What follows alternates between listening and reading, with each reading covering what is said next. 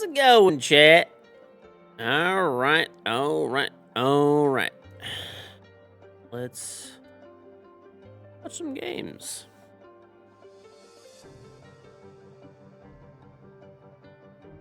Old man is here. Scatter. This is crazy.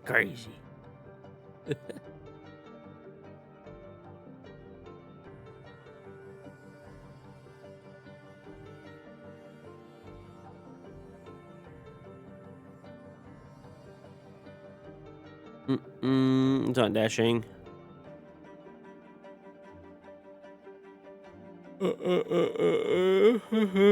Okay. First and foremost, as we always start the stream, thank you very much to Ubisoft for allowing me to co-stream the games, and for the drops on my channel. So we do have drops right now. Drops are as follows. At 3 hours, there's a Doc Compassion headgear. 6 hours, there's a Doc Charm.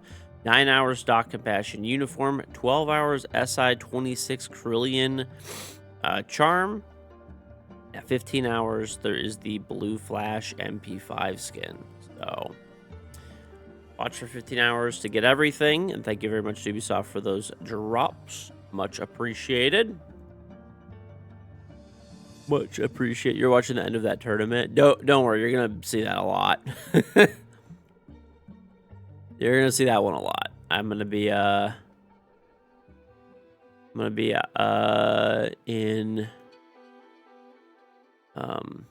in Paris for invite. So when the games are not going on, you know, you'll see that VOD a bunch.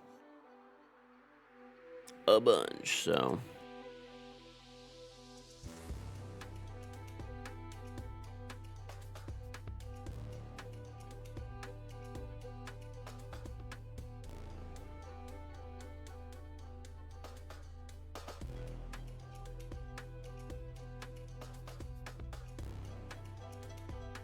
Okay. All right, let's get live everywhere. Also, too, don't forget it pops up on the upper right hand corner of the screen. But of course, I have a Charm and Siege. You should definitely get that. Sub to me on Twitch to get it free with Prime. And additionally, if you haven't picked up Bidet yet, definitely do so. Throne Bidet available on Amazon. Just go to Amazon.com, search Throne Bidet. Available in white or black. $59.99. Free shipping in the United States. You do not need Prime. If you have Prime, it's just faster. But yeah, Amazon choice item. Also available in Canada.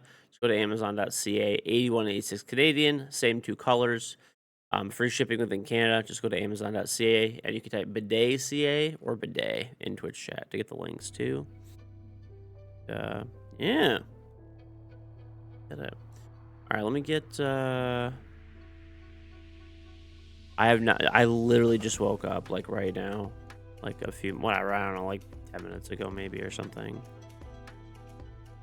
I literally just woke up, so. I actually did not watch the Super Bowl. I watched like part of it, and then I was just so tired. I just came back at home and went to sleep. I was literally just so exhausted, bro.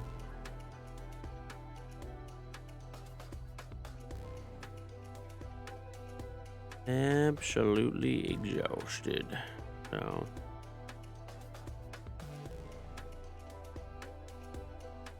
How un-American. Honestly, dude, that game started really slow anyway. It was like not...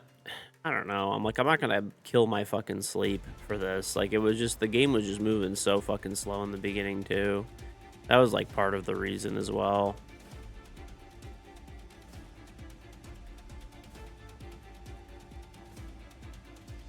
That was part of the reason.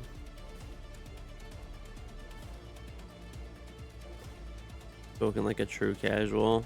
It was a elite defense battle. I don't know, whatever, dude. I don't pretend to be anything more than a casual when it comes to football. I don't pretend to be.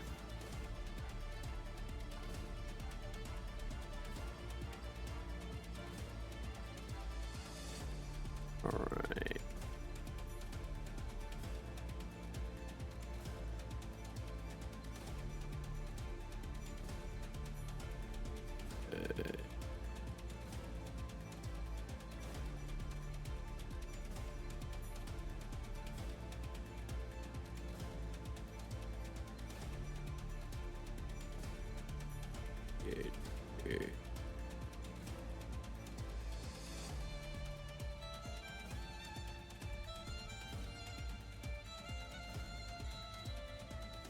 Do you think it was actually a good game then, Straw?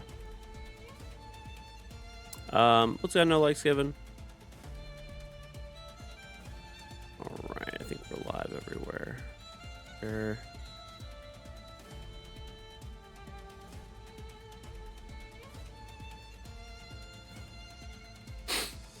Well, there's no more football for the year, so.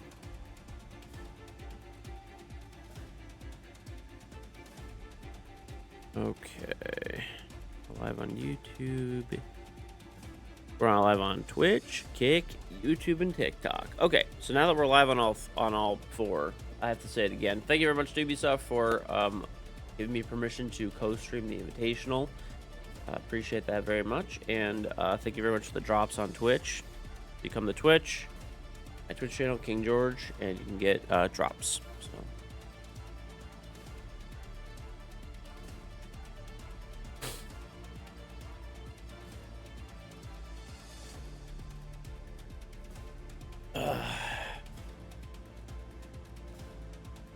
So you made good. Hopefully you made good money on your.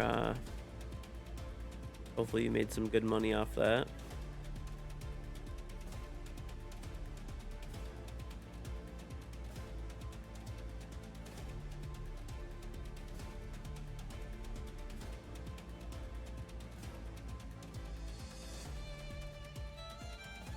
The Patriots did not really belong there.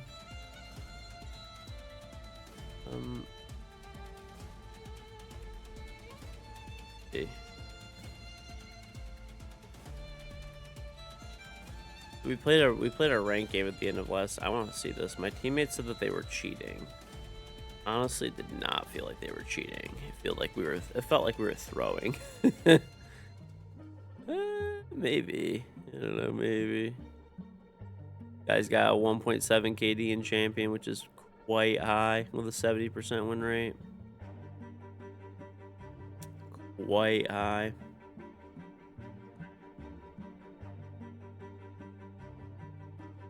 And, oh, these guys' accounts are pretty weird.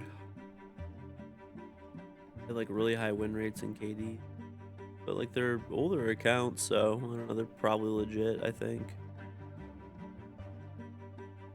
There's only one person with a 0.9 with the new account. I don't know, looks like they're all legit, like from the age of the accounts and stuff. At least like they're pretty. Like, this guy, like these people are like level 1,000 each. I don't know. I think we probably got maybe stream sniped, maybe. But I don't think they were cheating.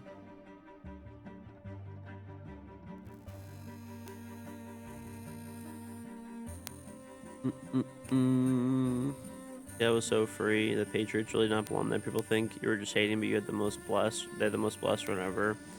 They played this with your backup quarterback to get there. Your quarterback literally broke his ankle in OT the round before. You have lost to Seattle, though. The real Super Bowl was Rams versus Seahawks. Okay.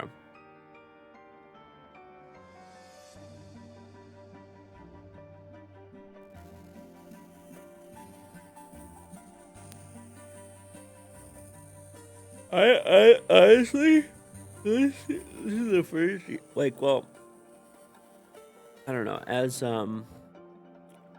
I've been getting older and stuff like that. I mean, I'm old as dirt, obviously, but as I've been getting older, I don't know, dude. I feel like I've been getting like, what's it called? And like somehow, like I don't know, I'm like so uninterested in like football lately.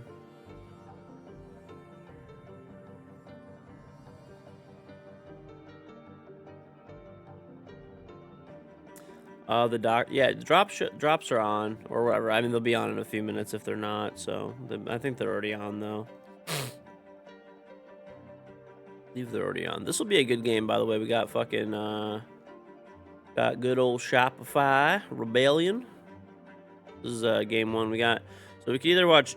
These are the games that are available to us, chat. We can watch Daystar versus D Plus or Nip versus Shopify. I mean, obviously, I think we're taking Nip versus Shopify here. Like, this is the game to watch, really.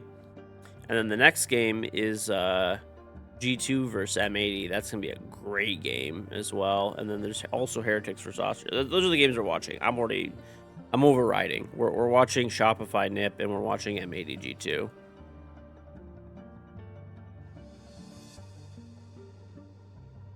That is true. We do have the haters.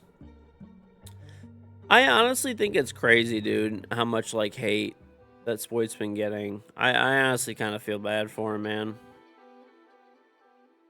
I know people here are like mostly joking, but like there's a lot of people that are like not.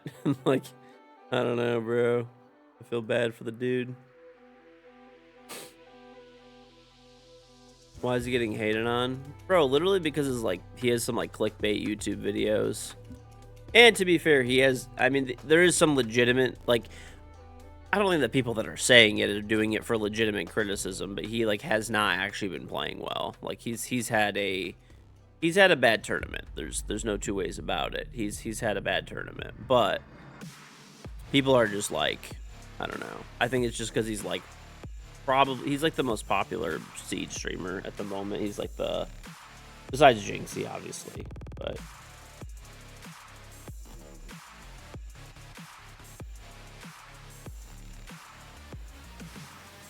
I don't know why this will not upload and render properly. It's so weird.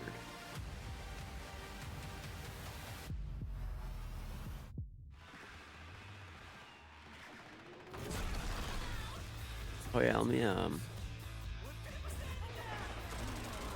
and crank up the auto mod overnight.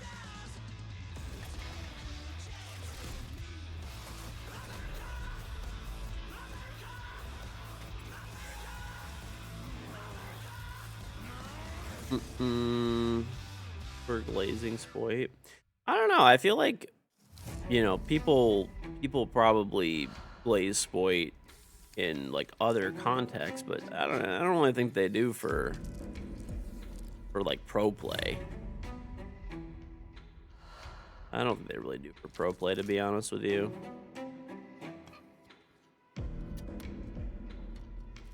He definitely does not really get glazed for pro play, which he honestly plays pretty well. You know, like it's not like he plays like bad or something for pro play. Like, I don't know. I mean, he's had a bad tournament. I will say he like literally has had a bad tournament. I'm not down for like rampant hating, but then at the same time too, you can't just glaze for no reason either. Like he's I think there was some crazy stat where he literally went negative every single map until like yesterday, which is kind of crazy if you're supposed to be like the superstar fragger. You can't really be doing that, you know. Time for our players to lock in because we Can't started really be playoffs doing with 60 that. teams. We're sending half of them home today. My name is Ed, I'll be your host, and joining me in the studio we have Foxay and Lexing. Guys, does that make it a happy or a sad day that we're sending so many teams home? It depends entirely. Stompin has played crazy. Technically, You know, you're dressed for the occasion. people for will the say teams it's that are being glazed sent and home stuff like today. that, but Unfortunately, he's for actually some played fans, but nuts. for I don't other even. fans, It's not even they're very debatable. excited to see the team Statistically, make it he's one played step like an further. absolute demon this series. I mean, it seems like he's definitely had some like teammates and stuff that really haven't kind of kept up with him, which is unfortunate. But he wants it. You could tell. So the other thing too is more people seem to respect Stompin because Stompin Stompin gave up content creation. I mean, he'll stream here and there or whatever, but he basically gave up content creation, right? To play professional Siege. Whereas like Spoit, people kind of see it as like he's using it to like market his streams and stuff like that. But I don't know. I'm just explaining the difference. I don't believe that, to be honest. Yeah, it's crazy that we saw two of the teams that But ended up hopefully, first in listen, groups Spoit's about also to get play, sent down so to the lower bracket hopefully yesterday, he but shuts just in everybody general, up by, a lot with his happened yesterday, so we gameplay. can That's have the a look best at way to do exactly it, what happened. you know? Shut everybody up with your gameplay.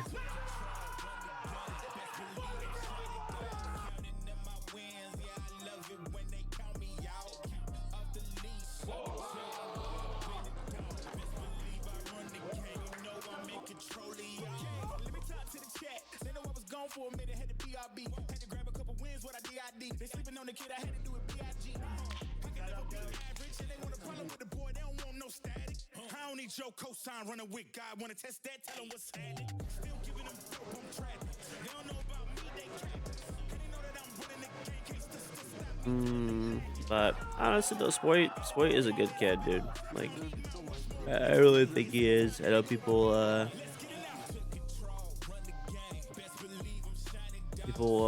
you know, they're always, I don't know, dude. People are just bitches. They're just out. I don't know. Just want to be angry half the time. They just want to be angry. Emotions seemed at an all-time high and an all-time low yesterday, but as we always do, we jump into the panorama to have a deeper look at everything that happened yesterday. Starting off with our monster. You picked JV92.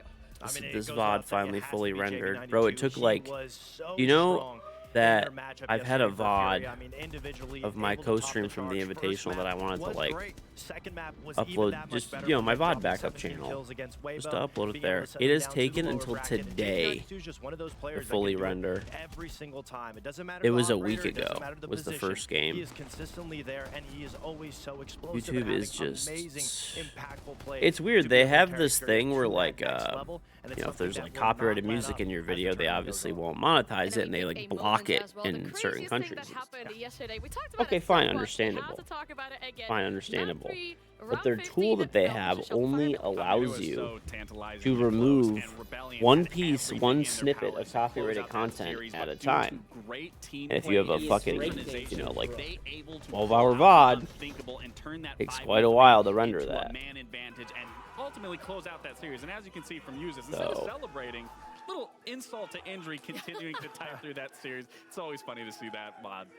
Yeah, the emotions were high as we were talking, of course, you know, a little bit of chatty Takes afterwards. The game quite a while. We celebrate in our own different ways. We would transition dude, it'll into even be the today same with song the like match 5 that you have to times. keep your eyes And you open like for. literally gotta You wait must like see. fucking There's 10 so much hours to pick each from, time but that the this fact that you happens. have MAT and G2 Very going weird. up against I don't each know. other in the Whatever. lower bracket is First just world bonkers. problems, And it's so but scary for an M80 fan I because just they won wanted to Munich. ideally They're get the not looking VODs like the uploaded same quicker team. for G2 people, on the other hand so that was if they in the miss them, elimination they can watch them on and they were YouTube. able to beat their way to this point. They have the momentum on their shoulders. Yeah, I mean, I think you said it in the green room, you know, for G2 to be able to make it here off that win of FaZe, I mean, that momentum really can carry that all the way to lifting a hammer. It's just a question, will that be decided in that match versus coming out? Yeah, and then it's the second match of our day. And guess what? If you win that, you didn't have to go up against Secret. So it doesn't get any better there with the way these matches are shaping up. It is going to be an exciting day. Mr. Straw Hat, thank you very much for the 89-month Twitch Prime resub. Welcome back. And Copper, thank you for the Trump 64-month resub. Welcome back. And you are old. Here's Amazon's money again. Thank you very much, buddy. Thank you for the Amazon doll hairs. You bet 33K on Shopify. Well, we'll get predictions up as well too. So Shopify Rebellion, our first match here on the A stream, and back in Munich, this was actually the match what's that map saw 1? Shopify Rebellion go Sorry, I was home. like Can they turn that fixing. tide around today? I could That's the finally question. fucking You'd like to publish think this so. I mean, video, dude. Shopify It only Rebellion has took. slowly been getting better and better throughout this tournament. Honestly, I'm just Being gonna able to publish pick it the right pieces now. I was of gonna the puzzle, and schedule it, players but like I'm just Canadian gonna have publish been it right now. doing so much when it comes to the kill department, which is not something that we say too often. So if Publishing. he's I've been getting kills waiting and to everybody publish on the this roster thing, is dude. performing well, It be a got good match blocked for in like IP. He's having a on live tournament so far, and if he wants 80% to of raise countries. yet another hammer, he has to get through 2 former hammer lifters today as well. First up here in this matchup against I wish Pino that they and had later on a against Fultz as well, with the match stream against for SSG invite that should was a he make it clean there. But stream. For Shopify Rebellion, I mean, we talked about that match so much where there was yesterday. like There is no time to really you know, be upset even about if it. They you have to come so this back way like in the today co-streamers and for stuff wouldn't have NIP. like They copyrighted sent music Shopify and Rebellion stuff. home last time around, as we said, a shaky group stage for Cool. them, I guess we can say. Cool. Only getting in as the 4th place, only winning that matchup against FearX, and that was eventually what saw them coming through here. Yeah, I mean, that's the benefit for SRs. NIP has always looked a little shaky when it comes to events, and they still are having London. those same shakes. As for SR, they have to not only play in a Also, situation now like Twitch this, does this but stupid get thing over where the you fact of like what happened can yesterday and be only able to surpass it. And as a pro player, only when you're back up throwing like rounds so that, many those are moments VODs. that you dream about when Then you go to run out of sleep at night. It's time. so difficult to overcome. But if there's a team that can do it, it would be SR. Speaking back about Munich, as we were talking, that was NIP's match. That is also Shopify annoying. Rebellion home, and it saw later on NIP move in towards the top 8 of the tournament. But apart from that, with the situation of the roster, it hasn't always been looking great. I mean, NIP has never been able to break past that top 8 finish. They always have so much pressure on their shoulders to make a main stage event. They do have some games where they look explosive, but it really begs the question if they are playing full focus Team Siege, and it really isn't. It's all on the shoulders of one person, a player like Fantasy that the whole team looks to be able to carry them through. And it's just unfortunate that he has all the pressure, but he is the only player that can really take NIP from 0 to hero. It is that one player that we talk about that could really Also break this curse yeah, for bro, him. I feel like coming already. Yeah, Fantasy is just one of those players that NIP Feel it relies on coming. so heavily on the entry, and it's something that is very peculiar because against regular teams, average team, he does very well. He's able to find those kills on the Deimos, but something when they play against teams that are very well-rounded is he gets picked apart because the rest of NIP is not set up around him, and that's the biggest downfall for NIP is he needs to be the focus, the player that's going to carry you to a main stage. We have to set up around him. Let's get more utility around him, more drones around him, because you can't just let Fantasy be out on his own. Yes, he is a prodigy since his inception in the game, but it's just not feasible for you to let your only entry player go do everything on his own. Absolutely not. Sometimes it comes down to these big individual moments. We saw that for Shopify Rebellion yesterday as well. We talked about it so much. Leo was like the angel on the shoulder. Talk about how Falcons Terrible, won dude. that round. I You have Lexi fucking standing already by as feel a it. devil All right, let on me the get shoulder. predictions Talk up for about you how guys. Shopify Sorry. Rebellion lost it. Listen, man, I hate to be the devil. Did they definitely announce have map to 1 jump yet or into no? round 15 of what happened yesterday before we can kick off this series because realistically, is we good. wouldn't be I already having this feel conversation this if these small cool. mistakes weren't being made on the side I- of the start. And it's something I that made I want to take away at the a beginning very of this. grave As you can see, mistake. Licky Fact on that Deimos is already removed. This I is already ate an setting up this round enormous amount of perfectly chili because that vertical oil, pressure that would be applied enormous, onto the other Rexen, day. that would be applied onto Dude, that Canadian was is no the longer worst there. dump Everything should be starting to come I've ever together taken in how my we're gonna life. close out this. But as we'll continue to see, Like, as it was this actually goes so, on, like, I was Rexen fighting will for my eventually life. end up getting a kill into connector. I don't think this Sets one's them gonna up be for as even bad, but I more don't think it's success. gonna be. But this is where the little I mistakes don't know. I don't think it's gonna be great either. All right, hold up, bro. Hold up. Really want to look I at don't know here what because map for 1 is, Rexen, but I I'm would just gonna give you rather guys have like him a do 1, 2, 3 full things. 10 And one minutes thing to do being, it. I would much rather had him play underneath and play vertical pressure here, putting holes onto that floor for the player There coming you through go. to connector to make them question their we'll just decision put making and win how they want to get into generally. the server. And then All right, you the guys next get one I would 5 rather minutes. have him do is go Here you for go. a flank later on because what you're going to see Oh, is man, it's Green Day coming. is going to come Coming. through and Hold swing up. onto Canadian. And due to process of elimination, they are going to know where all 3 players are. They're going to know Uses is inside connector. They're going to know Green Day is inside electrical. They're going to know Shaiko's in IT. So just having that information alone, once that execute happens on the side of Falcons, Rex can easily be relayed that information, go for the flank, and it's going to make Falcons panic. But we don't see that happen. Or third, I would much rather have him go and play with his team and play a 4-man up, try to go for a retake. Now, it's not just on Rexon's fault here. Of the little intricacies that were making this round fall apart. And again, it's not just on his own fault there. The big reason as to why another reason came out of them failing to understand where the win condition was is this next part of Surf throwing his last smoke canister into electrical, where realistically that's a disadvantageous angle for a player to be holding, considering the fact you have Ambi holding that cross, you have Surf holding onto that angle. I would have much rather seen the canister either go onto Pillar and Server to force the diffuser not being able to find any leverage there to force them out of position, or even onto a player like Shaiko that actually did end up sneaking in, and that goes into another mistake on that side, is we see for whatever reason, Spoit rotates behind the bomb chassis, which isn't given any sort of coverage for anything to be held at that point, which allows Shaiko to get in and hold that control for any cross of anyone trying to come in and thwart off this diffuser being planted. And again, it's just these small mistakes that just constantly snowball into this series, which ends up losing them. Because as you can see, Rexon is taking this now lone man, trying to go to which realistically, this is a very disadvantageous angle for him. He has to play top down. Obviously, Shaiko has that information, ends up clean sweeping Rexon off the board. No one can play the trade here, and then it's really just shooting fish in a barrel for the side of Falcons here. They did everything to bring this round back, but it was really off the backing of SR constantly making these small mistakes. We talk about it at the pro level. These small mistakes do end up just snowballing and turn into a big mistake, and had they not made these mistakes, we wouldn't be having this conversation. But fact of the matter is, it's do or die today. It's their last chance. It is that one round that sent them down to the lower bracket here today. And for Shopify Rebellion, there's another thing they have to factor in today. It's Ambi's birthday, and you do not want to get sent home on your birthday. No, that would probably be the worst feeling possible, is getting sent home on your birthday. But we've seen players, when they come in, they have a birthday, they always turn up when it comes to their special day. But it's moments like that Lack just went over that you have to be able to get over. It's about the mentality, things that happen outside of the game, like a potential birthday, like a round that you've thrown.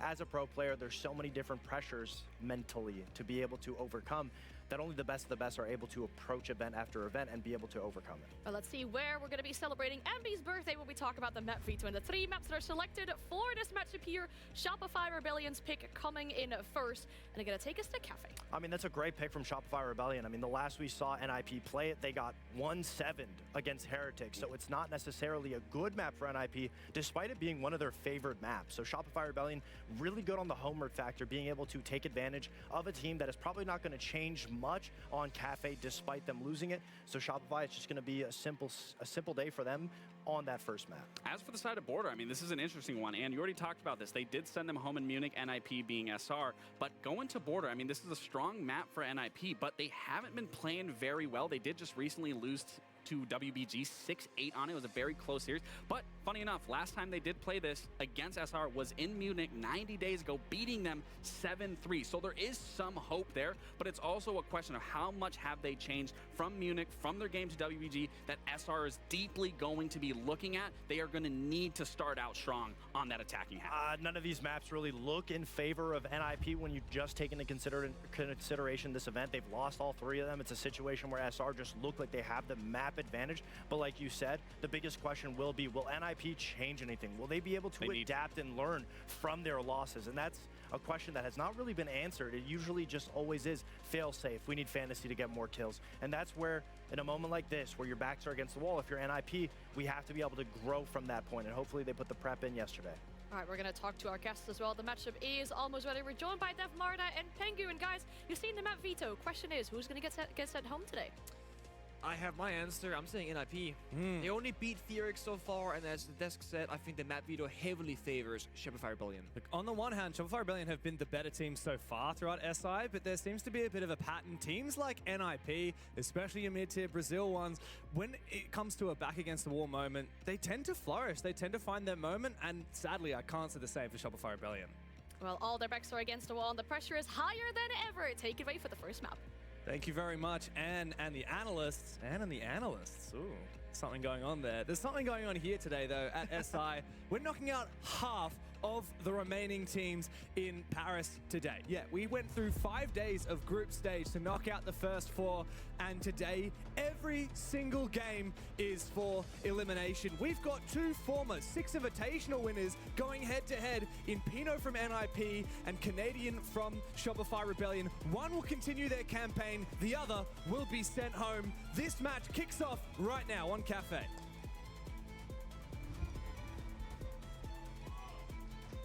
Crazy to think that Shopify Rebellion were effectively 1 round away from not going down to lower bracket. 1 round away from taking down Falcons. I mean, the story there is so great, but because they lose that 1 round, now they're facing NIP for elimination. Such a different storyline. Doesn't get any easier. Later today, whoever wins this will have to face Space Station, also in the lower bracket. NIP have had an absolutely shocking tournament so far. Very slow start, gradually building up, but losses to Weibo and Mady, Heretics, they only barely scraped across the line out of groups because of a 2-1 win over the now eliminated Furex roster. But NIP coming in cold today, haven't had a chance to play in the playoffs yet, of course, whereas the flip side is Shopify Rebellion. Yesterday, they had an admirable showing against Falcons 2-1, despite losing it, as we saw the breakdown from Laxing, 8-7 on the final map. As you said, 1 round away from continuing in the upper bracket. Now the pressure really does sit on both of these teams' shoulders, but my question is, will NIP come in hot after having quite a few days off after the group stage? Bomb located by attackers. You know, I'm starting things off here. Shopify Rebellion on defensive side of Cafe. NIP, you know, it really is just going to be such a difficult task for them. Map veto favors Shopify Rebellion. NIP starts on a defender-sided map on the attacking side. It's just not going to be easy. So many things up against them. Operator bench though, NIP, they start things off in a very safe position, right? Asami, Mira moved from action. Gonna make that first step of clearing Piano, for example, a lot easier. Whereas Shopify Rebellion, they deal with the power-ups, the Grim and the Ying. And the more we see of SI so far, I feel like we are in what we qualify as the power-ups meta. It really comes down to both playing and or banning very specific attack and operators to leverage what strong operators you have to break the bomb site apart. We talk about the shields, we talk about stuff like the Grim and the Ying, we talk about information like the Dokkaebi. And we don't have any of those obviously power-ups in this round. No. Shields brought to the table by NIP, and as you said, is Thatcher a power-up by today's Thatcher? No. Okay, the rounds where Thatcher is broad. Oh my god, that large drone is scary. Yeah. Oh, his ADS has survived though, so despite losing the shield, he's got his castle barricade and his ADS, so I'd actually call that a win for Rexen. So I was gonna say, like, the rounds where we do see Thatcher being broad, he's instrumental, right? He denies C4 or a smoke for a plant, etc. So low-key power operator, although not broad all that often.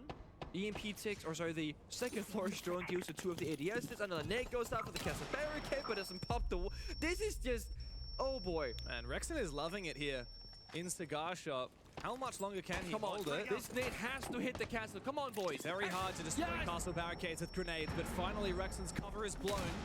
And now Wizard looks to make an entry straight into the Thorn Trap. He is slowed, but he will find the kill regardless. An opening for NIP. Straight on the back of it, the Lion will roar and lock Rebellion in place.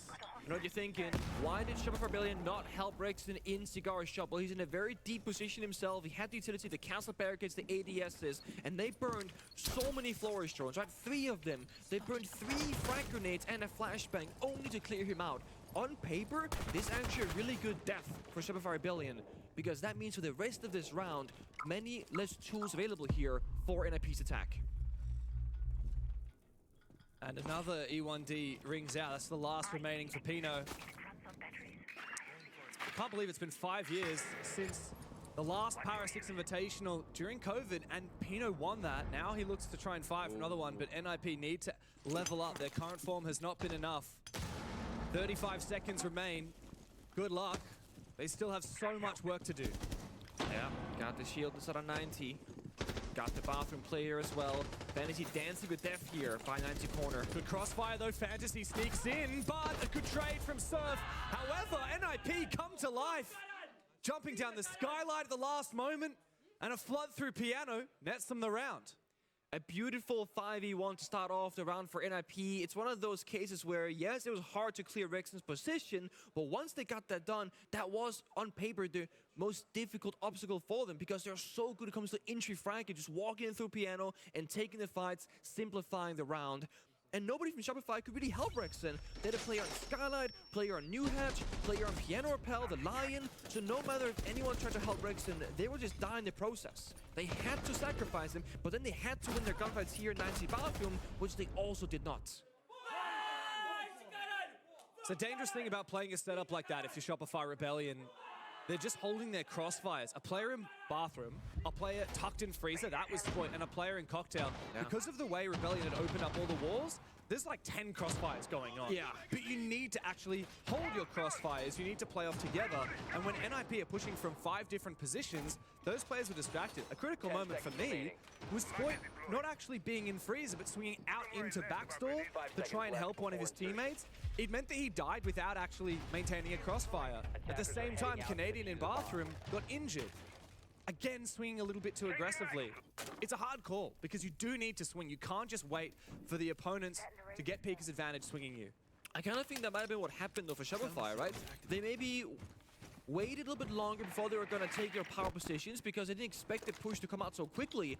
It took NIP almost 2 full minutes to clear out Rexen. It took them 20 seconds to full take Piano. I think they were just kind of surprised by the pacing of NIP because they were so damn slow earlier. And also NIP team ace, by the way. Every single member got on the board and got a kill. Whereas for Shopify Rebellion, well, 2 of their 5 people picked up something. Ambi and Surf, the 2 best statistical players for SI so far for their team. Yeah, not across the whole tournament Just so for the far, but yes, they have stepped up for sure. NIP, on the other hand, look to try and make an entry here, taking Bakery. We need Canadian to rotate over. Nitrocell burnt without really any damage to speak of. Oh, Fantasy is in trouble. with the Glaz. He's about to find Spoit, sees him from the back, but Surf through the smoke saves his teammate's life, and Spoit lives to fight another day. This is desperate now from Cons. He tries to get aggressive on the Blackbeard, but Spoit will find him and shut him down. A solid bakery hold.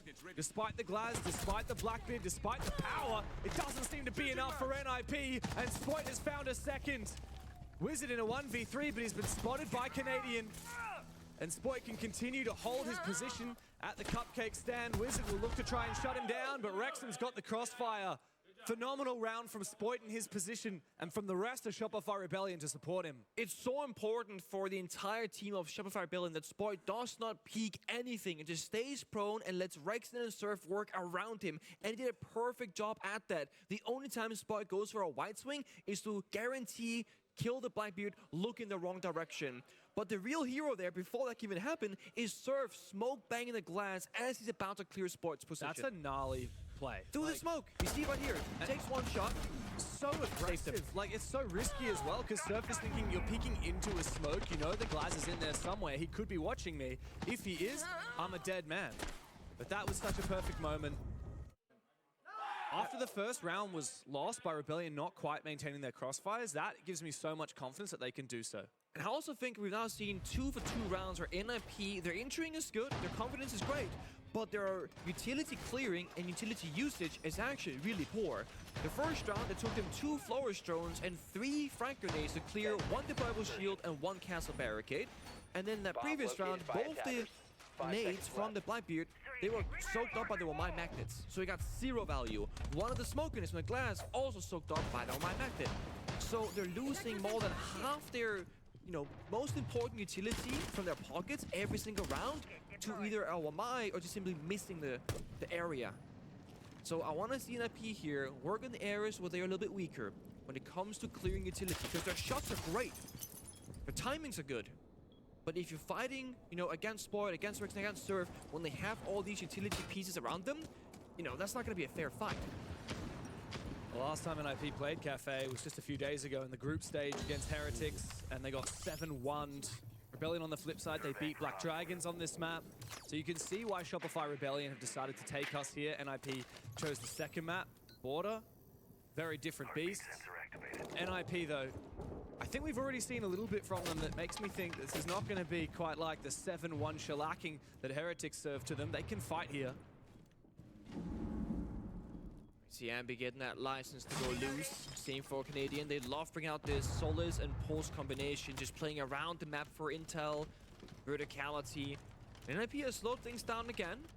Just looking for Canadian spots at a train. Is he vulnerable? Can they jump in? Nate gets tossed down. The thing is, this is the bomb site, so jumping in should not be possible. Ambit on fire. Yeah, and Fantasy takes him down. Oh, Rexon jumps straight outside the white window. This is very deadly, but if he closes the gap, if he uses a C4, he might be able to win the fight. On the other side, Pino is low HP. The shotgun should win at this range, but Rexon is still remaining detected. He keeps going in, and he wins the fight. That was a second large one for Rexon outside. That was a and large Cons is left all alone. Feel large, brother. While Ambi has fallen, he's perfectly happy to watch Rexon do away with the rest of this NIP attack. Nobody is crying. Bro, honestly, pretty sure it is. He was dead first, just watching Rexon. Pretty sure it is at this point. Another magnet catches the grenade, might get in trouble, but somehow... A1 Promise, thank the Tribe 75 on 3 sub. Welcome back. What's on A1 Promise? The grenade actually gets the pretty sure it is at this point. It's 1v3 now. Up against the pulse scanner, the reinforced wall, and what should be a solid crossfire. Canadian and Rexon both have shotguns, which could essentially one-hit Cons here in the feet if the Blackbeard isn't crouching. So Cons has to play this perfectly. Look to take the risky gunfight as well, but the fire extinguisher will give him an opening to go and focus up on the dining room. Rexon's on the other side in fireplace. Cons is just looking for this fight. He wants to peek it. I think my bidet is dead, bro. Playing on the bomb. I need a new It's an bidet. awkward spot, but it is into a crossfire as well. Spoit is in bidet. train, watching the angle. Great first shot, but Spoit will refrag. Little bit too close for comfort there for Shopify Rebellion, but they can thank Rexon for giving that round to them on a silver platter. I mean, Rexon is disgusting. He jumps out, one taps the first player right before weapon swapping onto the shotgun. I'm thinking, Nah, he's good for one, but not Glad two, I'm at least surely. He getting doesn't even take some of damage, this. James. He was full HP after getting those 2 kills. That wins them the round. And window jump outs, ever since Siege X came out, remember, you're forced into a hip-fire animation. Like, you literally don't have a fighting chance, and yet he gets both. So risky now to go for those jump outs. Oh, castle Ooh, IQ. IQ ban. The castle makes sense. This is normal. Here comes the Valkyrie. Banning castle in Azami is pretty normal. You get rid of 3 architects by getting rid of the mirror as well. But that IQ is so unusual. Like, you mentioned Valkyrie. Yeah, so Valkyrie, Kaid, Echo, Pulse, and Solace all get amplified like crazy from that IQ ban. Even Vigil, arguably, but you don't often use IQ as a counter there. One of the things about Cafe is the IQ can stand on the roof and just scan absolutely everything. Every piece of utility. You can see if they've got ADSs at Pixel. You can see if they got my magnets, like you said, about the info gathering ops. So that IQ ban is really Hopefully gonna Shopify give win, man. Like Shopify I Rebellion said, a I want chance to lean see into that. Troy do well, I think and the I, biggest kind of you struggle know, to operator here I don't is know, gonna man. be It's just like Twitch. annoying when IQ can find out where things are, but can't I think clear people them. are Twitch also can spend like some extra time droning, and the then if you Spoit can find hate those is way cameras, too clear them. forced. The It's other just option I think it's perhaps, cringe at this particularly point. against your Valkyrie Echo Maestro is What, the Thatcher, I or was going to say the anything? Dokkaebi. Okay, yeah, fair enough. But you do have to find a It is kill and hack the worse. camps, which is a lot I'm easier. just than gonna say that. it. I think that the issue here is just the map. If you're playing Chalet or Border, getting that early pick on the extended roam and then hacking the cameras, pretty doable. On Cafe, unless you're gonna find Ambi or Troy solo roaming on those kind of roam style operators, it's gonna be 5 people around the bomb site or extended or near the bomb site together.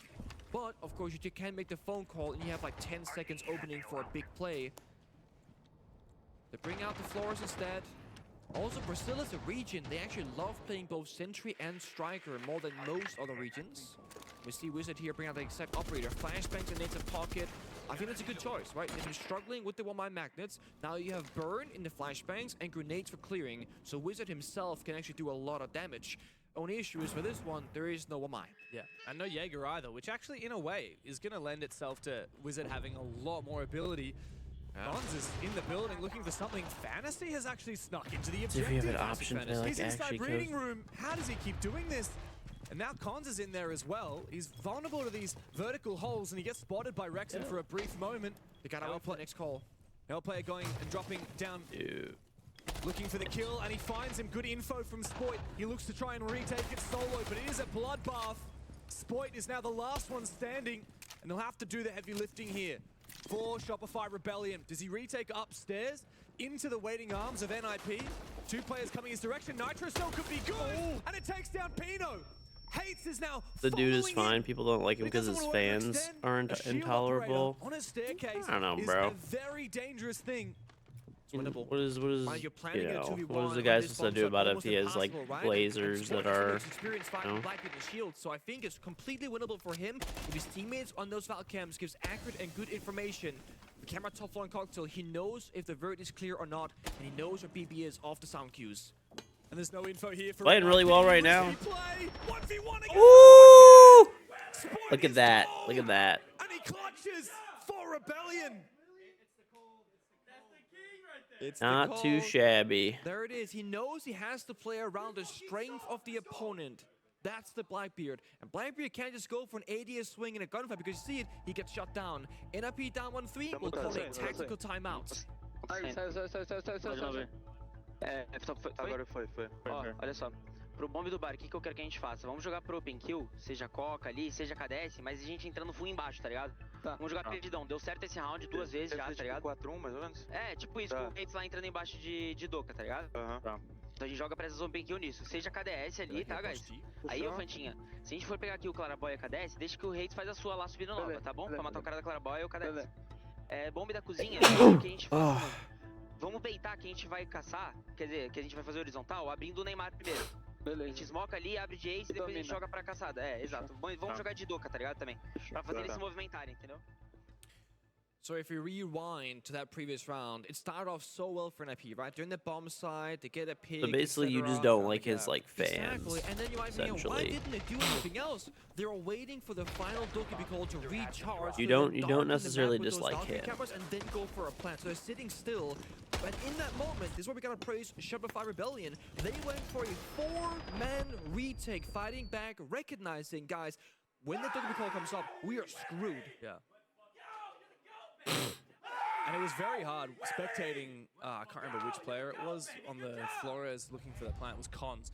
He was just looking for an opportunity to plant inside of reading. There's holes above default. There's holes above laundry. There's an open wall into pillars. He had literally nowhere safe to plant. That's it, and that's kind of where Shopify also played really well. They probably were very happy to surrender a lot of that bomb site because they had good vert, they had good information. They knew that the bomb site itself is actually pretty weak to try and plant in. So NIP, good gap finding, but perhaps the wrong read, combined with Shopify actually playing for the retake very successfully. And now the magnet that we get, you know, catches a grenade. We've seen this so many times this game where these grenades, it's almost like we don't value them if we're NIP. Oh, we got a nade. We only got 2 this round. Let me just chalk it in. Oh, they have a Y again? Ah, too bad. Now you have 1 nade spare. You have so many flashes, even smokes from Hates that you could be using. Speaking of smokes, Fantasy is going to get a breach on that small back wall thanks to Hates' smoke grenade covering it. I'm not sure if it got breached though. Don't think it did. Given that Sport just peeked it. No, you're right. Yeah. It must have been, was there an impact? No, Nope, there was no just impact. shot it. Just shot through the smoke. Again, expensive utility to try again. Another smoke, another Selma. He shot it again. How? I think, dude, Serve is literally one of the best support players this entire end so far. The tech I've seen with bulletproof yellow ping. That's still good, but Serve still plays it well. Smart. He's covering his teammates so well, round after round. He's got the check, the smoke, the Bieber C4 play. He's literally doing so many big brain plays. Yeah, we're talking about Spoit basically. Like I was saying, I think like people's like Spoit hate is just like it's just I don't know. It's just getting to like cringe levels, and it's just like way too forced right now. Bulletproof camera that can see through the smoke. I've never seen that. That's what it feels like to me, at I didn't least. see the yellow pings. I was like, this guy's a wizard. You know, he's Way he's just too finding the angle. forced. No, Wizard plays for NIP. Oh, does he? Yeah. Ambi spotted 3 players up in pillar on this Valkyrie camera. He can be a spot retake. tracks. Yeah, I mean, there's a ability for a retake here. Yeah, Surf Surf will shoot the at least gridlock. clear the track stingers for now, knowing that there's no one watching him. And now it's open. The question is, right, 1 minute 10 seconds, 5v5. Do you actually want to go for a flank? And if you do, who do you send? Everyone has valuable utility in pocket unless Ambi can spend the C4 first, then sprint up a staircase. But that C4 could be plant denial. So I'm curious who you would send, if anybody. Sport has Baker control. There's the flank. It's Ambi. up there. C4 in pocket. Does not care. He's found one. Now he's in an awkward spot. Gonna He's die. trapped in the That's fine. corner. He will die eventually, but he has yellow pings, and so he'll continue fighting. A second kill for Ambi. NIP have to go deep. He finds 3 before he's traded back. Pino 1v4. Good luck. You might have raised a hammer here 5 years ago, but I don't think he's going to raise a round. Rebellion have now thwarted the tactical timeout from NIP, and the clash will lie in wait. Canadian knows that he doesn't have to do anything but sit behind this shield and laugh. 13 seconds. Pino isn't going to do a damn thing. He can jump over. He can go into a crossfire. Rebellion will just keep hunting him. And Canadian puts the nail in the coffin. And they're calm. Wasn't the clutch? Well, actually, I would say it was an Ambi clutch in that 3 kills in a 1v3. He stuck in the corner. But again, thanks to the Valkyrie camera information, they have the intel. And it's such a good mind game to play here. Shopify Rebellion can win so many rounds of simply banning one operator and tailoring the defensive side to that ban. They either channel the hate to me. Are not That's fair. just how strong the Valkyrie But I'm is. old and I don't stuff, even think they spent so, any extra you know, time I get looking it. for the Valkyrie cameras. It was in pillar in a quote-unquote I get normal it. location, not even hidden off because it needed That that one's more bunch of fair. information. It needed a good view. They even brought the Twitch that round, which you said was one of the main counters to the Valkyrie. If you That find one's a them, little bit Yeah, more I mean, fair. I don't think the Twitch was even targeting Valkyrie cameras at all. I assume it was looking for the FNAT mines and looking for the Wamai magnets. So here's my thing, right? You can substitute the IQ with a Thatcher. You can see what the utility is, but you do have the scanner and it will show a dot. Yeah. You could literally play Thatcher, take out that good old EMP launcher, and just look at the walls and be like, where's the Valcam? I would If you wanted also to. double as the Twitch. If you want to go for a bakery take, you Yeah, can, ADS you is can a get rid of magnet. ADSs and Wamai magnets. You're right. I actually think that could have been the perfect storm here. Cons is teasing it out for now. We'll see Oh no, he has stuck it rather. We're into action phase already, so I think finally we see NIP making that adaptation, but it doesn't. It's too late. A little too late. I mean, Rebellion have extended their lead 4-1. Ambi, the birthday boy, 20 years old today. I mean, for the longest time, he was the youngest player at these events. Now he's not even a teenager anymore. Time flies. Time does fly. It would be nice for him to stay in the tournament. He wants to go flying, James. Top fight is frying right now, though. And Spoit is 8-1. From Canadian on the pulse scanner, but he's just, falling back.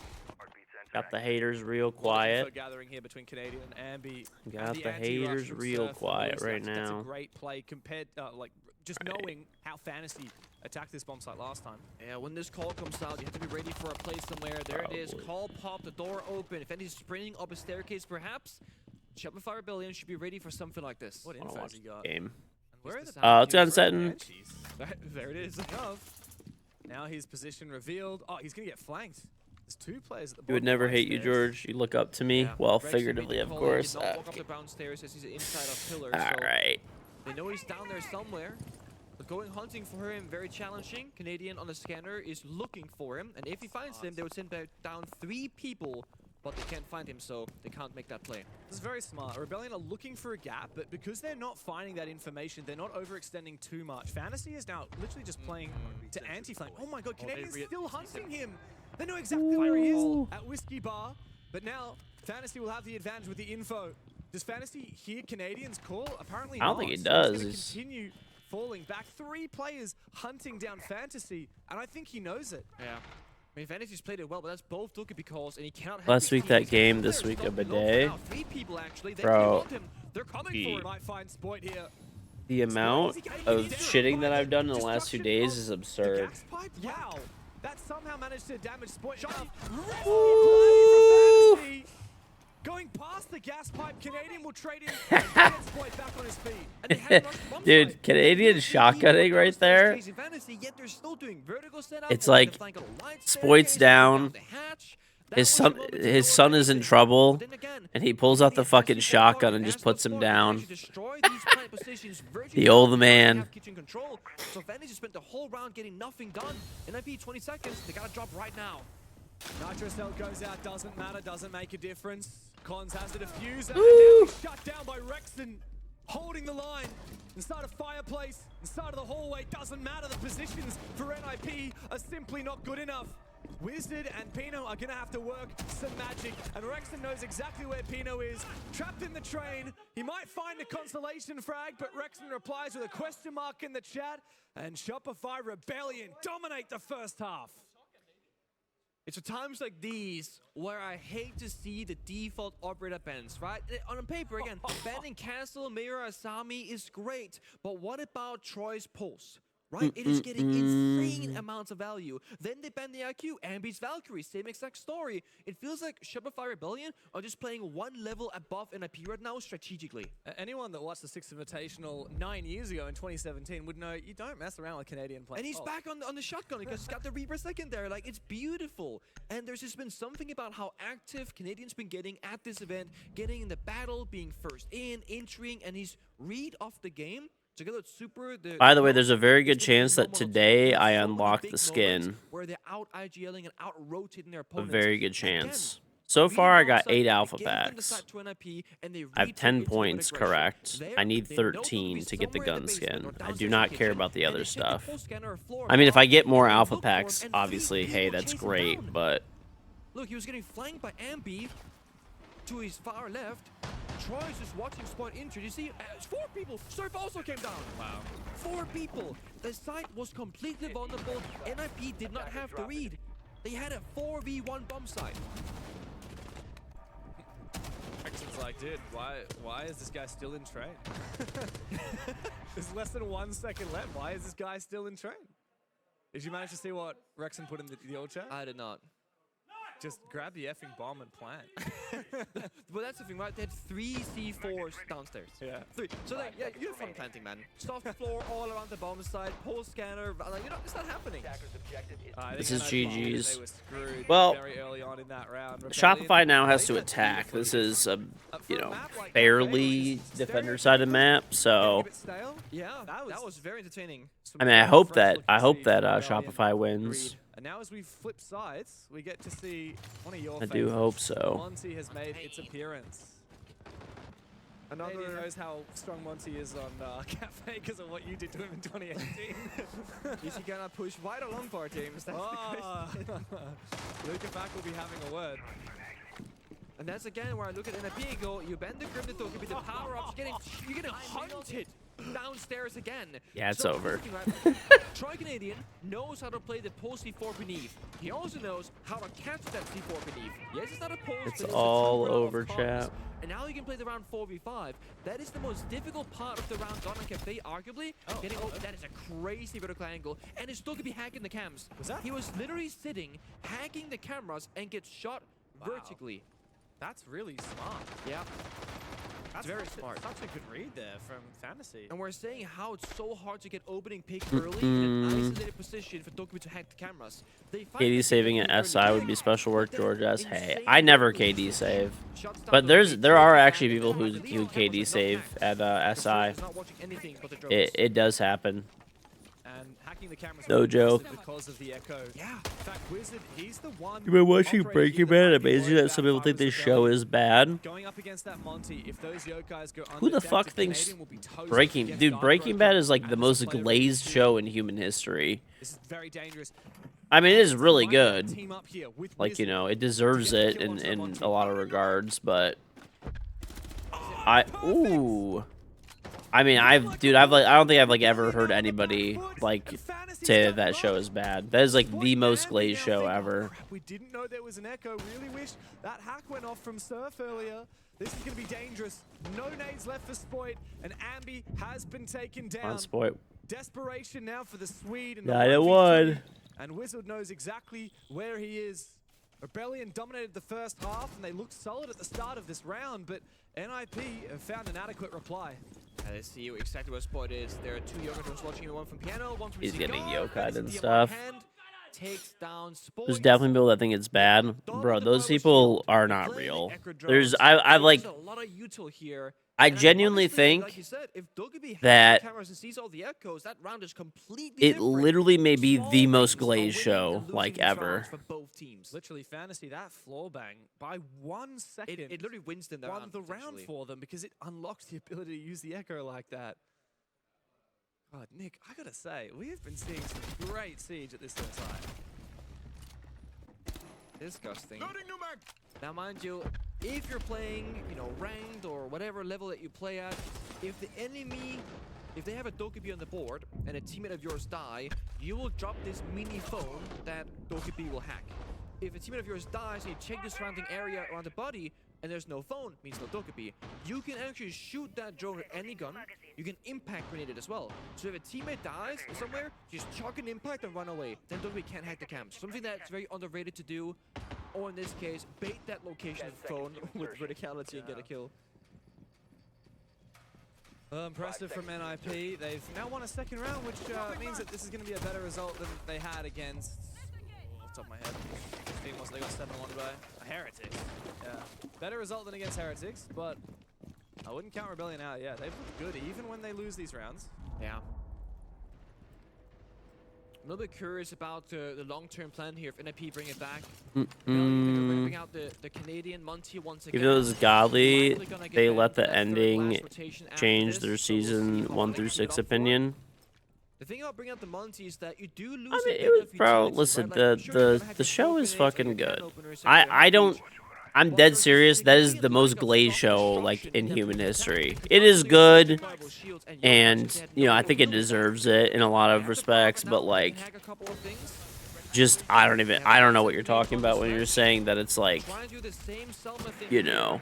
Funny enough, I don't know. I have no idea what you're saying when you're saying that it's Impact helps, but it was at least one not that people hate on it. It like I don't know. I just actually managed to hack the. I just haven't seen that. I've seen the exact opposite. Thing is, it's playable from Wizard. If Rebellion get on the boost spot outside on the red car, they can actually see his head peeking around. But it's just one player on drones. I think it's Rexon himself actually sitting there. There's a car right behind him that you can boost yourself up upon with a vault prompt. This is actually Rebellion's Aruni gate, by the way. Not to be confused. What am I going to SI?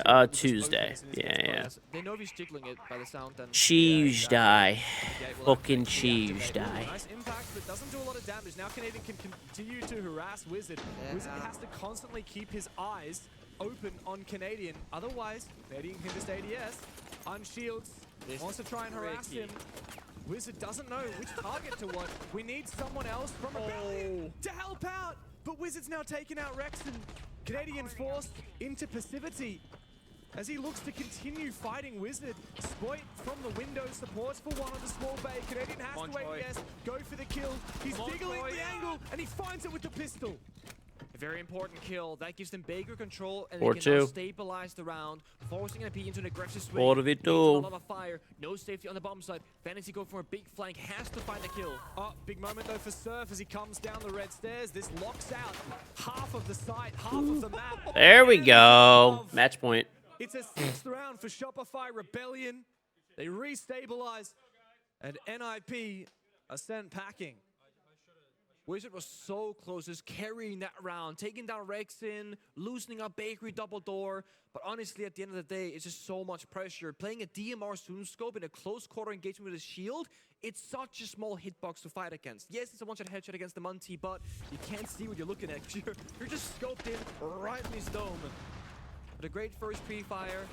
The fact that Shopify Rebellion have to win the round off this play right here, that defines everything. Super high risk, and you saw how long Canadian waited to make that play. He knew that I'm only gonna ADS and go for the 50-50 gunfight if we have no other way in.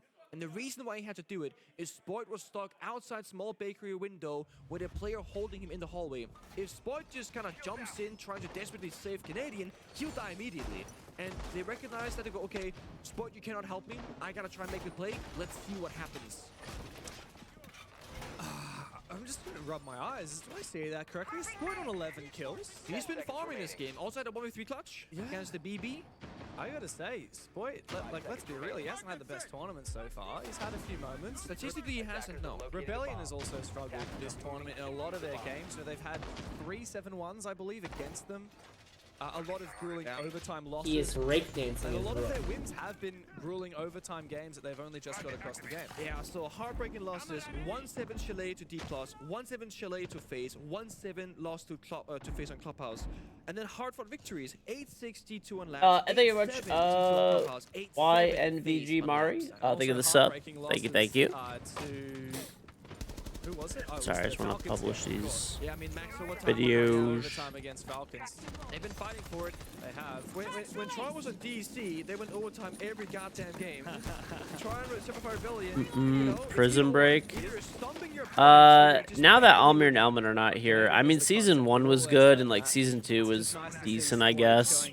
But past that, it was, like, the worst TV, like, ever created. Even Season 2 was kind of stupid, but I don't know. I mean, Season 1 was good. I will say that, but yeah.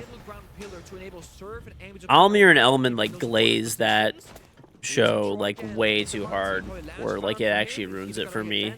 It is not the best TV show ever. Like, that is so insane. Again, they play these mirror windows, but they barely protect them. Ambi with another. Fantasy goes down. Double digits for the birthday boy as he looks to chase Spoit as top fragger. 2-player advantage, Rebellion, as Pino tries to fall back and Surf catches him. You forgot me and Canadian were on the same team? Yep.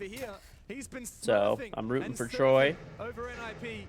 I mean, I honestly like all the Shopify players. Trade back. This is it. Map 1. Map 1 Shopify. Left with the impossible task of 1v4ing to save the map. Oh, he didn't know. Tries to bait him, but he was nice. Rexon to put the nail in the coffin for NIP. A dominant first map in this series. Spoit shut everybody up there. Rebellion to begin their lower bracket run. I mean, Rebellion, they start on defense. They got a good strat going into it. NIP, they've only beaten Theorix at this event, so going up against Shepard Rebellion, it's a much taller challenge. We got more Siege coming for you after this quick break.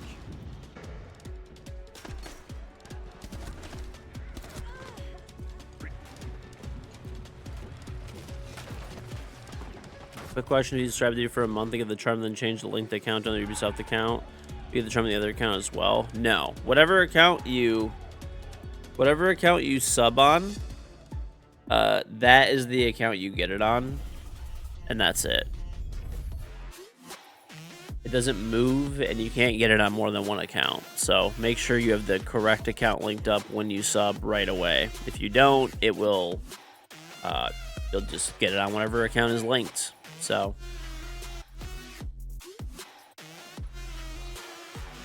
I will say the 10th anniversary edition of these chairs do look pretty sick. Like, I don't know, they should have put it in this like commercial. They're pretty cool looking.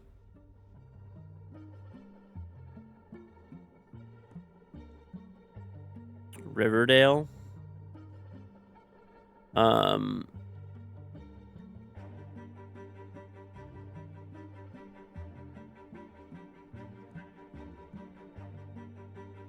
I've never seen that before. I have no idea.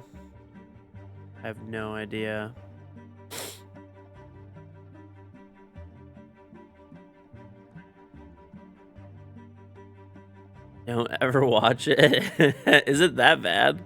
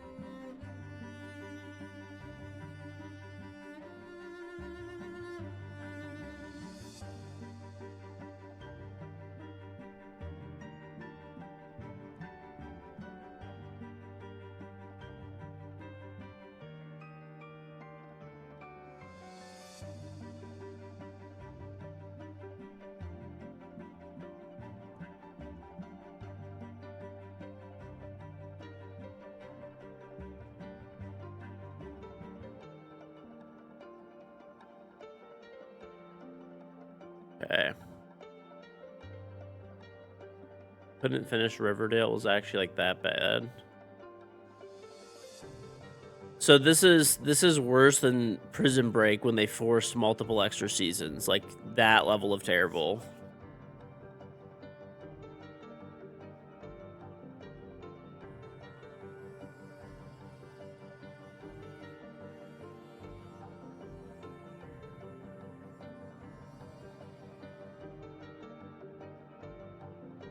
Way worse.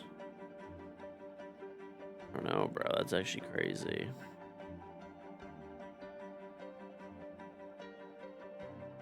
I mean, that was probably some of the, like, that's actually part of the reason that I fucking talk shit to Almir and Elman. It is literally probably some of the worst TV I've ever seen in my life.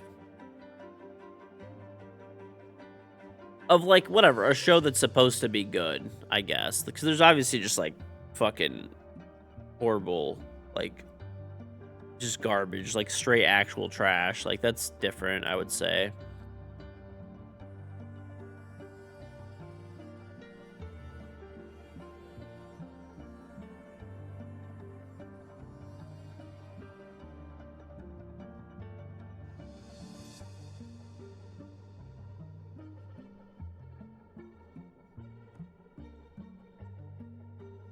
Riverdale. You stopped at season 3.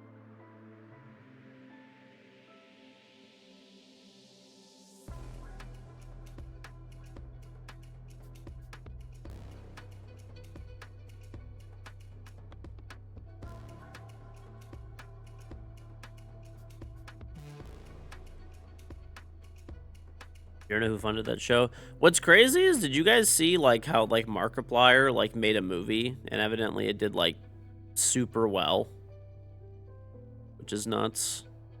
It was like the first like it was like self-published, self-distributed. Like he basically paid for everything, and then like reaped all the rewards and like cut out all of like Hollywood and all the Hollywood like banks and stuff like that.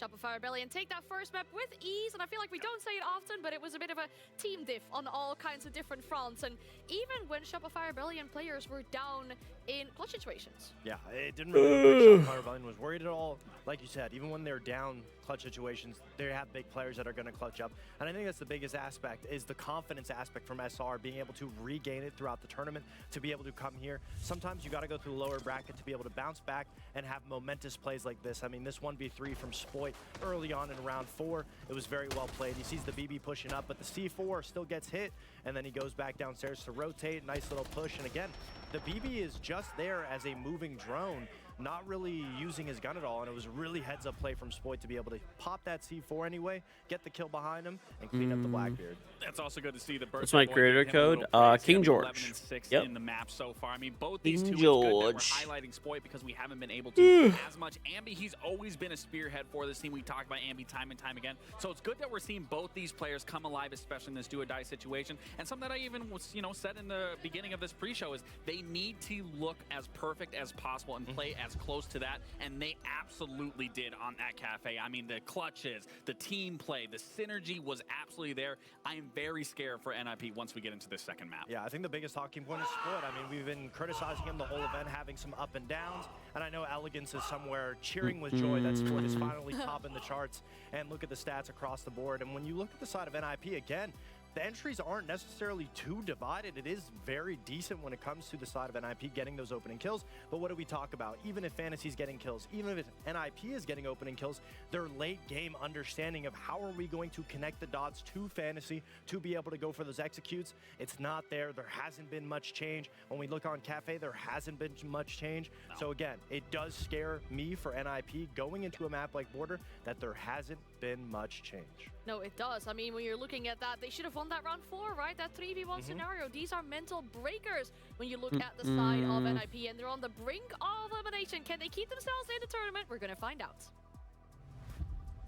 Thank you very much. That we will, and we're going to Border, the battleground chosen by NIP. Pengu, they actually got very close against Weibo, almost taking them to well, they did take them to overtime and lost on this very map. Shopify, they did have a good win on Border against Black Dragons, but I mean, it's Black Dragons. Do we have any hope for Ninjas in Pajamas here? Yeah, honestly, I have a little bit of hope. I have more hope than I did on Cafe because the way that NIP play the game is that aggressive spearhead in the building, fantasy, in-your-face playstyle, which is going to work out better on Border in general. Well, after an 18-month hiatus from the international stage, NIP are back. They did well in Munich. Now they look to do even better here at SI, but they will need to come back 1-0 down in the series against Shopify Rebellion as the North Americans look to get it done in 2. Nice little 2-0. Korean cooking shows. Actually, funny enough, my wife watches Korean cooking shows. Exactly where we are right now for both of these two teams. Yeah, she does. You gotta remember, my wife is like a full-blown weeb. So like anything related to like Japan, Korea, she watches like, she watches Culinary Class Wars. I feel like I've seen her watch that before. Because you're playing many more games, you can get to save strats. I feel like she has. I don't know, the shows that she watches, they're all like dub or sub. Sorry, she hates dub. She actually wanted to like kill me. She wanted to kill me because I suggested that we watch something in dub because we were like sitting together and like I was like we were like kind of talking too. She actually wanted to kill me. for suggesting that so much information, and they she still didn't went to feed that me. grand That's final I don't know, and dude. won it. Watching shit in That's the dub thing, is though, if you're a okay strat team sometimes. versus Okay. I don't know, all-around team, it will change the conversation. There are some teams that It's more on your convenient. pop strats, your one-offs, and It's people convenient. analyzing their playstyle.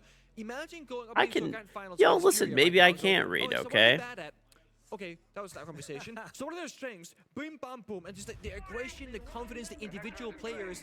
Maybe I can't counter-strat read. super hard against a team that isn't like as strat heavy. Yeah, and look, Rebellion are a team that like to innovate a lot. They like to play their play style. Yeah. I don't know, bro. It's just Bring like all the extra pocket work strats. for They were one of the nothing, most man. Early adopters of the Sens a year ago back in Boston. 10 seconds I remember we got left very before excited insertion. about that when we started to see Sens come into the meta. And right now, they're happy to bring old styles back, like the Pulse Bro, shotgun, reads like an exactly, Oklahoma Canadian. man. And the more that they reveal, I think teams will start to read into their play style. Exactly. And Come on, what's wrong with operator ban Voldemort? of targeting trust Come individual when on. he's playing on the map. There's so many ways to deal with analysis once that information is out there. That is why a 2-0 would be a great look here for either team. But in this case, for a 2-0 to happen, it has to be Shopify Rebellion because they won Cafe 7-2 very confidently. Arbiter bans, we got an Asami and Goyo target band here on border. That's going to mean that the pushes on the side are a lot easier because Goyo is gone. Asami easier to, of course, take CCTV, E-stairs, etc. And for Shopify Rebellion, it's the good old Ying and Deimos. So not too far off of Cafe. Listen, bro. It's the Grim and the Ying. I will die on this hill that it's actually like not. Strong's It's come not in, that Fantasy bad. played it a bunch in the past. We've seen a lot of teams really utilize the Twitch and also the Brava very well, especially on maps like People this. hate on Winning dub, out but on the it's YouTube before making fine. The first incision. Wizard finds Ambi. The Oryx put down. Oh, nice peek from Spoit though. Wizard got a little bit of a jump scare jumping on his drone. Spoit can still feel the power of Cafe going for that ego challenge, but it's a really good peak. Trading back Ambi, keeping numbers even. Eight's lovely. injured, Oh. but cannot be confirmed and probably will be safe to be revived later on, unless... Oh, nice trade. Fantasy does come up. Hate's finished off by Canadian on the Pulse shotgun, but the Monty is still alive and into the 3v3 with Canadian on half HP and the Monty still up. I can't help but feel like NIP might actually be favored on paper.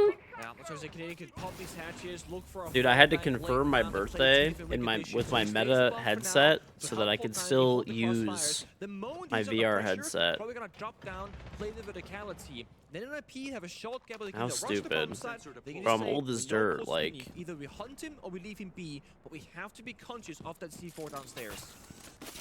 Oh, wow.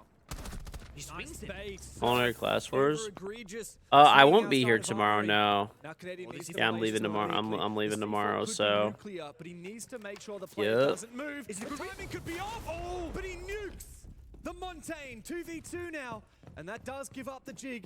NIP Here's now the push. know it's a 2v2. They have to push.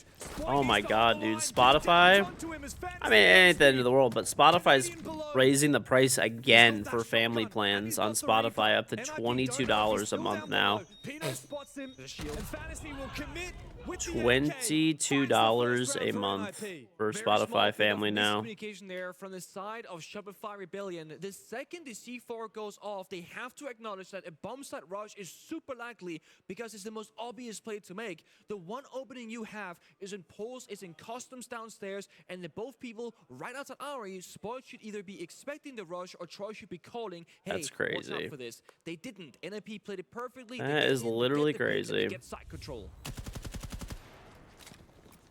It was a good round from the get-go for Rebellion, aside from losing Ambi. Ooh. Rexon losing Eastairs. I mean, he was kind of, it was his time. He was due.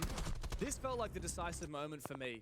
Yeah. Right? It was Surf dying, swinging outside. All good, It you're a meant that toilet even paper though owner. Canadian found the knife I've out, honestly been as you getting rid said, of so many NIP immediately had an subscriptions. obvious choice to make, which was, it's time I to have drop been. the site, and Spoit could not fall I back still have a early lot enough. though, dude. I don't know. I feel like we live in like a subscription like I do think the land. swing was a bit overzealous I have a there. car The wash thing, subscription. C4 downstairs. What else do Wanna I keep the got? bomb site safe. You're Fucking McDonald's as this plays sheltered roles on the bomb site. Prime. The Surf goes down, Spot is the Spotify. cover, wrist bumps, whatever. Attackers are moving. Still I'd have not to bad go run through, from bro. Rebellion. There's a lot. But NIP I have a showing the dude. There's a border subscription Definitely. I for think my it fucking water lends itself automatic to it. shut off water shut off valve. Rebellion, though, no need to lose sleep over that round. It happens. Yeah. Everything And is a of course, they fucking lost subscription, Andy very dude. early. Like, The Monty and Blackbeard double shield combo being brought out by NIP. Spoit replies with an Oryx pick. He's now 2 for 2 on the Oryx, so he can 1v1 either of those shields. That's pretty smart. Spot recognizes that the big weakness is just a shield in his face, but the thing is, what if there was a blitz? I know there isn't, but the blitz could go in, flash him, you can't dash the shield operator, then you'll probably get taken down. But I also think Spot recognizes the strongest shields here are gonna be the more safe ones, which is the Blackbeard having a good gun and grenades, and Monty that's just quote-unquote unkillable. But streamer, yeah. But he wants the Monty. You abuse your car wash subscription to make sure you get max value. Well, the problem is with the car wash subscriptions is, like, if you live in a place that has snow and salt, like, it's not like, oh, I just want my car to be clean. Like, your car will just start dissolving from the fucking salt, start rusting and shit. You know? So if you get a car wash subscription, at least where I live, it's like $25 a month or something like that, or 20, I don't know, around there. Mid-20s. Nice, boy. 20-something bucks a month. Or every car wash is $11 each time. But then if you want to get the underbody of your car wash, which is included in the subscription, it's like $16 a car wash. Which is, you need the underbody wash. That's like the whole point of, like, getting the salt off your car. Getting it, you know. We're celebrating the round victory. I mean, if we thought that NIP can play a scrappy, aggressive, spearhead of a border, how about the current playstyle of Shopify Rebellion? We saw them on Cafe on 2 separate rounds, chasing enemies despite being on the defender side of Cafe. Now here in Border, they're also fanning out, taking fights. It's Sport and Surf working together on Armory with 2 people playing Office, taking down the Blackbeard, and then that 5th player is a loose roamer, likely gonna be Ambi. See right here, 2v1 swing, Rexon and Canadian, and guess what? Ambi's in below, full roaming himself as the Solus, and they all get kills. So they're covering so much of the map horizontally, vertically, locking out NIP. I'm just running, bro. He said it. I mean, he's not wrong. NIP never got themselves into the building, not properly. They never had control of CCTV. They never really even took East stairs, which for many teams is step 1. So that's the difficulty here, right? If you go back to the very first round, Monty died in break room CCTV to a post C4 below. So this time, guess what? He's gonna go on the exterior balcony because there's no C4s downstairs, but then there's a crossfire elsewhere and his team is stuck outside the building. And it's these small mini games that can really impact the small decisions of individual players. If you fear that C4 downstairs, you're gonna take the safer option for you, but it's gonna weaken your teammates because they don't have the Monty shield. They can't just walk that path. And it's why playing the verticality, playing fast, playing slow, spawn peeking, and playing passive, it's so important to play all styles of Siege so your enemy can just adapt to what you're doing and get very comfortable having that dance. Now it's a Clash, for example. So the 3rd operator for Troy pulls into Legion, into Clash. Very different playstyles. Okay, so and then they're doubling down with also the Kite Claws and the Cancel Barricades and the Aruni Gates. Yeah, especially looking at Archives. Absolute Fortress, Castle, Aruni on all of those exterior doors and walls. Kaid on triple. I think the reason why they've done this is they're just respecting the Archives direct attack or the rush. And by getting Castle Barricades and Aruni Gates on this setup and denying triple wall, the Archives rush gets stopped before it even starts. And that's because of the Goyo ban. Yeah. By NIP banning out the Goyo, they could play Thatcher and go for a rush and maybe guarantee a round victory. So instead, Rebellion have built this strat likely around that aspect and forcing a different approach. Yeah, wow, they've really created a fortress. Completely abandoning East stairs. Castle Barricades, and guess what? There's an Aruni Gate behind it. Oh, careful though, Ambi. He exposes himself to the long angle from East stairs. Has his head taken off. Ambi's been a bit hot and cold. He's had some really strong rounds, but also some early deaths now. 2 times for Rebellion on Border. I didn't realize the Castle Barricade was opened a second earlier. I was about to say, what this defense also does really well is nobody's isolated. Like you said, they gave up Easter's control. That's normally the 1v5 kind of player. But Ambi dive from that far angle does mean Rebellion start off this round in a man disadvantage. And while you're playing the Clash, that can sometimes be a 3v5. Oh, careful, Clash. Don't walk up too close. Keep getting a ring notification of someone saying they don't have running water and you're wondering if they paid their bill? Probably. The groundhogs that we're getting 6 more weeks of winter. Bro, I'm about to turn that groundhog into a fucking hat. In order to allow Canadian to use that tase against the Monty further. I'm literally about to turn that bitch into a hat. Big win con If we here get for 6 NIP, more so weeks Lila of Monty, winter, he you know has how to go fucking in terrible and it's show been where the here. attack is coming from. And right now, I they want will that short fucking. They gotta get the I control. listen. It's I'm on the turning him floor. into a Rexon hat. That's hiding it. beneath it. If this is an open fucking threat against the fucking groundhog. Okay. I will fucking skin you and turn you into a fucking hat. Do not test me. I have had enough with this fucking winter, bro. It is cold as shit here. If Canadian is able to get aggressive onto cons, but as the plant goes down, it will be nigh impossible. 180 with shield. Canadian past him, but he isn't into the enemy Oh my lines yet. god. And NIP. What the fuck is going on, dude? I'm gonna need more than one. Listen, So if I need to take more than one groundhog, that's fine. If I need to, then that is okay. But NIP, they hold their ground. I'll do what I have to do. They shut down Canadian inside archives, and they guarantee themselves at least that second round. The multi-bank comes out, and in response, as does the Clash. This opens up the game now in a different area. We're going to have information vertically, let's say the Solace, the Valkyrie, and the Pulse, and we're going to have hard holding positions like the mirror windows. We can bandit trick them or play, you know, the Lamais, the Jaegers, and just bunker down in one single spot. This was a pretty important moment, wasn't it? Yeah. I was wondering, like, what if they had just fully opened the soft wall instead of making just a single rotate? Open the soft wall between C. I don't know. Yeah, I don't know how to pronounce it. It's like Paxitani Phil or something like that. Like whatever it is, bro. I am literally stomping him out. Like I can't deal with any more winter. The only issue is it works both ways. They're playing Clash, UMP, Thorn. Not really a lot of DMRs there. They have the Aruni, but that was the first diff in the round. And Rexon was the second diff in the round, the office. So it feels like, or third diff technically. Isn't there like a random town that's like their entire identity? Their entire identity is that like fucking hedgehog, dude. That's something for Ambi to think about. He was really good on the first map. And Like imagine that as your entire personality. But 2 early deaths. I mean, last time was just unlucky, right? He had a cancel barricade where he felt, okay, I literally cannot die from these stairs. And then if you don't hear it popping, look, I agree, but I agree it's hard, but that's part and parcel. Imagine your town's identity is literally just making people angry by winter being longer. What a fucking useless ass town, bro. It's his birthday. What a useless fucking town. Piece of Once shit. you leave your teens and seeds, you know, you're 20, you're 21, Thermite's not long. He's washed up. Thermite's coming, and They hold him in the air. Next time, you know what should happen? If there's 6 more weeks of winter or whatever it is, punt him.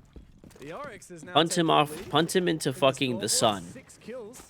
I saw him during the break. Maybe it'll give us less winter. Nice shots that game, and he said, "Yeah, dude, 5 kills. I'm nasty." And I was like, I like that he's got a sense. Bro, it is. I'm not even joking. It's been negative a bazillion degrees every day here. And it just snows every fucking day. It's literally miserable here. I don't give a fuck what anybody says. I'm sick and tired of people like, well, at least it's not fucking inside hideout shine. Fuck you. Fuck you, you sack of shit. Also taken off his control, forcing back Rexon into a corner. Shattered mirror window. Nate's being tossed in. He's under a lot. Bro, it's literally every morning. Essentially, it's negative. This is actually the quaternary Every onside. fucking morning, it's negative. Custom inspection. Wow, he's not even dropping down. And you got chuckle fucks that are just like, Take one with him. at least it's not summer. At least it's not summer. He doesn't have any bullets. Out comes the shotty. And that's goodbye to the Ash. At least it's not hot outside. I can't believe a flawless round for Rebellion. In 2014, the mayor dropped the little fucker on its head and it died within a week from internal injuries. I actually feel bad now, dude. I don't actually want the like. It's just a groundhog, man. That's actually so fucked up. 30 seconds to go that we were playing customs. Did we get less winter though? Okay, too far, too far. I'm willing to try things at this point. No, that's actually fucked up though. It's just an innocent. Honestly, all joking aside, just an innocent animal. That is messed up. Rexon's just laid it out on the table, hasn't he? I mean, if you want to be really... Yeah, how do you fucking drop it, dude? Isn't that entire town's identity like that groundhog, and then they just drop it?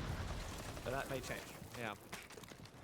I mean, as you said, going into this, it's NIP who's only beaten FearX, who did not look like they were at 100% efficiency for this event.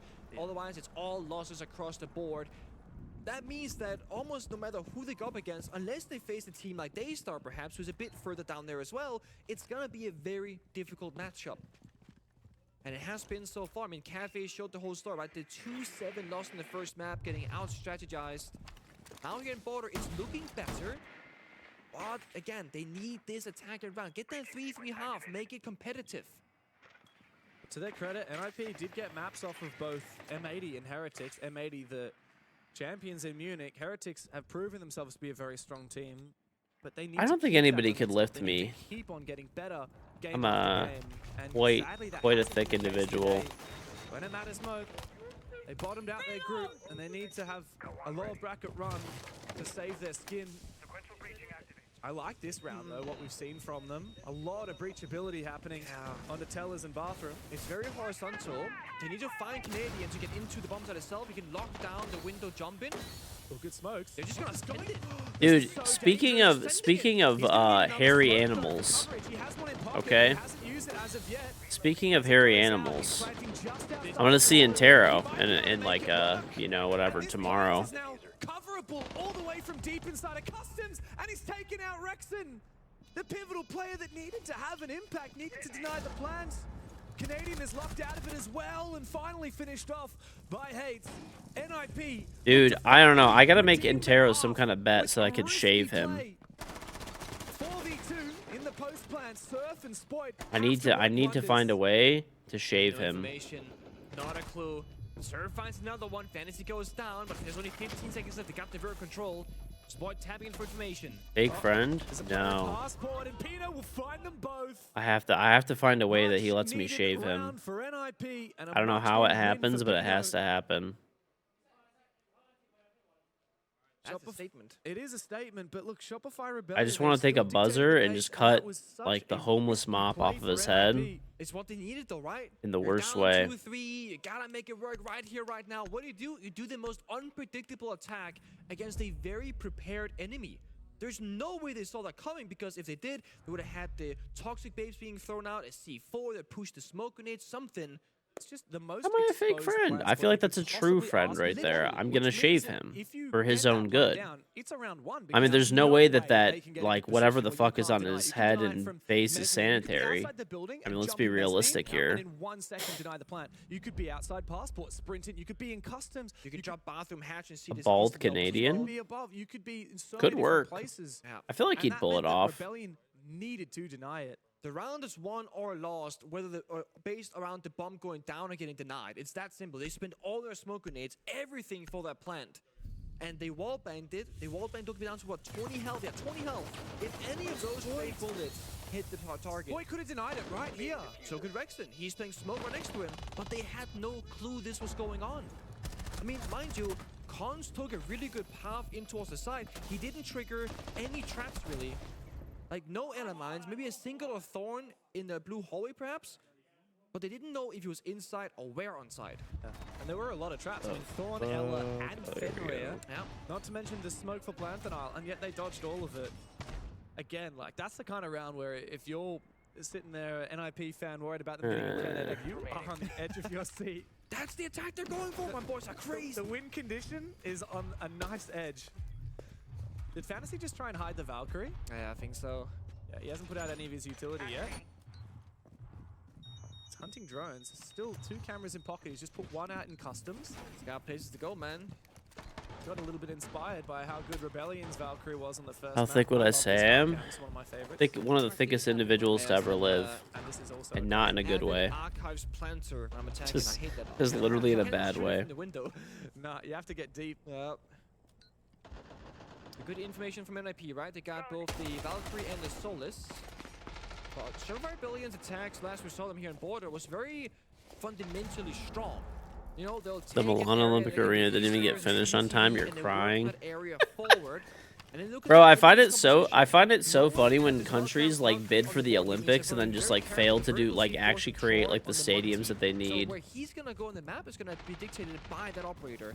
That's why he's gonna go into the balcony here. Aren't the summer games in LA this year? Look, I'm a little surprised NIP didn't ban out the Monty. They went for Ying and Glaz instead. Yeah. I mean, Canadian played Montaigne every single round of attack on Cafe, and Rebellion looked really strong on that half.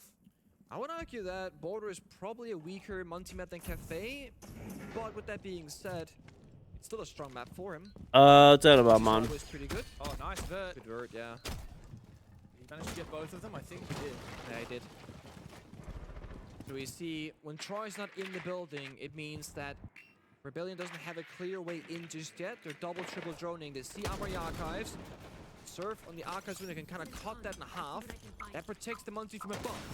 Because Monty's going in downstairs, that means that he can't get C forward vertically. So that's the protection game. But there are pre-placed C4s waiting. We see it's going to be very linear. 2028 Summer Olympics are going to be in LA. I feel like the LA one is actually going to go pretty smooth because LA already has like the infrastructure for the Olympics. Not sure. Well, if NIP keep up the pressure elsewhere, then it might not be. Oh, this is dangerous. Canadian exposed himself for a brief moment, and Fantasy comes in to help out. Fantasy's now found 2 kills. Canadian knows he has to get desperate. He has to take the fight with the pistol. Nice. Risk pays off. 3v3 again, even though Canadian is low HP. They got the hatch. They could go for plan or 2v1, surf upstairs. They have to. Rex needs to win this fight, but he can't even get the damage onto Cons. So should I go to the Olympics this year or no? And Canadian him together. Dead. He's so dead. Pino at Nitro Cell was everything he needed. Did I even bother going? Has to clutch up, and he's being watched from the hatch above from his own position.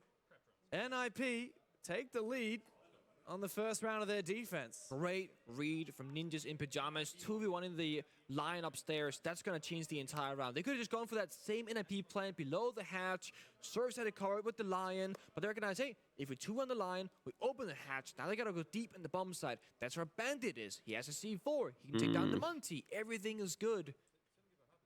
And it was actually Shopify Rebellion struggling to get that first footing in the building. The second they entered, 2 players died immediately. Had a few things to do today too. 3-4 now in favor of the Brazilians. And look, maybe you were right about this Monty pick. Though it does feel like the reason that didn't work was because of Fantasy, and I didn't. Well, I would have to like go to Milan while I'm in Italy, which I mean I could do it.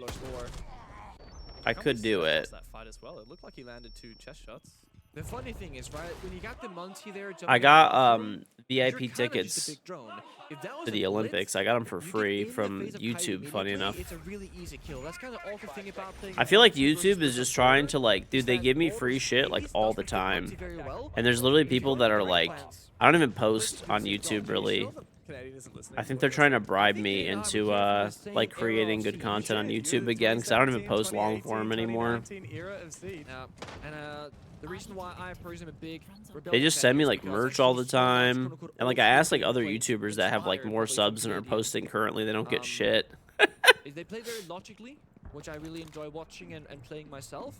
And then there's a newer generation where I'm like, man, I'm too bad for this. It's too chaotic. My brain doesn't know what's going on. Look, it's still logical. It's just a different kind of logic. Yeah, okay, to me, it's not logical, right? I'm like, To be fair, my main YouTube channel, I used to get a ton of views, and I don't know, I just haven't felt like posting there, so I just haven't for like, why they're still going. So there's I that. don't know, a while.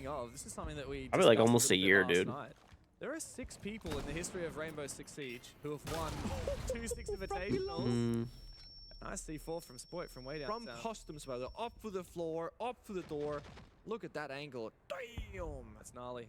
Yep. As I was saying, there's 6 people who have won 2 SIs. Yep. There's you, Fabian, and your old teammates Eunice and Goga. Yep. There's Canadian, and there's Bosco. Yes. Every single one of those players is retired, except for Canadian. And in 4 months, he's going to be 30 years old. Could he be the first player, and maybe the only player, ever to win 3-6 Invitationals before he retires? Because that question mark's going to be coming pretty soon. It is. Located a bomb! It is. I think it would be tough for Troy to win Invite right now. Like, Shopify does, you know, look good, but I don't know. I can't really see them beating, like, Furia right now, or, like, probably even Secret. Another customs defense, by the way. Everyone's Falcons, maybe Falcons. They had a pretty close game. I mean, anything's possible, but Spawn went down early to that incredible C4 means they're a little bit limited in what they can and cannot do. For example, all those hatches inside a CCTV, they cannot be broken. That makes this bomb site infinitely stronger. Oh, rough angle for Canadian. ADSing at long range. Enemy tech. Not gonna work. Enemy devices. I don't know what he was. He just stunned. Maybe a Valcam or a Nitro? Swap in mags. or a Nitro. Yeah. Maybe he doesn't really know, of course. It was a Nitro, apparently. He's actually just going to use this. I think that's just to destroy the Nitro, partly, as much as it is to get vertical. Still a player down in Harry Potter. Rebellion are really struggling to finish off these side players, but if Wizard swings, that'll give Rexon a chance to even things up, but nah, he's just gonna get swung back again. Ambi, though, trades onto Fantasy. He might actually be able to pick up Rexon in 15 seconds. This is very dangerous, very last minute, but Hates has also been spotted. Surf sees his head, but he loses the fight. Time is ticking away and there's nowhere safe to plant. Nice shot from Ambi, but he can't get that diffuser back again. NIP at the drop of KingGeorge Armor Convention is a code that you need to input. No, just sub on Twitch. Link up your Ubisoft account, Twitch account. It'll appear in your inventory. Sport dying meant that they couldn't get any of the 10K tournament that we did. Yeah, Snappy's good. Yeah. Good. Okay, big thing. Obviously, as Troy said, they're playing way more bunkered, so that means we can't take space. We also need to be patient because they're playing bunkered, so we kind of have to wait for things to set up so we can get what we need to be able to do what we want. That means not being careless with our positioning. Obviously, if they're underneath playing horizontal, what does that mean? They probably have C4s, right? Like, be thinking about the setups. Don't just assume it's like every other border because they're trying to play a different style. That obviously doesn't mean that they're going to stick to it, and they could obviously switch it up, in which case we have great ops for East takes. Yeah. But just main thing, guys, make sure we're being patient and taking space where we have it, okay? Communicate, stop separating so much and just giving ones everywhere. We're not playing together. Stick to what we're good at, okay? Let's go. Solid. Guys. Covers everything that I could possibly think of right there. Both the current issue of how they're playing their own style and how they're playing their hard setup. So we need to take more time, be less careless about how we dodge a C4, for example, without kind of name-shaming anybody, saying, generally speaking, guys, this is what we got to focus on. And then saying, if they switch it and go for default East holds, we have so many strong others open, like the Grim, like the Capital, like the Shields, to deal with that location. Leaking strats. I mean, there's listen-ins all the time, every time out. He was outside the building droning.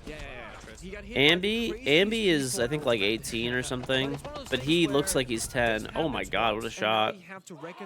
There's some 18-year-old aim. Recognizing this fact. Yeah. And also, I think it's kind of saying shit happens. Yeah. Because there will be rounds like this where you lose the one operator that you needed. And it's why we see so many teams nowadays bring out more than one hard reacher. And it might be in the form of secondary can openers on the Capital Multi plus the play the Hibana. Because if the Hibana dies, you're screwed. Yeah. And they didn't bring a spare setup because they had the Blitz. Redundancy, right? And that's, we talked about the eras of Siege. Like 45 out of 53. Thanks, buddy. Logical style. Back in the day, we didn't have redundancy. There was Thermite. We just played Thermite. That's it. And then after that, we just played Thermite and Hibana. And you know what? All we had. What people used to do back in the very beginning, there was a 5-man spawn peak shot on every map, because if you found the Thermite, you win the round. You just fall back to the bomb side. Same with if you do kill Thatcher. And the new era of Siege, you have to be much more adaptive mid-round. Because constantly things are changing. You don't know I think what Canadian will retire after SI. It comes down to a 3v3, 2v2. You don't know if I don't think so. I don't know why it would. I mean, he's still playing pretty well, so. Too many things to check and too many things that can go wrong. Like, if you can't tick off one item, then you just have to change things up. At the moment, the checklist item that Rebellion's trying to deal with is breaching this wall of passport into waiting. Hates is making that. I don't think age is a factor, it's just results. And overall, Canadian has actually had a pretty good event, like statistically, and he's the IGL and support player, so he's not even meant to be like fragging out or anything. So Rebellion identified that Hates was continuing to hold on to that vertical position to try and protect that wall inside of waiting. And Ambi decided, look, we have a bit of redundancy in the hard breach. Maybe it is worth... Actually, they don't have any backup hard breach. No, that's what I say. They just have the ace, one spare Selma, but A little bit risky of him to take that fight then. it is true, but there's also a lot of big rotations here because of the Clash. When you play Clash in defense, you make these very big open rotations you can sprint through, so Clash is an unshield crouch walk through. This also gives opening to Rebellion when they get by side. Because Office Triple is open, Armory Wall is open, they have the ways in they need. The last Selma just without to weaken the CCTV attack again by cutting off the rotation here on 90. Yes. Does give a bit of vision to Fantasy, but... Oh, the fire comes out. Cons is feeling the pressure. Yeah, it does miss this little tuck that Cons can play in. Ambi's going to have to get aggressive now. In through 90, the smoke might cover him. If he is able to walk through, he could just backstab through the rotate. But he needs to go while the smoke is selected. Second smoke goes through. He spots the player and stabs him in the back. It's beautiful. And it leaves just Fantasy left. In a 1v5 for NIP, shield on his back, finds the first kill. SMG's only got 13 bullets left. He knows the diffuser. Okay, there we go. But Spoit from outside the armory wall will shut him out of it, and Shopify Rebellion make good after that initial tactical timeout. It's a huge switch up.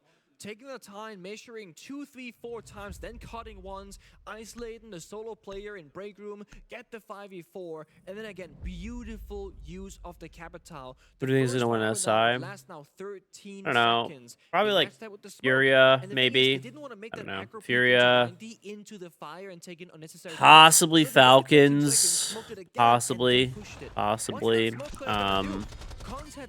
You know, honestly, Wildcard has a chance. Maybe FaZe. FaZe looks really good right now. So, I mean, really any of those teams. I mean, it could be anyone, frankly. Secret, maybe. You know, Secret looks decent. They didn't look as good yesterday, but. Disciplined. A key word that Super said in that tactical timeout was patience, and that's what we saw from Shopify Rebellion just then. Particularly what you said around the smoke and the fire. It makes me think back to Cafe. I don't remember which player it was. I think it might have been someone from NIP on the Glaz in Bakery that made an entrance. Yeah.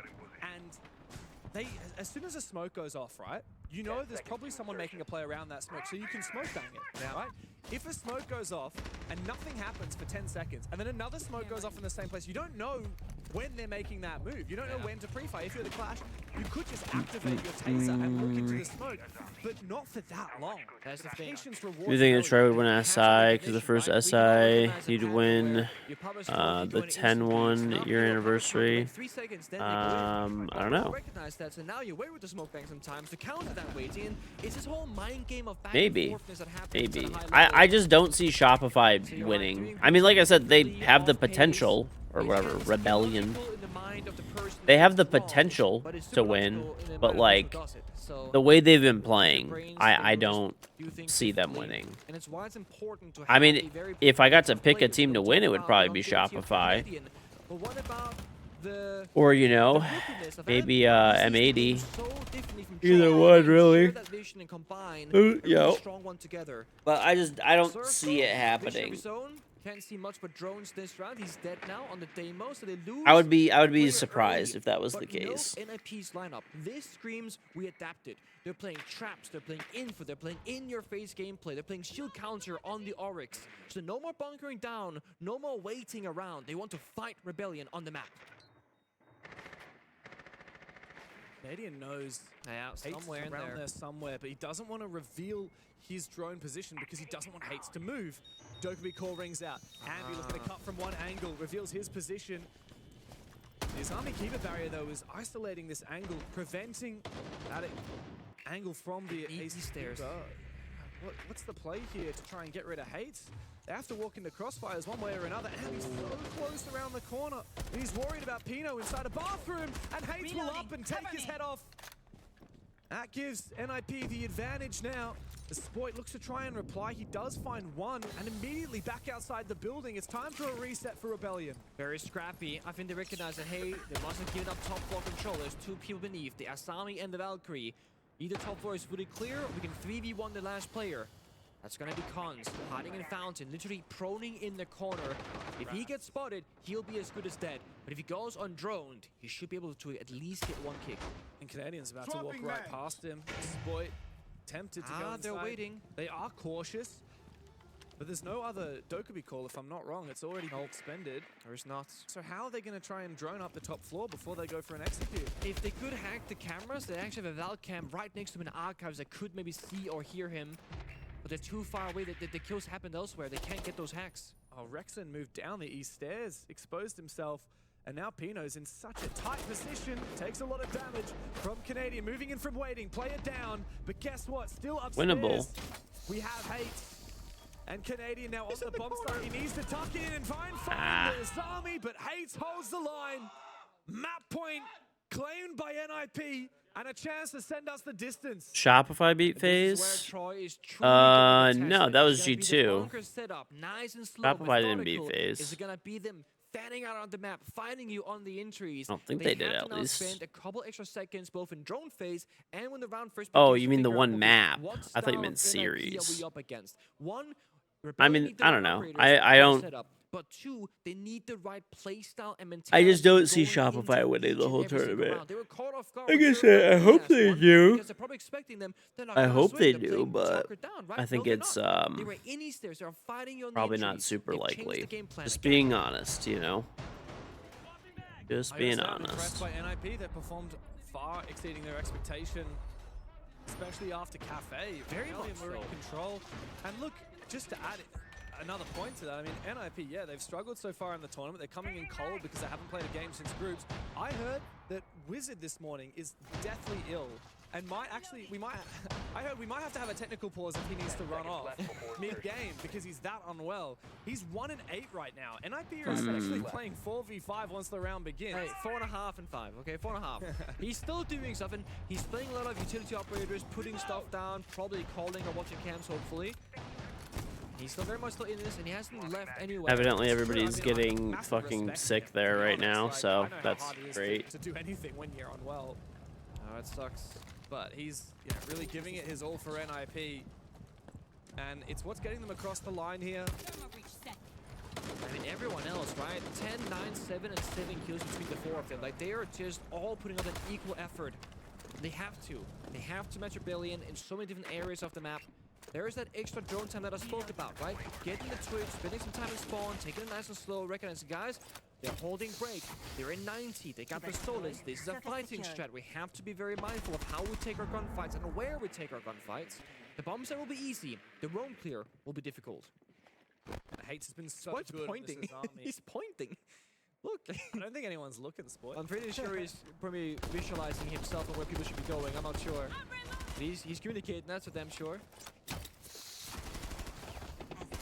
They're gonna hard clear Hates because it's a hard I don't think they can. Again, there's no capital, there's no shield. Monty was fanned away. They're mostly just stuck right by the east stairs door and on the exterior of the building. Trying to bait him. They're trying to get him to move. Waiting for a swing. NIP are doing a hold not too dissimilar to Rebellion with these castle barricades. And look at this. 2 people CCTV, 1 can run away, 1 can hide by desk. Fantasy and 90 as the middle link. By the time Rebellion eventually cleared break room, Hates was nowhere to be seen, is relocated to monitors. Time's going to be an issue here for Rebellion. They're making very slow but steady progress, I will say that. It looks like they might try and go for that same take they did before. Breach archives, hold very limited area of the map, and go for a bathroom plant attempt. But they have no self-destruction. They have no way in towards the bomb set. They have no way to plant either without a shield, unless they just smoke planted. That's the last time we're going. That's the only self-destruction that they have. Do I like the lion buff? Not really, to be honest. Oh. He's just dropped into bathroom. He's right around the corner from Canadian. Well, they don't know. Oh God, bro. Immediately the line will roll. Okay. Canadian will trade. 4v3. Keep Rebellion alive on border. Good push. Okay, there we go, serve. Smoke plant right now. 4v2. Upstairs, Hasty 4 drops down. Can't deny the plant. Can he get to it in time? The Nitro cell not active, but Canadian fakes out the plan, and Hates has found one. Oh God. Patience here for NIP is lending them the success that they've been deemed for. Rexon and Surf now need to clutch up. Okay, there we go, there we go. Cons is down. 2v1, 15 seconds though, low time. On the Izami. No Gotta get the bomb. Flank corner maybe. To get that diffuser back and look for a plan. Sure, mattress. Great. HP, but so is Hates.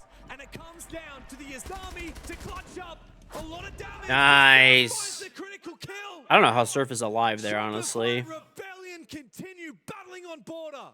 Oh, the red outline To for the Lion very was last terrible. second. So many moving parts in that round.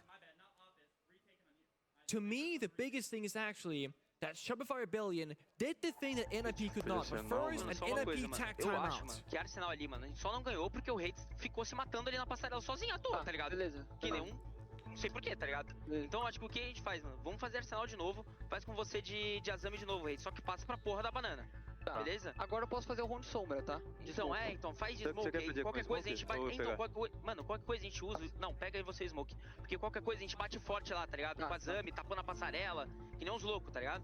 Tá. Aí, ô Contos, não sei o que você pode pegar, mano. Talvez um Arden se pá, mano. Pra gente ter duas Dude, they spots need ali they no need Arsenal, to tá ligado? get this section Faz mais sponsored sentido, by like entendeu? some Pra eles AI colocarem to give us a também, translation. O Pino já usa, tá ligado? Então acho que isso que a gente faz. Se a gente vê que eles estão por de palete, mano, só a gente jogar, mano, recuado pro quadrado, tá ligado? Ou a gente bate ele full. The big thing for me right there is how Rebellion cleared archives. When Rexon played in that position, they would nade first, breach after. Rebellion, they would breach first, then grenade. And we saw how effective that was. There's nowhere to run, because if you go far away, the angle on the window sees you, and if not, the nade finds you. You see right here, what do you do? Exactly. Breach first, nade after. NIP did it in the wrong order, and they lost that round, but that changes everything. Canadian then, the old man, as we say, steps up on the entry and trades back his teammate. Hates has been scary though. He made that clutch look possible, especially with Cons helping out. But eventually Surf, who had a 4K in the round, by the way, he stepped up to another level. The backbone of this roster, the support main. Heartbreak. For NIP, it's just another round that has slipped by. And it's for elimination, right? Rebellion, they have a map in the tank. They can go third map and be okay. They can mentally reset every single round for NIP right now. It matters so much more. Because if they go into overtime, they lose, they're out of the tournament. If they win this map, they have this. Make it. I mean, I don't know. I don't think there's some other stuff I have ideas to make, but for now, I'm not making anything. Nothing new for now. Pressure on. Though we can't deny. I mean, NIP are really feeling that right now. They're feeling the mounting pressure of being on the verge of elimination. Come on, Rebellion Shopify. need to exercise patience. That's exactly what their coach Seth said in their tactical timeout a number of rounds ago. Now NIP have just taken their own tactical timeout. I was reading an old message. What the Rebellion Wizard is do? 1 and 9. Push overtime. Evidently, he's sick though, so. Again, this nice and steady pace. They want to get to the end round. They know that that's where they're so strong. The coordinations, the timings of pushing upstairs and beneath at the same exact moment in that previous clutch. So NIP, they can either disrupt Rebellion early, find a pick, and really destroy their pacing, or they can fall back and just keep numbers even on that 5v5 and try and play the bomb side, but that will be difficult up against operators like the Blackbeard, Dokkaebi, and Deimos. A flash goes out, Call as well. Sport wants to play the sound cues if they gave up control of break room or not, but Hayes is sticking around. One of the first times we've seen the Deimos and Surf a fluffed nade from Canadian.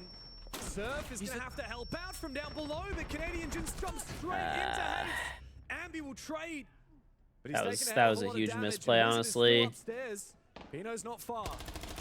We need Rebellion to get a handle on CCTV. That probably just cost the round. Desperation begins to set in. Ambi's fighting for his life, takes down Wizard, who's Map 3. Map 3 it is. He's 1 HP, James. By the way, this is for elimination too, if I'm not mistaken. One whiff and Ambi is a dead man. But we have another map to play. He's got the diffuser and he's got a phenomenal weapon. No flashes left, however. As a Selma goes out, NIP know exactly how to play this. Years of experience in Brazil and on the world stage. They look to push us to a third map. There it is, map 3. Matters into his own hands. Shopify Rebellion might have dominated them on Cafe, but we have a series on our hands on Border. Expectations well met. There was a map difference between Cafe and Border that really made the difference, fitting NIP's playstyle so much better.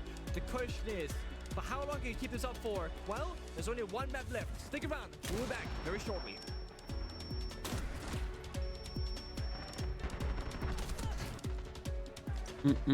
Shop. No, there's another map to be played, but I believe this is elimination, if I'm not mistaken. I'd have to double check. I would have to double check. Hold on, let me edit this clip.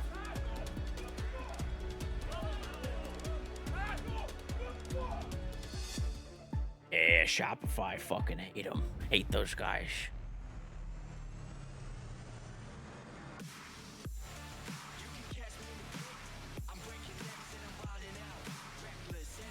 I'm telling you guys, the hate is too forced. I'll stand by this. Too forced and cringe, in my opinion.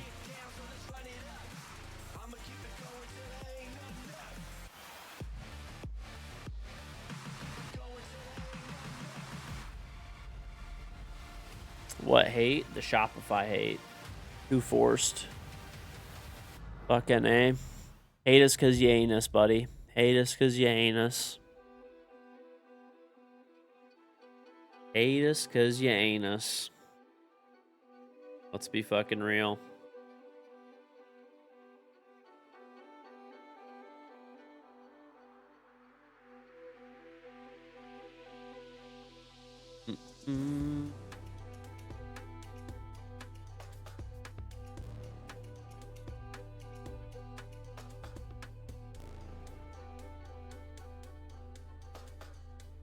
Yep, anus.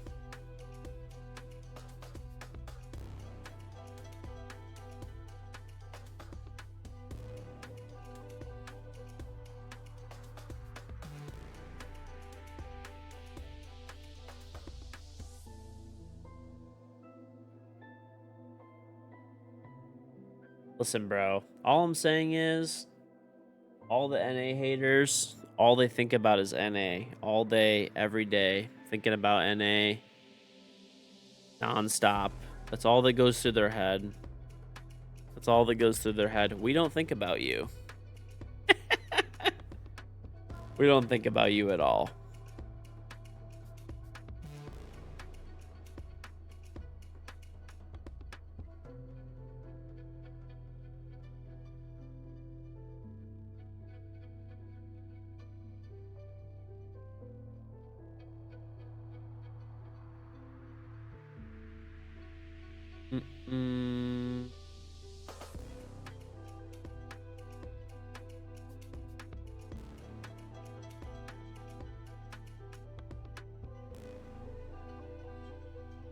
We do. We live in their heads rent free, dude.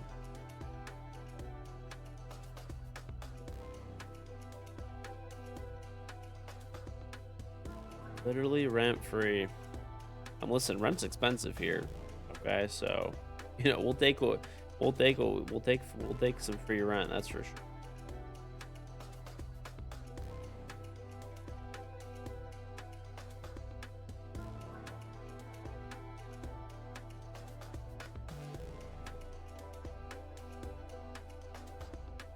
Just said that. Oh yeah, you did.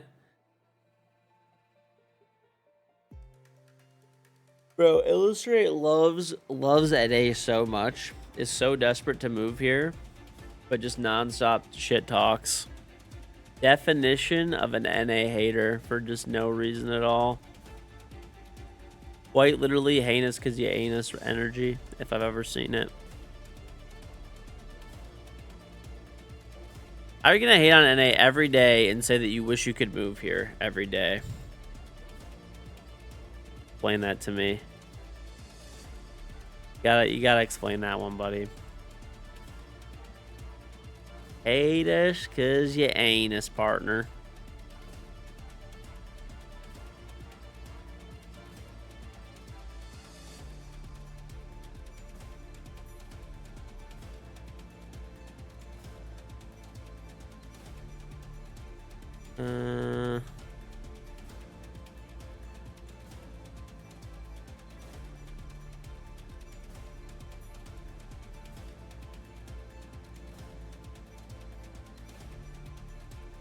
You hate NA teams, not America?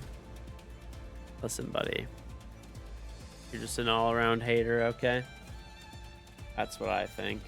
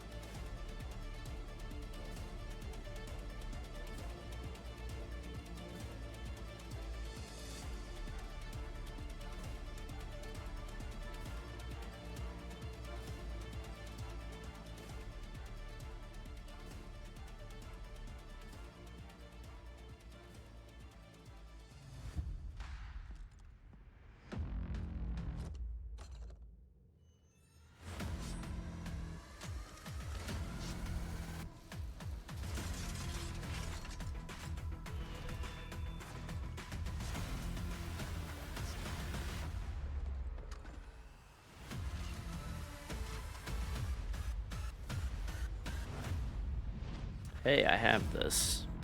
The Valkyrie Paragon Elite. Quintessence of form. Alright, gotta do this shit.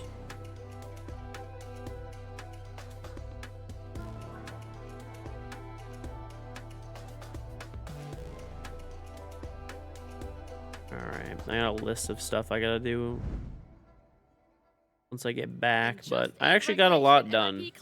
I got a lot done. We need another map to determine who's going to get sent home. The overall conclusion from this map, though, has to be that NIP's teamwork seems so much better.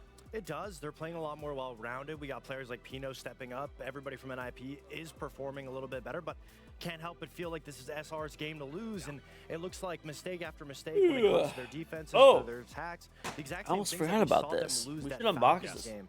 And round 6 was a big proprietary of that. I mean, just giving up the site completely in a 5-on-5 man adjustment. Yes, little mistakes like this. Can you expect Cons to be able to make it into the site? No.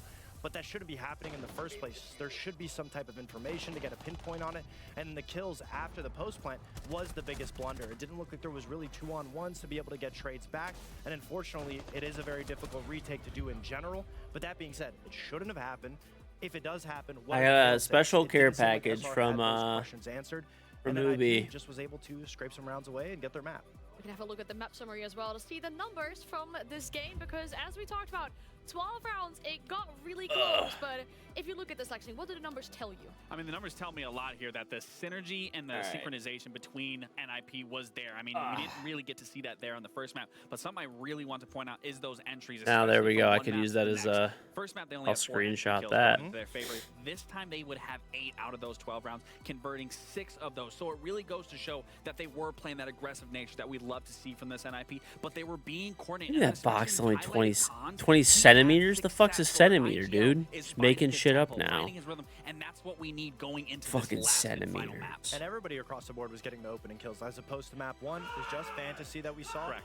And that was the biggest issue. And now you're going to a map like Lair, where you have to be a lot more proactive on how you're able to approach the attack. It needs to be teamwork orientated. Every time we see NIP play it and they have fantasy on the Deimos below, that's where things scramble. They don't have anybody to be able to trade fantasy. They need to be you're just making shit up, man. Entry altogether, focusing on those trades, because those are make the believe ass units, dude. SR will give them opportunities to be able to execute and get the site from them. NIP just can't make those mistakes. Now I want to start focusing on this final map, because it essentially comes down to a best of 1, whether you stay in the tournament or make get sent believe home. ass units. What do we want or need to see from our teams? If I'm NIP, what I need to see is exactly where Oh, D+X you know what I could do if them, I was especially not on an their attacks. idiot? The I'll last just time they do played this, that. they would lose, and this is SR. They would lose it to D+, 7-4, and they would not be able to find success on those attacks. They only won 2 of those attacking rounds, despite they had all the entry kills going in their favor. So if I'm NIP, I'm looking at that matchup, looking at what I just did in border, get that opening pick, play into those layers, play into those crossfires, force SR's hand, and then just absolutely put the foot on the back of the neck and shut out these rounds. If you're SR, it's a lot slower of a map. The information game is something that we've been seeing Canadian run with the Pulse. I believe that's the same ideology. They have a better game plan like they did on Cafe. They just need to make sure that they're not just giving up the site, play a lot more together. It is just one map to determine if you stay in the tournament or go home, and that final map is Lair. Ninjas in Pajamas saw in Munich that they can indeed take down Shopify Rebellion, despite the social community really favoring the North Americans. Don't forget, Shopify Rebellion fans, you guys got knocked out in Munich by NIP. Whoa, don't make it personal now. Okay. I'm just saying, this is a chance at revenge for the NA roster. It's time to lock in. If you're NIP and Shopify Rebellion, elimination on the line.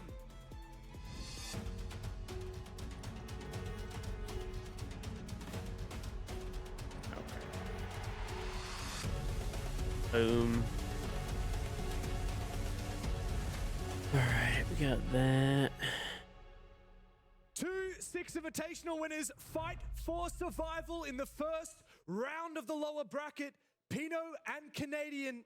So much experience. They go head to head. A revenge opportunity for Rebellion. Listen, centimeters starts with a C and so does communism, so I pretty much want nothing to do with it. It comes down to the third map.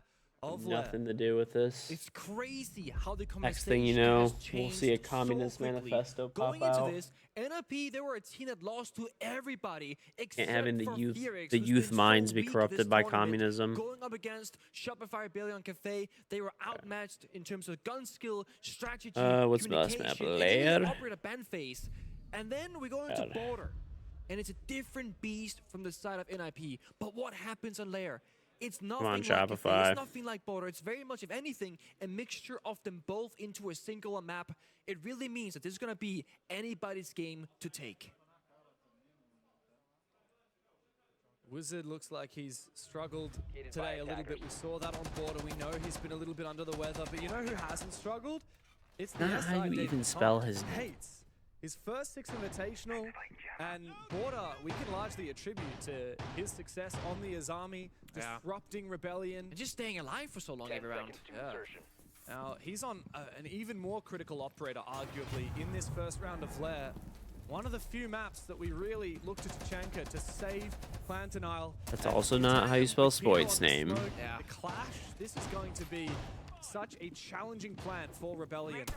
The only thing that they're missing, if you're not bunkered down even harder, is maybe a bandit instead of the mute, and maybe a Wamai or a Jaeger. But then, you know, our operator line gets very thin. Where's the Asami? Where's the C4s? You're missing a lot of those kinds of things.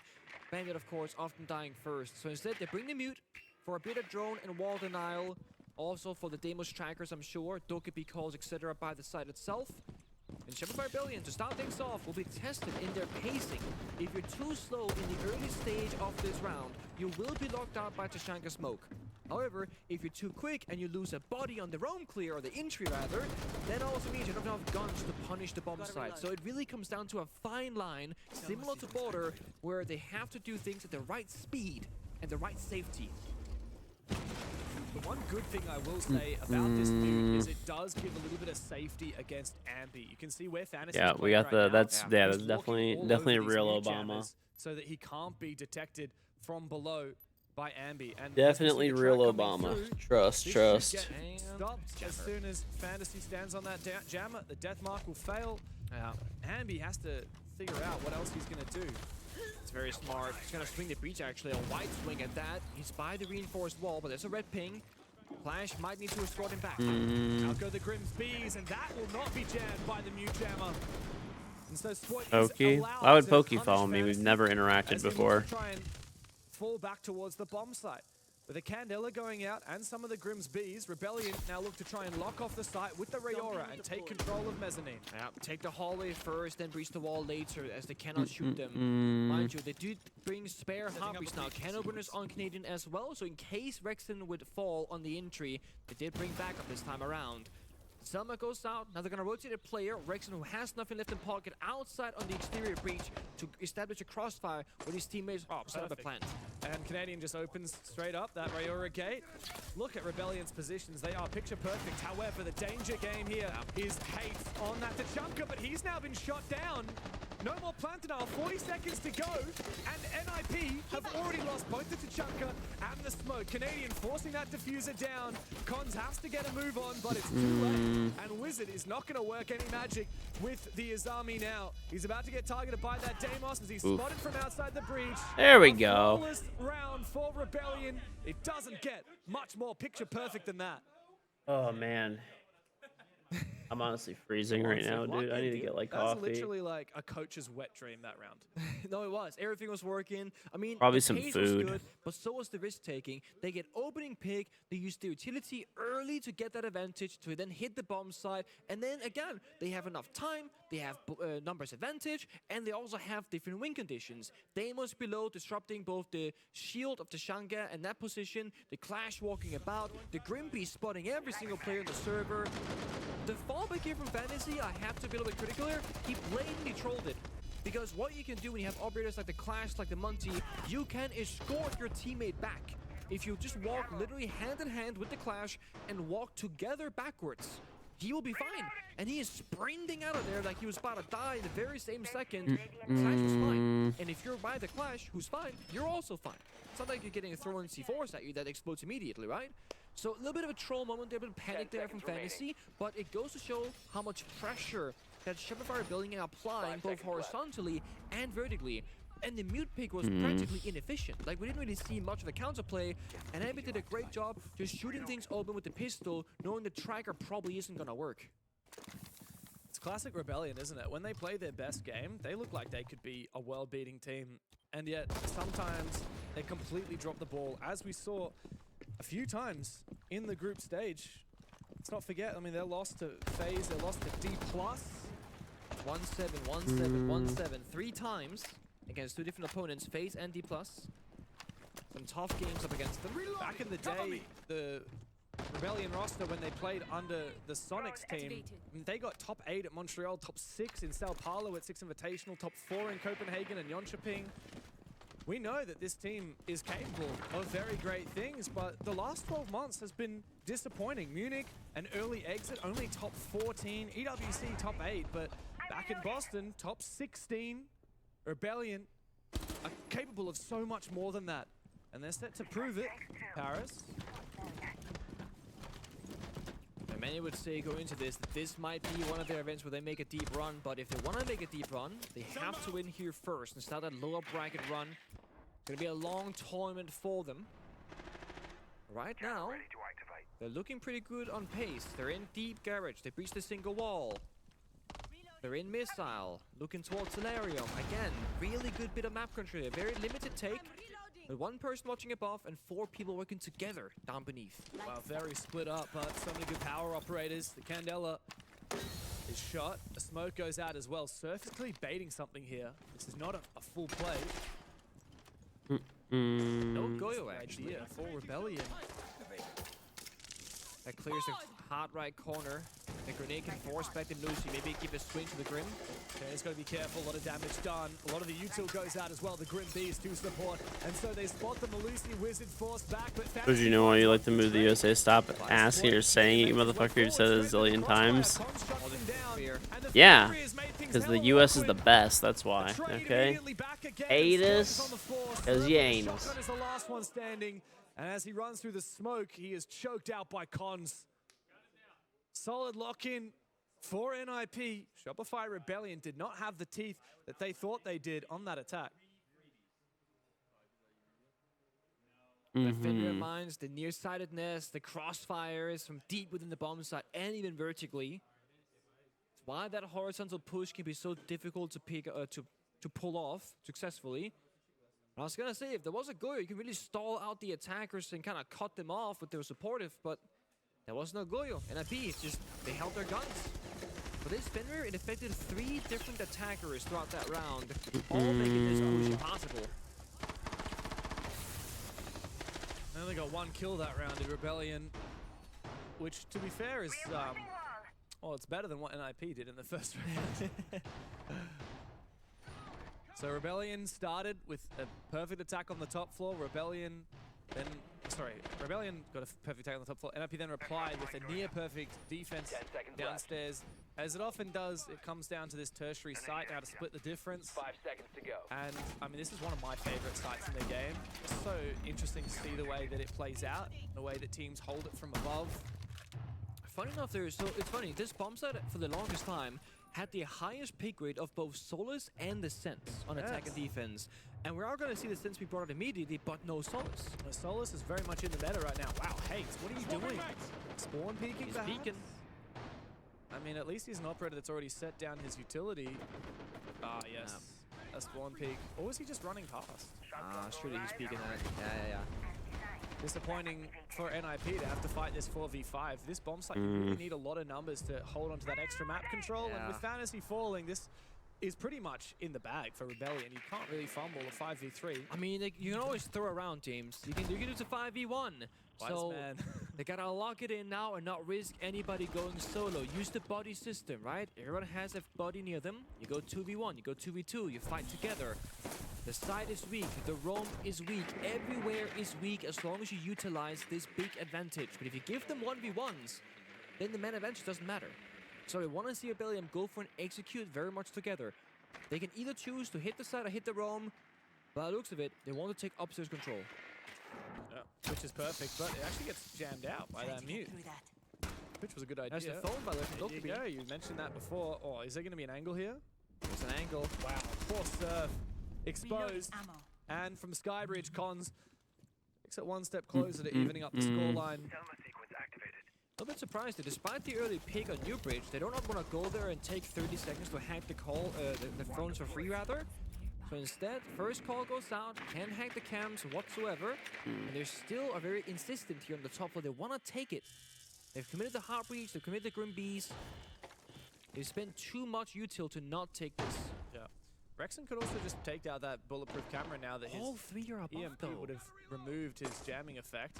There is a gap here. Is there really? Because they can deny the plant from above. Yeah, but mind you, the attackers can see half of it, so with the right location of a plant attempt, I think it completely works. He's gonna cut the crosses here. Feels risky for me. Yeah, this is very risky.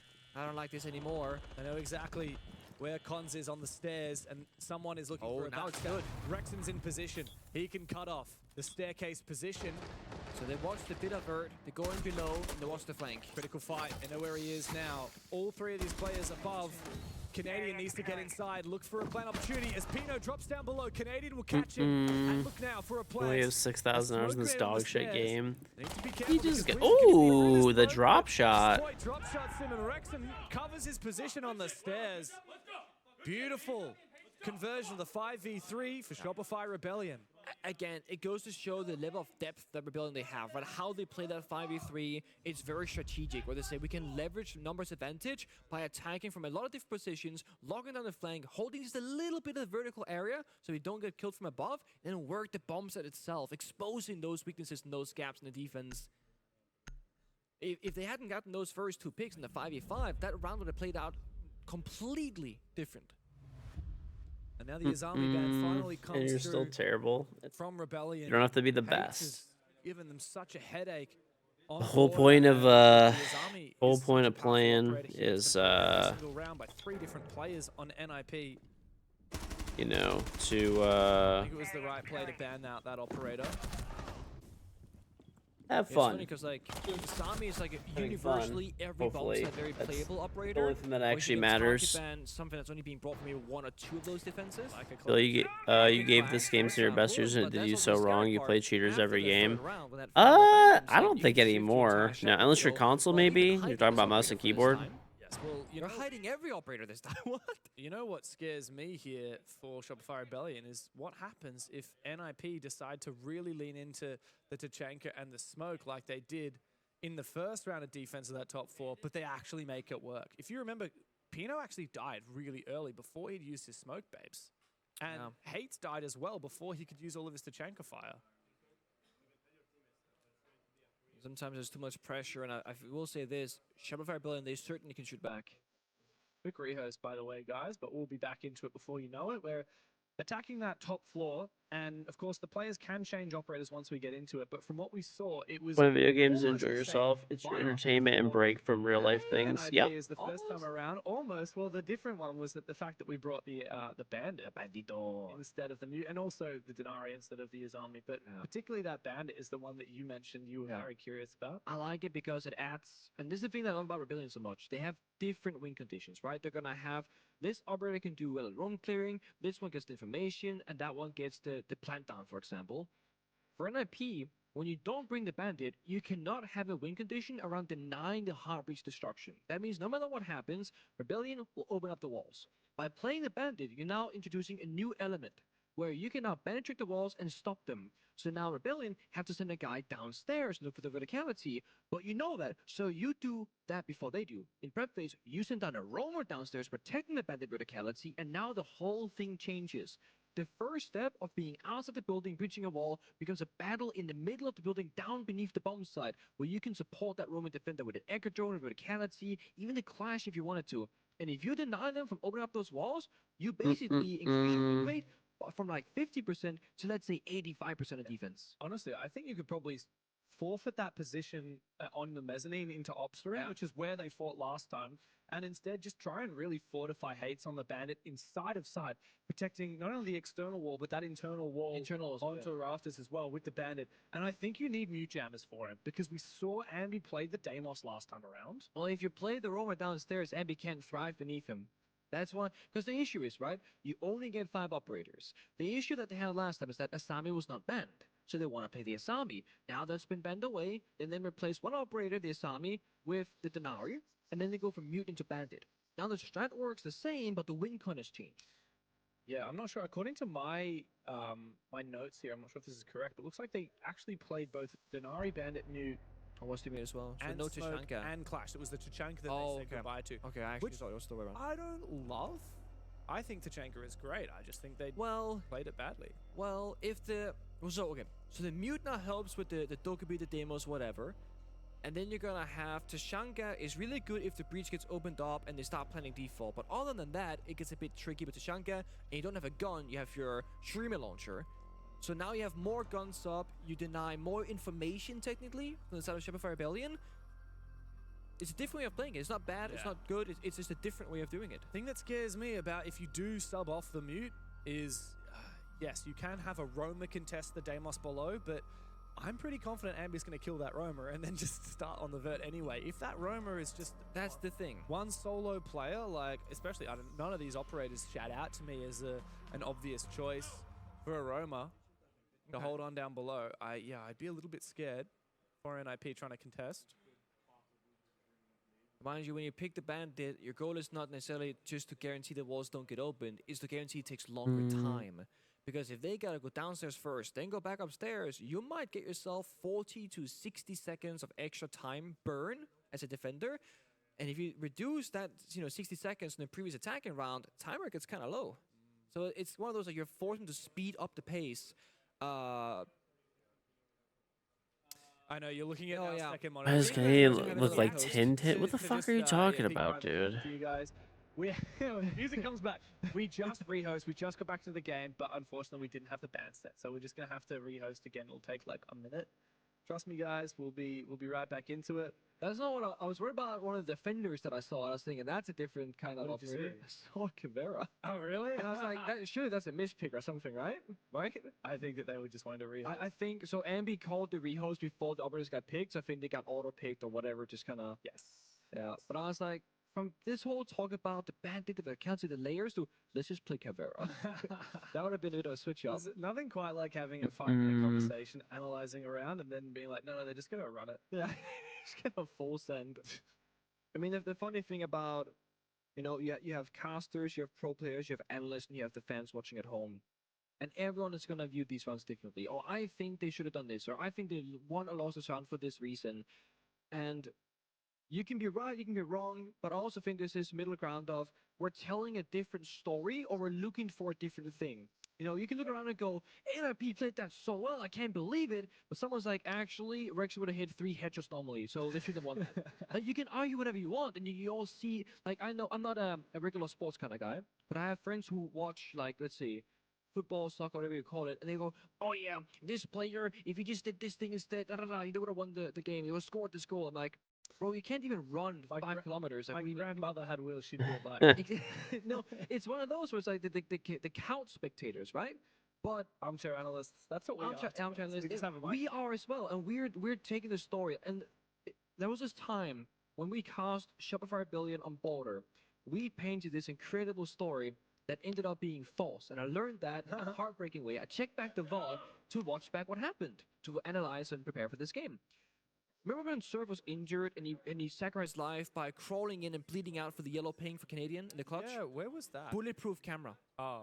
It wasn't Surf. It was a bulletproof camera in Armory that spotted him. Surf just died due to timing. But watching it, the observers showed Surf bleeding out, crawling away. That only makes sense to me if he was crawling for information. So I was like, okay, he's crawling in to yellow ping for the Canadian to get the 1v1 clutch with the wall bang. And we both bought into it. It was a bulletproof camera that was there the entire time that 3 defenders were watching and they were pinging from. Look, we have a couple of different observers like in the same game, but even they can't catch everything. They can do their job perfectly. Exactly. But there are 10 different perspectives going on at any one time. And at this level of Rainbow Six, like, there is so much going on. Anyone who watches the game and thinks they understand everything and get the full picture, you just don't. And we don't have the comms from the players either, right? Even like, Yeah, that well over 1 million if you didn't have that generational losing streak. Well, that's what you get when you bet, when you hate bet, which is what you guys do half the time. Game, but we're all experiencing different things. Very much And I think often it's not a matter of right or wrong. It's about the story that you believe in, that you want to tell, that you see. And for us, we're really focusing on what's happening with this bandit. And yeah, it looks like you were right. They actually have decided to forego the mute. So the weakness here is the vulnerability to Deimos, but Rebellion have actually completely foregone the Deimos again. Interesting. So they also got rid of the Rayora. So I'm wondering, are they even going to go for an offside take? Or maybe they have something else cooking? Denari into Ella as well. It serves very much as a similar operator, like similar weapon. They both can bring the deployable shield, but Ella has impacts. Both trappers, of course. That's the main reason. But Rebellion are still looking for Vert. They're just going Buck instead of Deimos. So I really want to see a roamer downstairs supporting Fantasy's bandit, but Ambi has fully taken this in 30 seconds, mind you. And this is where I feel like NIP, they dropped the ball. Why are you playing the bandit if you're not going to protect them at all? Because Ambi can pop the floor, shoot the bandits, and now we're back to the exact same scenario of they can't deny the breach. And look, one box shot, they're going to forfeit the outside breach, so they can't even protect the inside breach. That's what I mean. So now the entire bandit is just a C4. It's fallen all the way back. But if you want a C4, you can play many better operators, whether it's going to be the Pulse, the Valkyrie, the Mute, whatever. So again, you put two Illustrate coin flipped and lost. You think he'd leave the stream forever? Two on the external wall? Well, there's one get shot. Yeah, We had Redneck's Gamer got a coin flip win yesterday. She blocked one and then breached it. They're not, you know, I feel like, dude, coin flips are supposed to hypothetically be 50-50, right? But I feel like our coin flips here are, I don't know, they sweet, another new VIP. I feel like, I don't know, I feel like over 50% of the coin flips that we've had. Stop taking another portion of the map, and that slows the game down. Now it's an instant take. They get rockets. Quick loves to rub this shit in. They got exactly what they wanted from last time, with the exception of the raw aura, but they have the sense instead. This is a dream for Rebellion. Three-sided coin. No joke. I feel like probably like 70% of the coin flips we've done have been resulted in people successfully getting VIP. Eller is looking to try and retake Ambi, but he's already had his impact, so it doesn't really matter if he dies. In the late round, Wizard might be able to deny vertically is the only concern for Rebellion. But out comes the fire. And a reply from Sploit with some of the light walls from the Sands, but the clash starts to get active. This will enable this plant denial to continue as the nade will miss Canadian. Wizard has found his fight on Ambi down below, which means he can vertically deny the plant now. Rebellion have to go deep. They have to find lots of frags in order to make this one happen. 24 seconds to play. They're in deep, constantly the intel for the Sense wall because you can see nice. all things come through because of it. And it's just not going to work for Rebellion, is that they did not have enough ingredients to make. Man, I don't want them to win, but that was a nice play. They were too slow, and they did not have any form of a response for the clash. They couldn't plant safely because of the threat of Wizard below, and as a result, NIP just push and push until Rebellion fall back on their faces. Maybe you want to negotiate. First of all, Cons is the round MVP on the clash because the second those Sense projector walls came out, he was going really aggressive past the safety line, if you will, to say, guys, they're not in, don't stress. Gotta get some food after this. Okay, have your guns up. And I have leftover food from the Super Bowl party. I have wings, pizza, and subs. Because that's the moment to counter the clash, right? You block her from beneath. That's where she's vulnerable. But I think I might do like wings and fries, maybe. Gunfight downstairs, Rebellion likely win the round. So everything gets decided, technically, on that singular gunfight. It's a very risky playstyle, but it works. It pays off. NIP, they're tying the score, and they're keeping up with Rebellion. Yeah, I still don't really understand that round in my head. I'm like, Rebellion went from absolutely dominating NIP to then really just give you VIP for 300k, all cash. No. Hit your million or coin flip at 500k, you pick. There is no negotiation. Wings and fries at 7 AM. Yeah, just throw out that gym equipment, it's pointless. Listen, bro, you know? I feel like we've seen, you know, maybe 85, 90% perhaps, but I feel like there's still like that 10% unlocked potential. Listen, my gym in my house is a very important room, okay? Because if I don't have a gym, if I don't have the gym there, okay. some rounds to the cafe. then Seeing for the last 10 that's an years. open room, Same story on and either Clubhouse, me so or my wife will start a filling it good with other map. shit. Certainly withstand the test of time. I really like that from Surf. It's just to protect anyone that's playing outside that breach from the Sky Bridge peak. So the workout equipment's already there. Tertiary bomb site. This time we see what we mentioned before, the Solus and Sense combination on two different sides. Well, The reason why they my go wife so has well actually been against using them the gym a together lot. is because often you'll do like a bit of a direct clear. You clear the bomb site itself. You open the external walls. I you gotta just get run back in, on the go for train a plant. too. Solus can overclock After and the see trip. difference between After the the trip, projector I walls will. because they have an icon and with the plant that's going down. And no plant is actually safe from physicality whatsoever. So what? It's one of those. It's injured. Just died. I honestly think my wife likes me to be like fat, dude. Oh, Think she or he took us does. back to the half wall here. She got just keeps shot from lobby feeding me. stairs, maybe either or. That's And then when I'm That's a like, really bad death. not a player I'm that like, you oh wanna lose yeah, against. like I should Fantasy's like got that lose as some well, weight and stuff like that. 5-3 She's for like, no, Rebellion. no, It no. makes top floor kind of. This is kind of what You don't happens need last when you to. play tertiary. You lose 2 players early. Top Like you floor look, becomes she's like, you're before the fine, you're box gets fine. Don't exposed. lose any. Rebellion can go for I'm exact serious. I same think attack she you have on wants me paper, to be like a little or they can overweight. surprise NFP and do something new. What matters is just locking in these last few players, making sure that any kill comes that gets refragged back. Being nice. No, bro. She's the one who feeds me, dude. Ambi thankfully is there to cover him, and Hates will go down. If she wanted me to lose weight, it would be like comically easy for her to do so. She plates all my food. She could just reduce the amount. Ambi, and Shopify Rebellion find a second win on the tertiary bomb site very handily. Of course, it's the oldest man in the game forgetting to reload, and one of the younger boys being like, I'm ready. I'm watching that angle. I got you. You saw the play though from Chart, right? I say, like, he really is getting active this tournament and getting in the battle more often than not. And great, again, use of utility, coordination, the timings. The OG entry IGL. Yeah. Everyone starts as an Ashman, okay? We've all been there. And then you turn your early 20s, mid-20s, Thermite, AC Banner looks a lot better. Yeah, Grim is the new Ash. Grim is She's like, he can't leave me if he's fat, just playing. Dude, I told her that somebody in chat said that, and she actually got so mad. I do think the opening kill has been one of the most. Like, not actually, but she was like, what? Yeah, well, every round so far, a different team's won the opening kills. You know, Shopify Rebellion, and Shopify Rebellion, and Shopify Rebellion, and they've the rounds always converted it to a round win. There was only one round It on was the funny. entire border where NIP got the opening kill, but then lost the round. Every other round, it was converted to a win. See a bit of a Scopo's deep roam, perhaps, supported by the Echo drones. Now, this is what we call very new style siege, but it was seen many years ago as well. It's one of those returning things, kind of like fashion. Yes. Or something that your mom had many years ago, now it's trending against it. Oh, I got You know, my walk flares are back. A flare's back? Flares are back. Not sure what a flare is. It's the where the pants go like really wide. Oh, the bottom flare. out. Oh, yeah, yeah. Bell It's a very bottoms, I've right? seen that. Yeah. Yeah. There you see. Echo feels that way to me. a Are bit, those because back? Echo I don't was think so, one of the dude. best- No, I don't think bell bottoms are back. Have you guys seen bell bottoms? I feel like you get stuck in things and whatnot. But Echo is coming back. Is that what they're Echo's doing coming now? They're back, calling them whatever he's flared pants? And 3 yokai drones, by the way. one of the most present On operators stock, in 1.1 defense warehouse. for many years, and then he disappeared for a bit, and he was like occasionally They brought definitely back. are not back. Yeah, I was gonna Doesn't say. have the highest pick rate, but he has a lot of impact on pick. Has the potential for it. Dude, every few years he just gets another drone. I don't think it was a joke, In dude. 2040 he's gonna have 6 drones. Oh.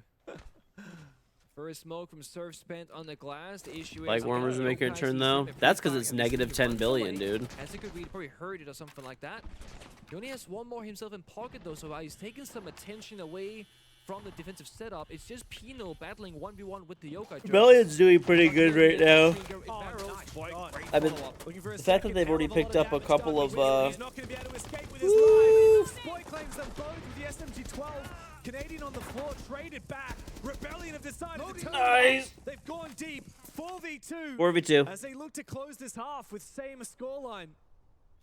The Surf is still just waiting for his time to shine. He's outside that locker store, still one smoke in pocket. Now we're resetting around. Maybe hack the cameras if you can with Dokkaebi.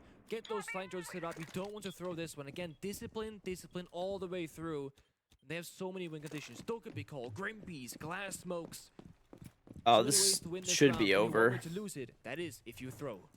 Pino's looking for a gap. He's getting aggressive. Spots one, but misses his chance. Knows he's likely to get swung from behind. Wants to take the fight onto Spoit, but he has been so hot today. Hack the cams. Hell of a lot of damage done, and you're right, the cams have been hacked by Spoit. So all of the information on the bomb side is now working against NIP. 4v1. Finds Slow Pino and steady here. Find him, bee him out, call him. Since the rehost, they know exactly where he is. He's trapped in the corner. Surf is coming for him straight through the smoke. What? He finds the kill, despite not having the vision. Cheater. And now he has a chance to reposition. Ban him.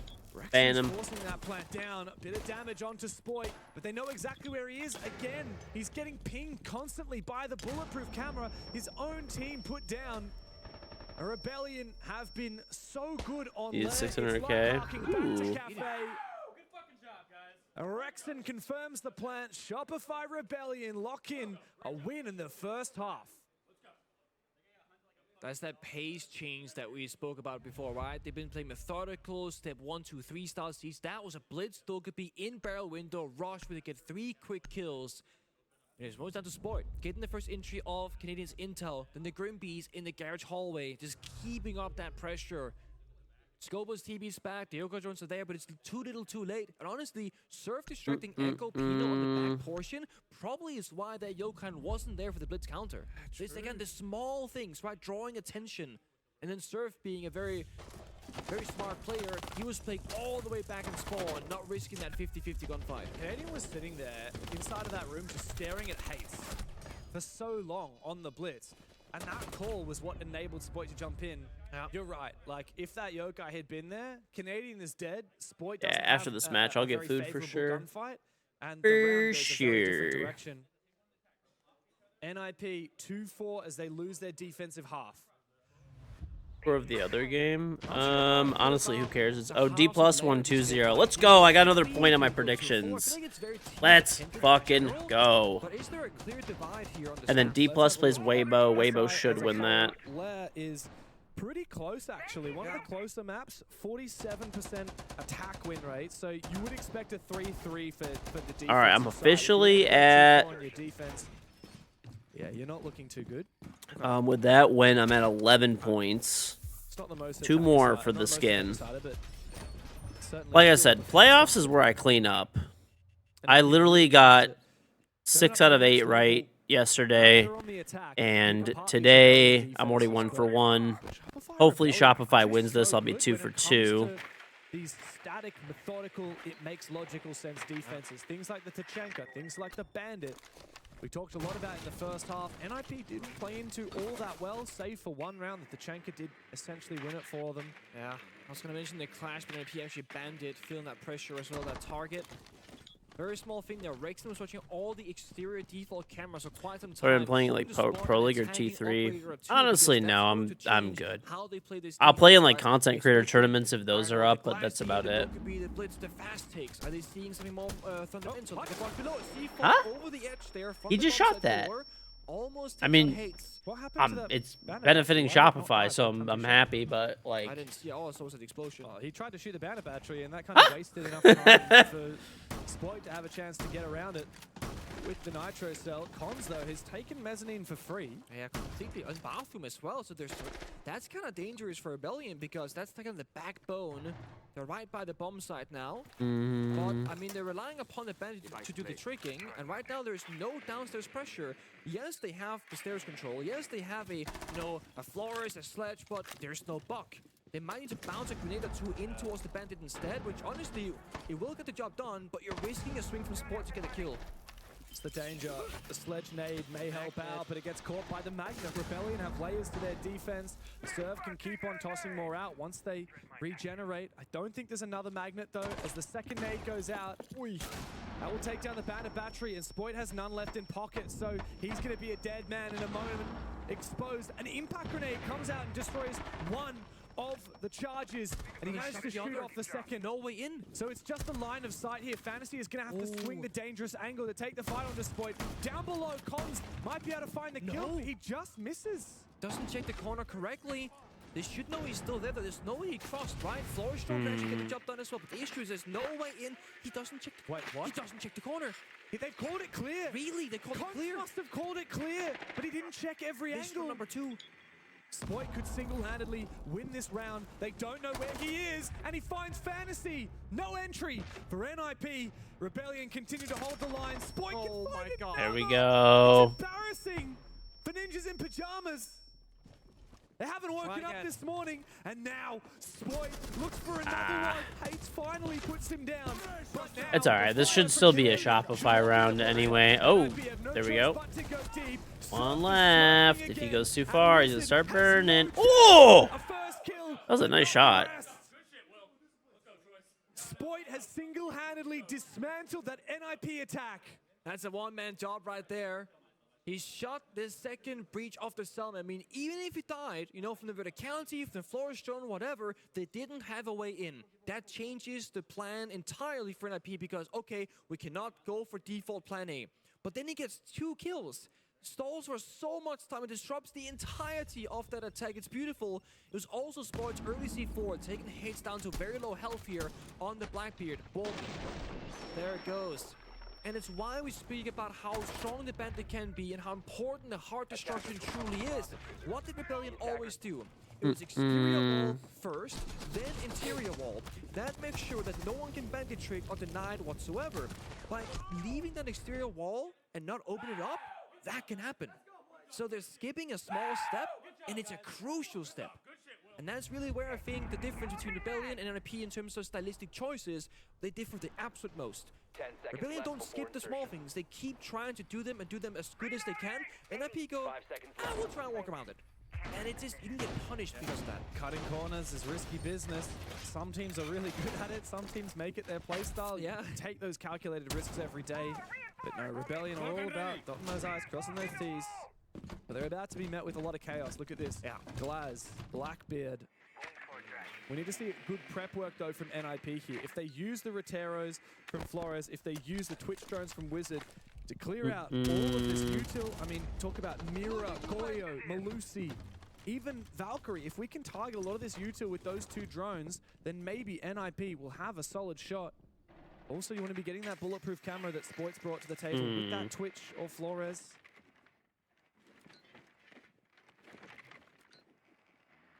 What is happening here? Oh, it's trying to they get see some toes.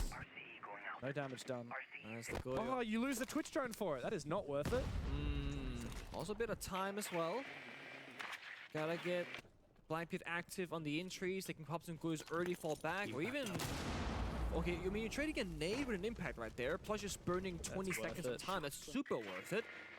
Especially because there's only 1 more nade on the attack inside, so again, limited self-destruction. One sec. One of my kids just woke up.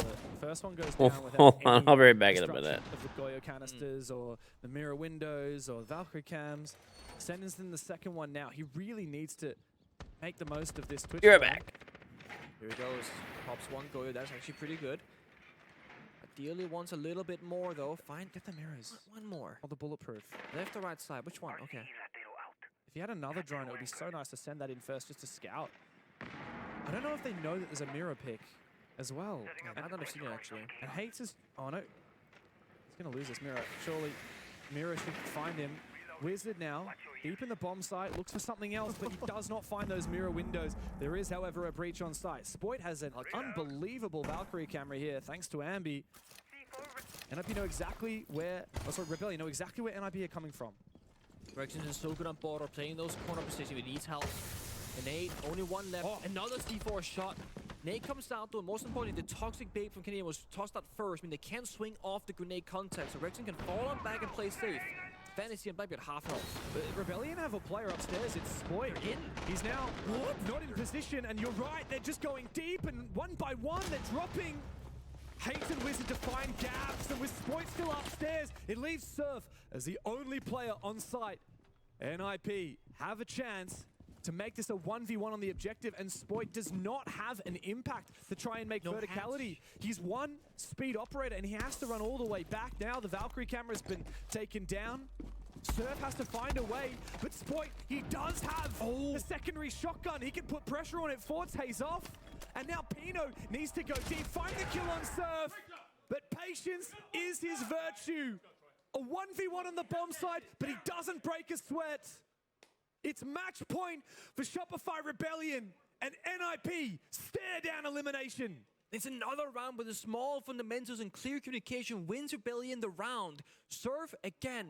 One of the... Oh, actually, tag time MVP first. Tá? Agora, mano, eles não estão jogando, tirando no show ali, eles não estão jogando com choque, essas coisas, tá ligado? Então, no dormitório, eu quero que a gente faça a nossa ideia, tá? Se eles estiverem lá rodando verde, tá? Eu quero que a gente faça o FOD verde, beleza? E aí, aquilo lá, mano, se a gente não abrir a bomba, mano, não tem problema, tá ligado? Caso tenha choque, velho, não tem problema. Foca em matar o cara do coitado e já era, mano. Tá ligado? Ou aí a gente faz, tá ligado? Aí a gente plantando e comendo em cima, ou a gente só planta mesmo. E foda-se, mano. Só fica turtle e planta, tá ligado? Os caras fazem isso com nós, tá ligado? E terceiro, eu quero que a gente bane smoke. Demorou? Pra gente não atrasar depois desses outros steps, tá? Mano, comunique melhor os recursos que vocês têm pra limpar, tá ligado, guys? Acho que tá faltando a gente Mais falar, carinho, mano, puxar drone, tá ligado? Mano, falar, mano, drone disso aqui, pá. Tá limpando muito mal as paradas, tá ligado, guys? Bora, guys. Bora. Just to finish off the point, Rebellion won a round of great fundamentals and communication. Surf playing some insane level of support cast for this entire best of 3, staying alive, knowing that he falls as for the bomb side. Meanwhile, Squad upstairs runs for his life and gets a couple of shotgun shells off to force the attackers off the plant and into the arms of Surf, who goes that final swing. You see that here in a second. They forced the angles, and then Surf again plays the timer, knowing Spoit cannot make it back to the bomb site. Great job all around. NIP, again, did not clear Rexon in the corner until they took down 2 players and injured a third. Rexon is so good at playing in those to-die spots. He always finds incredible value, and this time he was held by Canadian. When Black get tossed out that first grenade, they can swing with the grenade and take him down. But right when the nade was tossed out, as was the toxic bait from Troy, stopping that same push. Again, these small things. In the 5v5s, NIP look alright, but as it wheels down into those 2v2s, Rebellion are so patient. I also just think when NIP they get an uncontested opening pick, like the 5v4, that's when they look their absolute best, which isn't really a big surprise. A lot of teams look good in those, you know, strong positions. But when they go from the 5v5 into the execute, and it's like 4v4, 2v3, 2v2, like you said, that is definitely where they lose the vast majority of the time. They need those uncontested picks. But when you can't kill Rexon, who's the first one in the line, who are you gonna kill instead, right? Like, he's so hard to catch, this guy.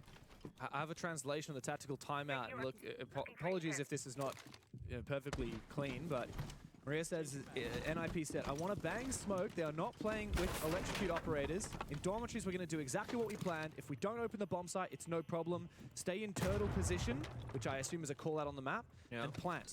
Communicate better, play the game with more passion, and clear the positions right this time. That will be the focus for NIP in this split bomb site attack. This C4 is proving very difficult to clear, but I think they got a job done there with the Selma charge on the floor. Good use of hard destruction. But as we always say, we want to bring a second one, right? So Thermite and Ace, they double down to make sure they can get the job done. Want to take top 4 first. Troy, this corner is kind of tricky now. Sprints away, stays alive. A Sport, actually. I thought it was Troy for a second because it's 11, but it's Solus. Troy is still upstairs, though, holding his position. 4 out of the 5 defenders hold on to this top floor, and Spoit in the late round will have the Solus to find any potential planter. Even with 2 sets of smokes. Good night. Oh my god! Rexon is set alight with 3 grenades, but somehow he lives to fight another day. The Candela makes its way through, and he shoots that as well. Rexon, he plays it better than anyone else when he's put under the pump, but finally, the eruption from NIP as they storm the building.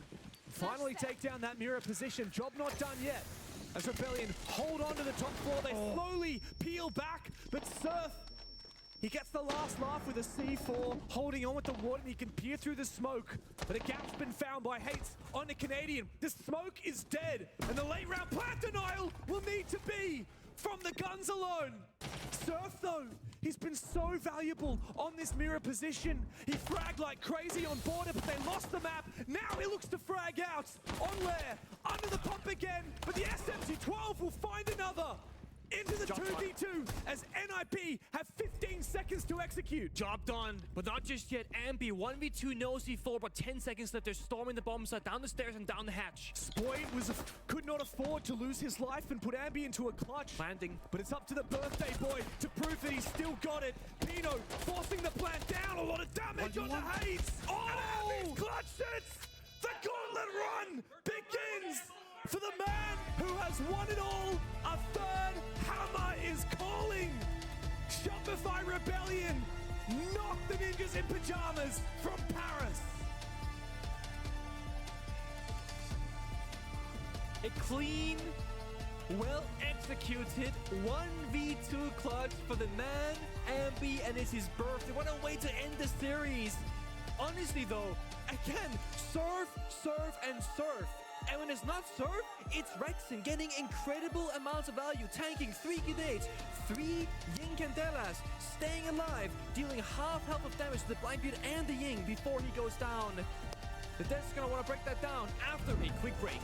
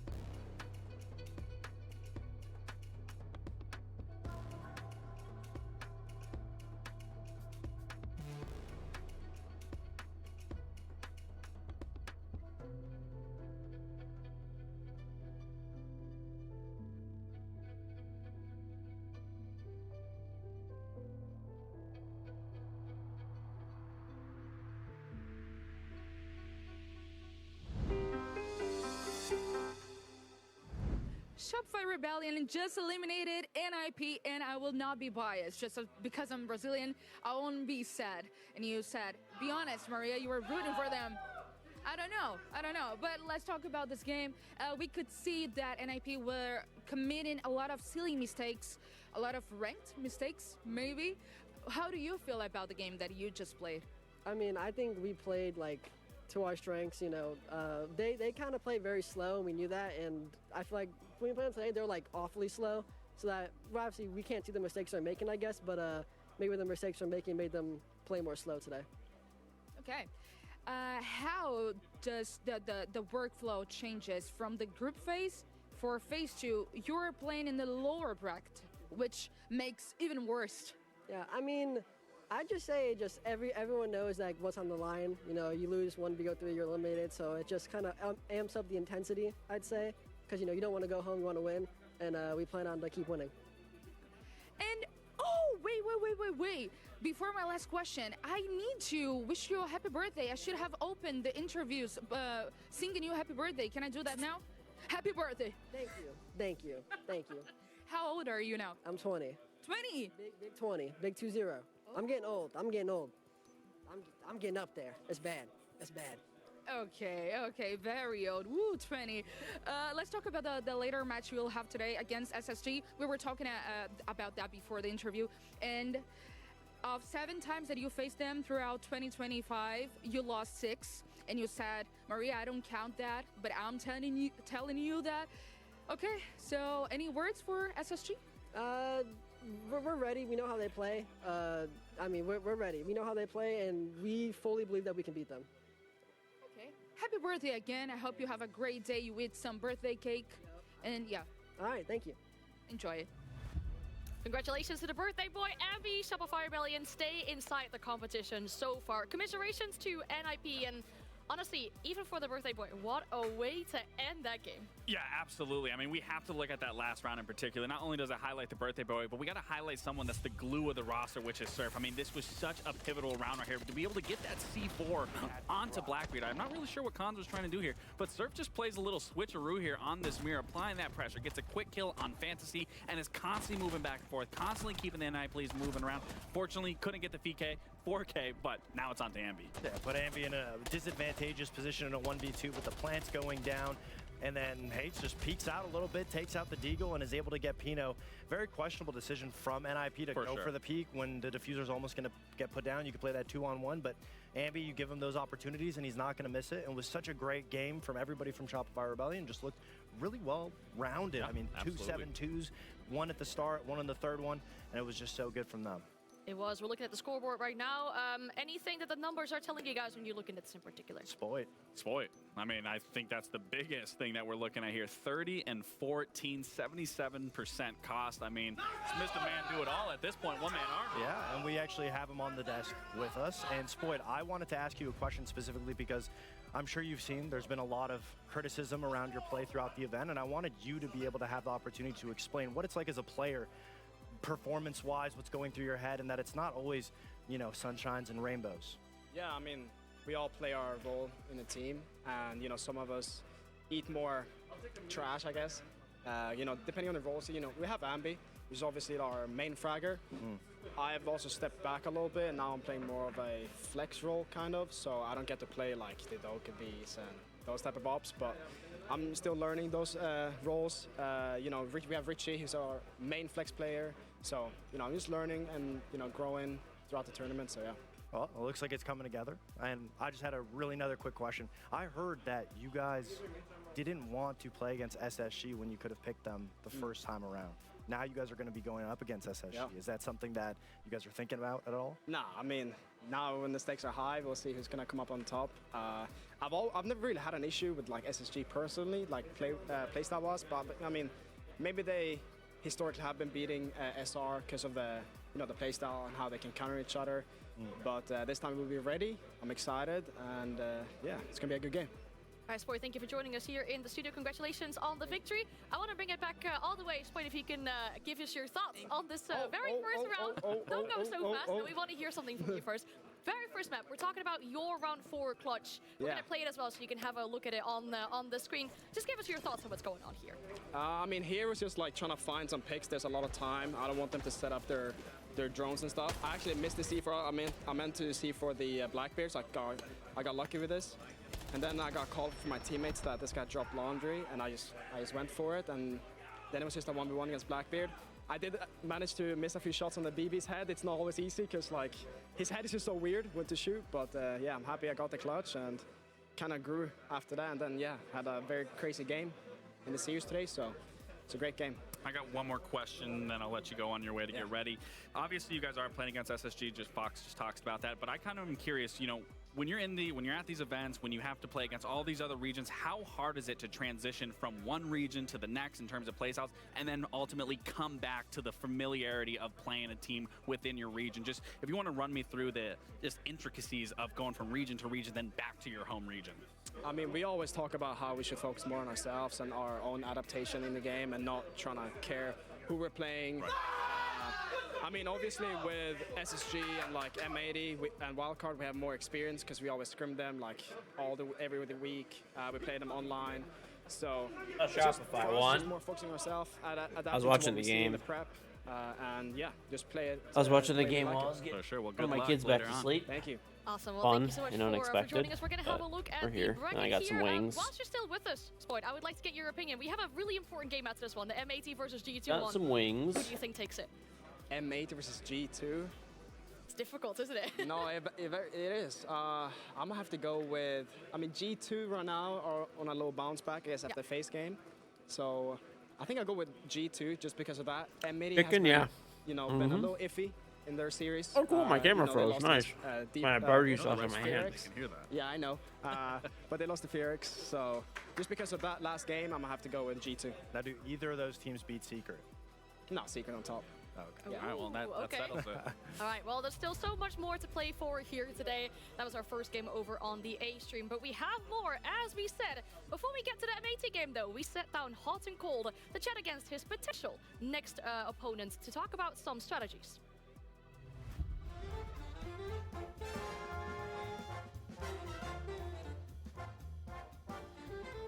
Yeah, I know my camera's from.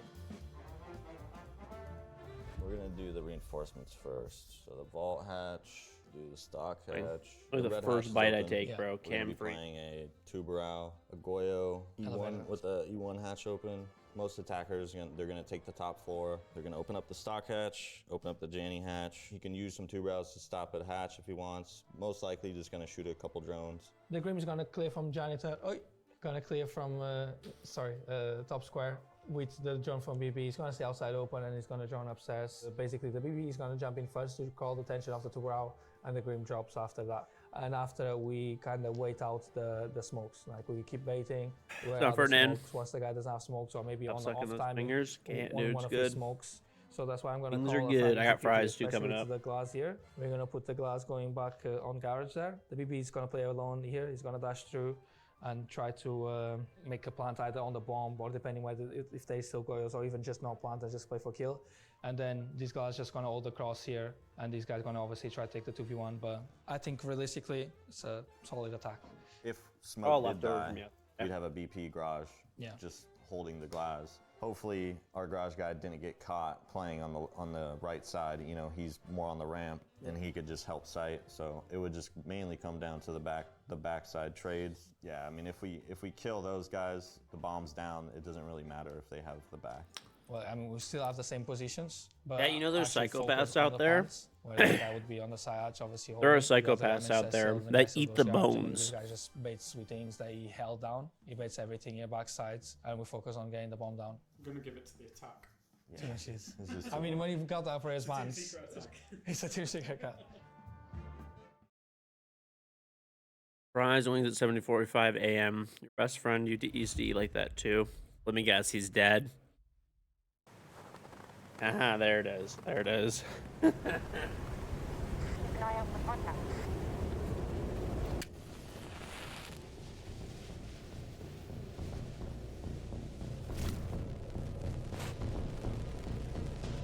Bro, I've already been awake for 4 hours. Wins are perfectly acceptable. Available now.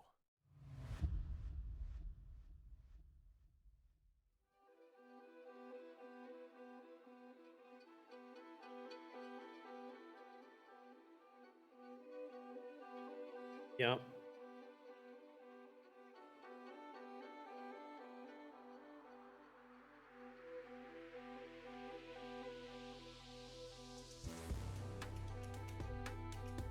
And I probably wouldn't have got them. I mean, I had them as leftovers, dude. That Lodge George about to go get a slice of ice cream cake? Hell yeah, dude.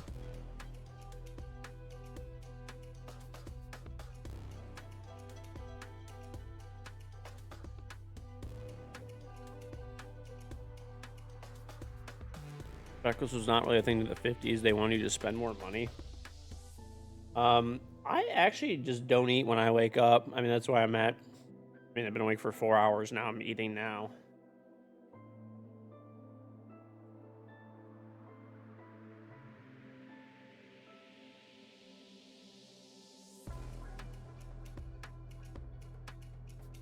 I'm not a big wake up and eat person.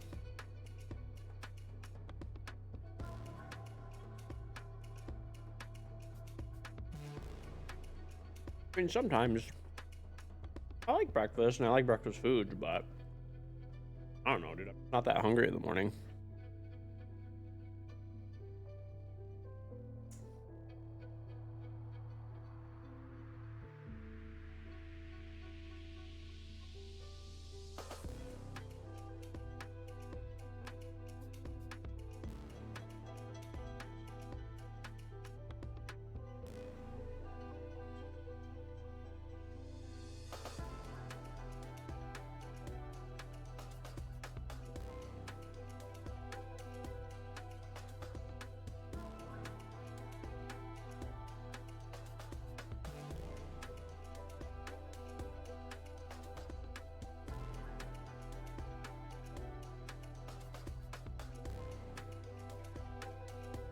Gotta get the double chocolate ice cream cake though, none of that vanilla bullshit, just 2 layers of chocolate ice cream with chocolate crunchies. Hot take, I don't like ice cream cake really that much. I mean, I'll eat it, don't get me wrong, but not that big of a fan.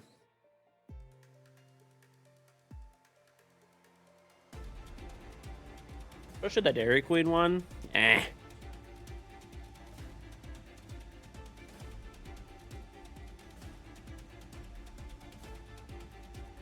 Ban.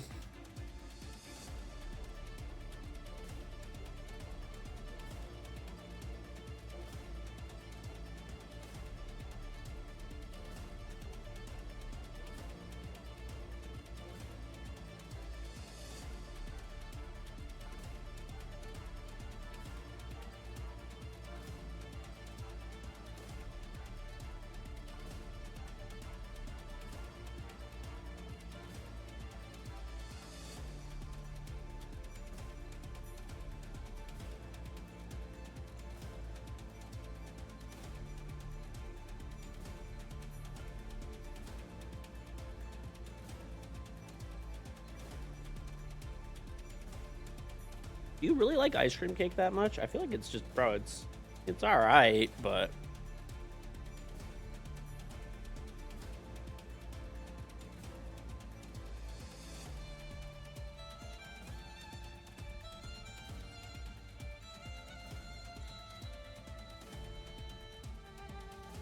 ice cream cake is like a 5. Like, you know. Dude, it's only because you have it so very rarely. I barely have it either. I don't know. No one really gets it anymore. I remember like back in the maybe the 90s and early 2000s, it was super popular, but no one really gets it anymore here.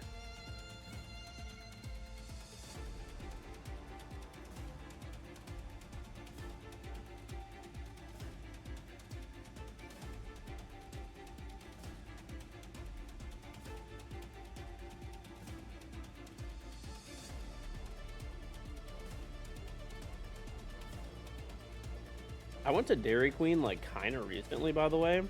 I don't know, a few months ago. Like, it's still decent, but I feel like it just tastes more like It doesn't taste as good as it used to. I don't know.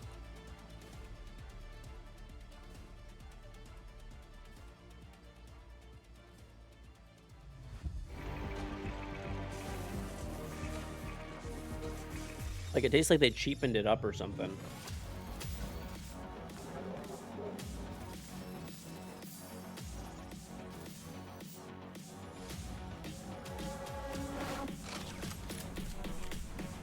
Hot fudge sundae chocolate shake trust. Well, I'm sensing you're just a big chocolate person. I don't like chocolate that much by itself. It has to have peanut butter with it. I used to get the peanut butter parfait all the time as a kid.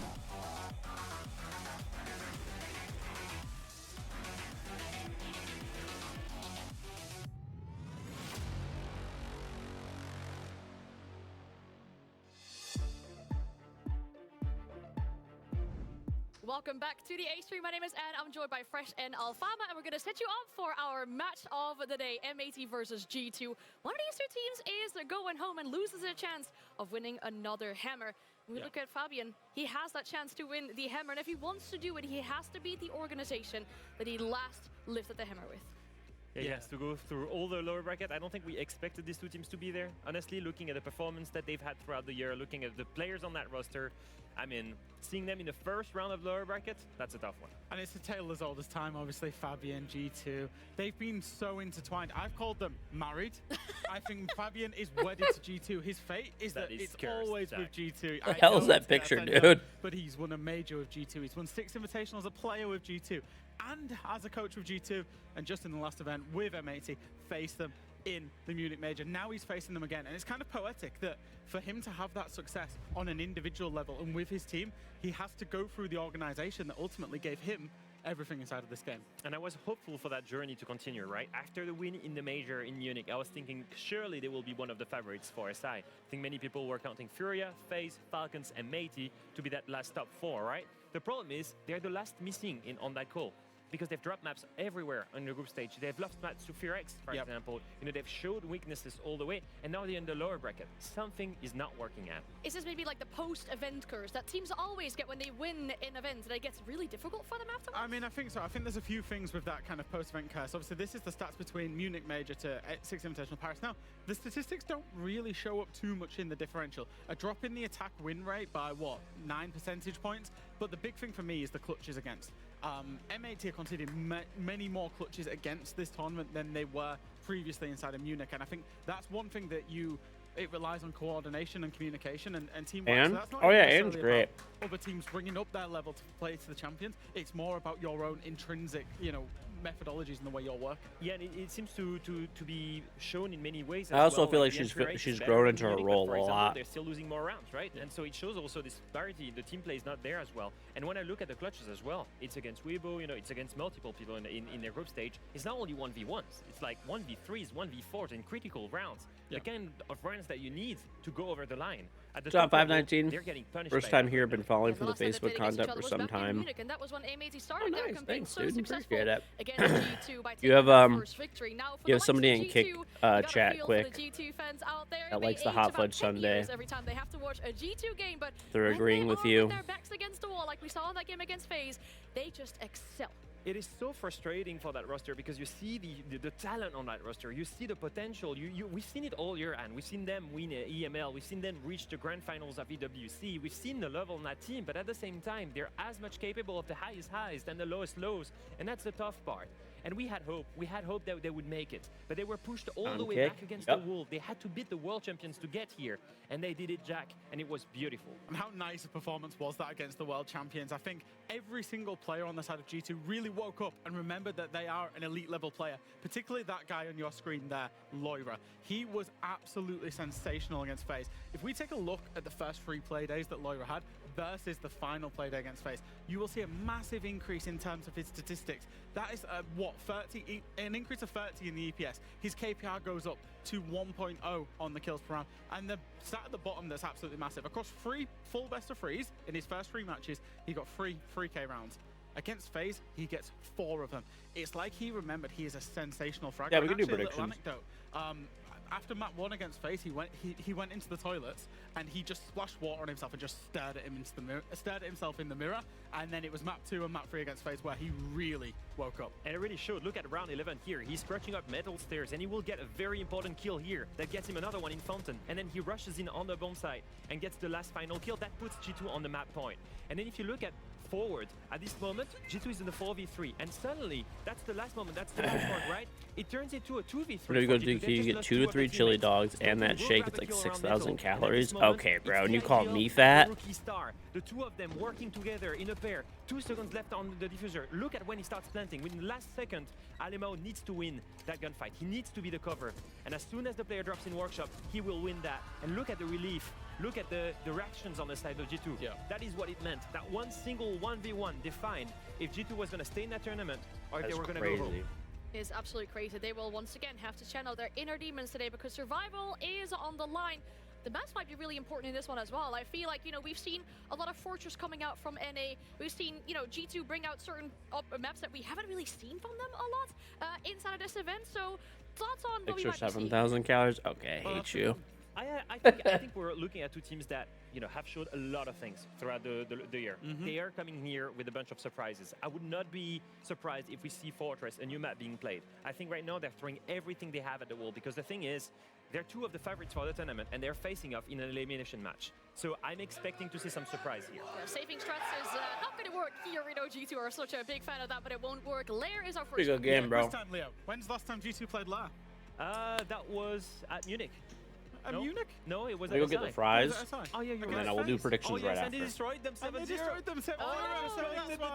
That's right why they're going straight away back to Lair. It's a confidence pick. It's got to be. And M80 are going to come in with the pick of the Fortress. I think we've seen generally our European teams struggle across the board so far. Fortress internationally. We've seen G2 lose it as well. So I'm not necessarily surprised to see M80 go there. We keep harping on about how North America currently seems to have the best Fortress, so that makes a lot of sense. Well, now we look at the decider. It's Clubhouse. Now that is, for many, that could have been a surprise. G2 used to have that map as a permaban. They've started integrating it here at the event, and they actually played against Shopify Rebellion, which is, in my opinion, one of the best teams on that map in the world, and they barely lost to them, 7-8. It goes to show they reworked ever the permaban coming into this event. And a little bit of inside information I was told from the G2 camp that they didn't lose Clubhouse in scrims before this event for 20-odd maps or something like that, so maybe Fabian and M80 might be a little bit worried should we get there. Fabian says no. No.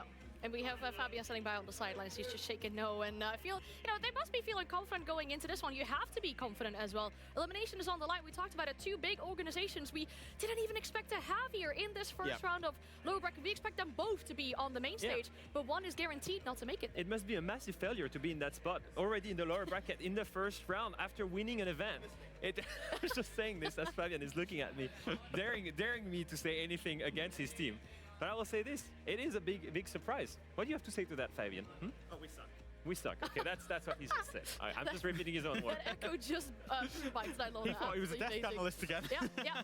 Now he's getting his headset on. The game is about to start, so that means we get to talk to our casters for this matchup. We're joined by Fluke and Demo, and I gotta say, you two landed a great game for today.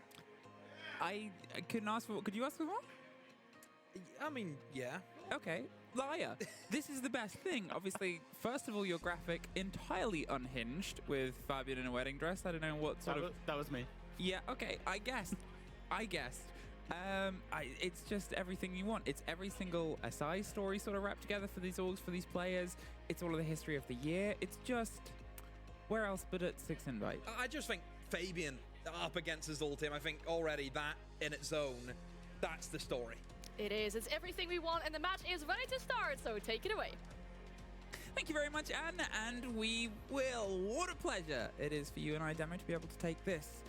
And I'm kind of hoping for 3 maps. I don't really care what anybody else wants at this moment. You have so much history, so much heat, so much tension, so much focus, and so many of you either side of the thin divide. So let's waste no more time and take it into our first map.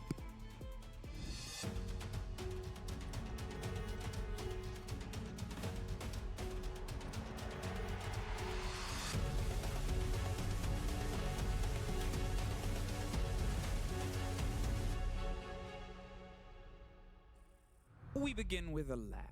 Now, as pointed out by the desk, Lair was kind of a pretty dominant showing, I think it's fair to call it, from the side of G2 the other day, Demo. Well, I mean, the interesting thing about G2, this event, obviously coming into it, Group C was kind of group of death, wasn't it? That's what we kind of said. It was. I mean, the expectations of that group kind of lived up to that, wasn't it? And, you know, G2 just about getting there on the final day, and I suppose there's the arguments where, oh, well, FaZe, you know, they were already secured first. Did it really mean as much to them compared to G2 trying to stay in the competition? There's all that goes into it. I think for G2, they played against FaZe the way we know that they can. Like the way Jack said, they realized who they were. Yeah. But I think the main issue for G2, it's getting that on a consistent basis. Well, consistency, I think, has plagued them for a very, very, very long time. Obviously, it's a roster that's not unfamiliar with the lower bracket. The last time the org itself and some of these players lifted a hammer with the man on the other side was an entire lower bracket run. A similar story, but a few years ago in Montreal, that we might be seeing here again, depending on if that man, that sort of magic mojo speechmaker of Fabian, can be that first sort of wall. Because, well, it's not just this game, Demo, but who does the winner of this play? Oh, it's Team Secret. Oh, it doesn't get any better. Yeah, obviously with the way that the brackets went and Secret losing, Secret now, they play the winner of this matchup. All right. You know, this is way too many, way too many that we're looking at with this bracket. A lot of big That's teams okay. down here who can easily go home if you just don't turn up in the day. But whoever wins this, yes, what's they map have to one? play again later on to still stay in the competition. Again, apologies, we've had a bit of a tech pause, but let's get it out of the way before we get it flowing. It's the calm. It's the calm There. before the storm, Demo. It's a moment for everybody. Just get in your seats, please. Check your theater tickets. Is this where you're supposed to be sat? No? Oh, there's a gentleman in the corner. Mr. Fresh. Yeah, that is where you sit. Yeah, that is correct. And get yourself ready, because, you know, I've already said it sort of partially selfishly. I want 3 maps. I think any at least neutral fan will want 3 maps. I think fans of either of these two teams that based on the expectations everybody has had for them, are underperforming. I think that's a very fair thing to say, that you, as you sort of put it, you don't expect either of these two teams to be in the lower bracket in some ways this early, right? You want to see them succeed. It's a massive, massive sort of rise of skill across the entirety of the tournament. We're having some Cinderella runs, but we're having just generically... Hey, Peyton Hamilton, thank you for joining level 10 in Puzzles and Chaos. But without too much further ado, let us begin with our first round down here in the basement. Yeah. So, into Lair is where we head. I think it's a really good map for G2. I mean, I think in terms of Europe, we know our top teams in Europe really strong on Lair. You know what's crazy? In Europe, I think this will be pretty good map. So M80. not that many people have air They will be in fryers. the defense though. And they kick things off straight away. Like, with they the base. exist They're there, typically but- not the bomb site that gets chosen first. We look towards our top floor, but maybe It's crazy. In the advance U.S., from like G2 every with household that has an air fryer.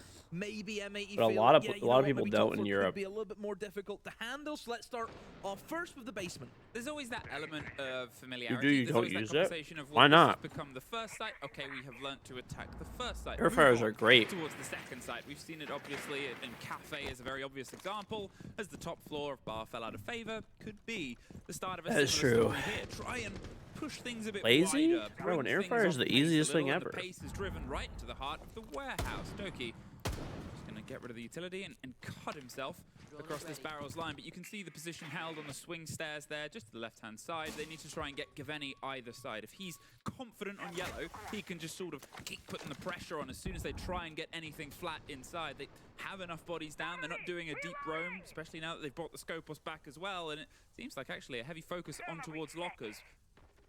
Yeah, horizontal take coming in from G2. They still have the added element of bit of self-destruction. Never mind though, as Vlad's You don't need on the AC. sledge. It's never hot enough for He's it. gone. Yeah, that's just false. And still for Gav in a great position, just to put that little bit of pressure, deny them that access to garage, or at least closer to, in towards garage. And there we go, Laura, they're in sight. They've just walked in. There's no traps, there's nothing there. They've cleared all out. Okay, too much hands off. Yeah, fine, the bulletproof can see you, but it We can can also go just see a live. post plant. But he's able to slip his way past the first and right into the bullets of Doki. In the meantime, Kino does find Loira, but a post plant with a little bit of pressure they need to put laterally across. There's no verticality for this. You just have to force these long watches out here, and as they're just pinging in Bs, they get all the awareness of Hotton's position. They know as soon as he goes for it, they're hoping they can keep the narrow line, but look, just drifts around the back and picks up the first on a freebie. They're pinching either side, and there's just a man above. Gunner lost. Looking down as his teammates fall apart. Can't even get to the kit in time, and G2 open up with what felt really easy. Yeah, big gap. Big old gap. Walk in. Go for the plant. Nobody there to stop it. Solus not in a position to deny from above. He is breakdancing his rook. Just a sleepy start, I think, for M8. We'll put that down too. But again, G2, good opportunity spot, and that comes, of course, from Gamer, Alpha thank and you how for well trying he sub, can very control much the game. appreciated. Sometimes People don't have heat in you know, central that Michigan. sort of No, quarter I mean response. everywhere has Your team responds air and you conditioning know, here, people around like together. literally everywhere. Here, just Doki taking up that position, going, right, I've got this full background. As I said, if you're not going to pinch from the other side, you just have to make sure you're ready for that. And the fact that the locker's approach was so uncontested, it was easy for them to just swing around the other side. And what I love was there was like really no util used by G2. Like if you look at the ending, there was still Look call, there were still smokes, there were still 2B canisters. I mean, it was, yeah, Bro, like you said, it just everybody felt in crazy. Europe that claims they don't need it because it doesn't get hot enough there complains constantly in the summer about how hot it This is. has always been a comment that we've made with Lair now that we've seen the kind of meta develop. Whenever we head in towards that top floor, depending on the bans, it can be a pretty tricky bomb site to try and plant in. And that's mostly because we have the Chanka and the smoke. Because of the electrification bans coming in from G2, you now leave yourselves kind of open to the denial strategy that you can utilize. Smoke on the Chanka, we've seen it played a lot so far this competition. You just sit deep in sight, you throw your util. There's great lineups you can have. You can stop the default plant positions coming in through office. Yeah, pretty simple stuff. So I think for G2, I think the approach is very important. I'm happy to see Alamau on the shield. I think That's that'll common give in them good Pennsylvania and control of West the New level York. taken towards ops, go in towards green. I'm not saying that they'll have maybe central air conditioning where they have, but like, bro, most people at least have like a window unit. Well, you can see Doki's ready to get underneath with that buck. Start putting pressure on the green side. You've got a bit of free real estate to explore, but obviously the hatch is open in the core of the site. If M80 want to sort of drop down, get a bit of a punchy fight, they can. In the meantime, look at this. In and off to the races, straight on the side of green, and the first smoke canister won't actually be used. The Chanka has used that sort of unity between these two ops. And there's the buck I talked about before. That will be a sort of, okay, maybe we need to send somebody down, go for the pinch. Yeah, that's fine. There's lots of people that I'm talking about, but in like the UK and stuff, they have like no air conditioning Connect. In the meantime, one of the benefits of this defense that they've got, for like 99% of people.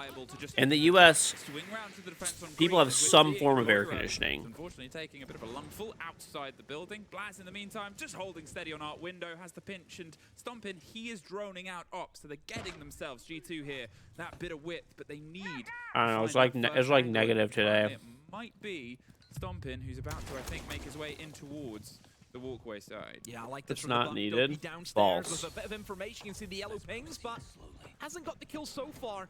Just to note, look at where Alamau is. He has the diffuser and he's over towards the exterior breach, so it might be a quick jump in here for the shield. But this is what I'm sort of I have been on Twitter before and seen the Brits complaining. It's definitely needed. Lawyer was able to find Kino, and now they have the man advantage. And well, apart from Gunner behind the main desk, Hotton and Diffuser are trying to just rotate and keep eyes on things. But at this point, Loira is the only one left on the far side of the site, and they're just going to try and swing it, but the pressure diffuser. Dude, gets in general, in the summer, It's a very direct take. The Monty can't really do much about the man behind the desk, but the C4 the Brits are much more feisty in the summer. I'm telling you, they're calm and docile in the winter. in the meantime and finished off with the secondary, a 2 versus 3. The body balance has swinged its way back round. The Monty is ready to try and find a fight, but they're not taking the bait. Instead, he's going to have to try and drive and make his own fate, but It's a triple kill for Gunner. He's checked in behind the desk, and the only one left to check out here is Blaz. The shield will make things pretty much impossible. They're going to play themselves a little bit arms off. No, maybe not. 9 seconds. Hunt's the last man, swinging close. He's left or right, and he can't quite get it right.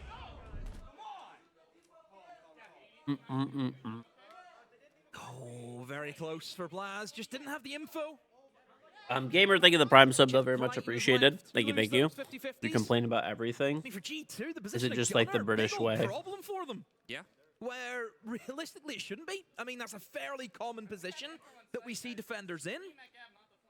I mean, they had the buck. You can go downstairs as well, don't forget, and remove that position, which maybe that's a bit of an oversight from G2. But just one guy behind a table. I mean, great awareness. Bro, I don't know why you just wouldn't get air conditioning. If I lived in the UK, I've been to the UK, like, you know, multiple times. I mean, I specifically stay in a hotel with air conditioning. I mean, could you live without it? Sure, but like, why would you make life miserable for yourself for no reason? Droning himself in took ops, took walkway, but Bro, quite enough to be able to push that one over the edge. One apiece. And your houses are built different, just not easy to add it. It is though. Bro, add a portable unit. And you said they portable units you could like use anywhere. Well, maybe they'll try and find themselves. The Goyo could obviously be propped up on the door, stop that sort of entirely awareless thing. There was Goyo last time. In fact, I think the lineup was pretty much the same.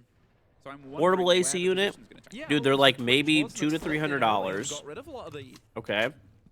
The util on $200 to $300. No Twitch this time though. Okay. And you just turn it on maybe at night or during the day when it's super hot.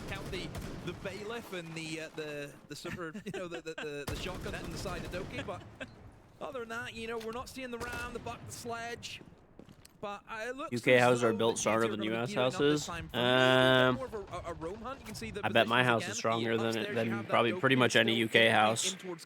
I mean, if you're G2, you I'd put money on that. Going to get away with the same things as last time. They're eyeing it up. They've obviously now got the shield position to play on. They're just going to get rid of the utilities. The breach isn't quite clean. It is still a visual breach, but it's not entirely position. In the meantime, Loira and Alamau. Gust of wind and your house falls over.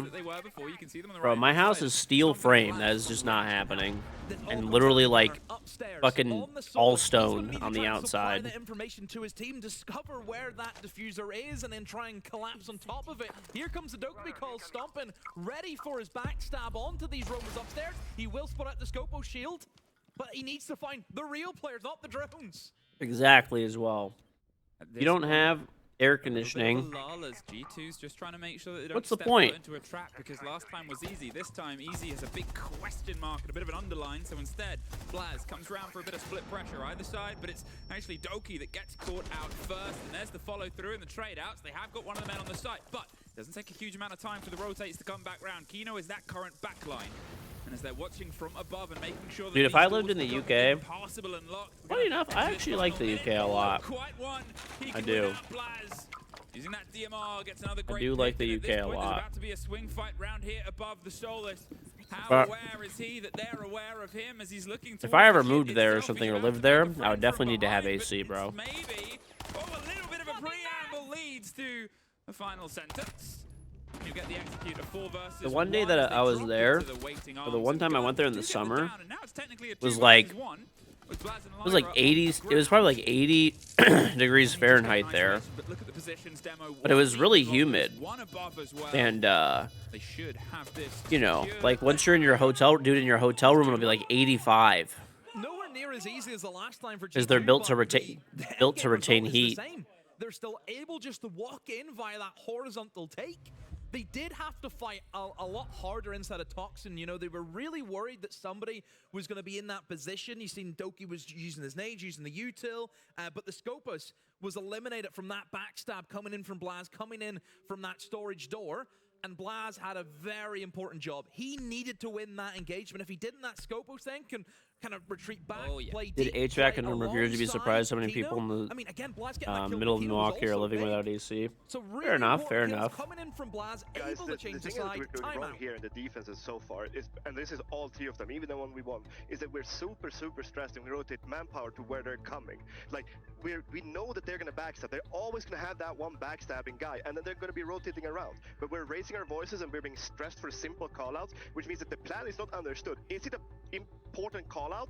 Then stress it. But if it's not, we need to be fucking calm and just talk normally. But every single call out is given stressfully, and then, well, everything will go to shits. We will collapse. Yeah. Take a deep breath, guys. Literally Reset our heads, literally.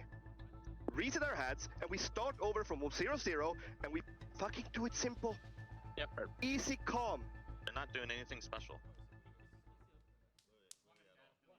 Not doing anything special. I mean, it's true. It's just straight. The beatings begin. The beatings begin. Fabian and Cole have obviously done that research. They know That was like an appetizer. It feels like Fabian's already picked up the stress, and whatever he means by stressing comms, there's a big difference whenever you're kind of playing a game. Sure, everyone can kind of reflect with this.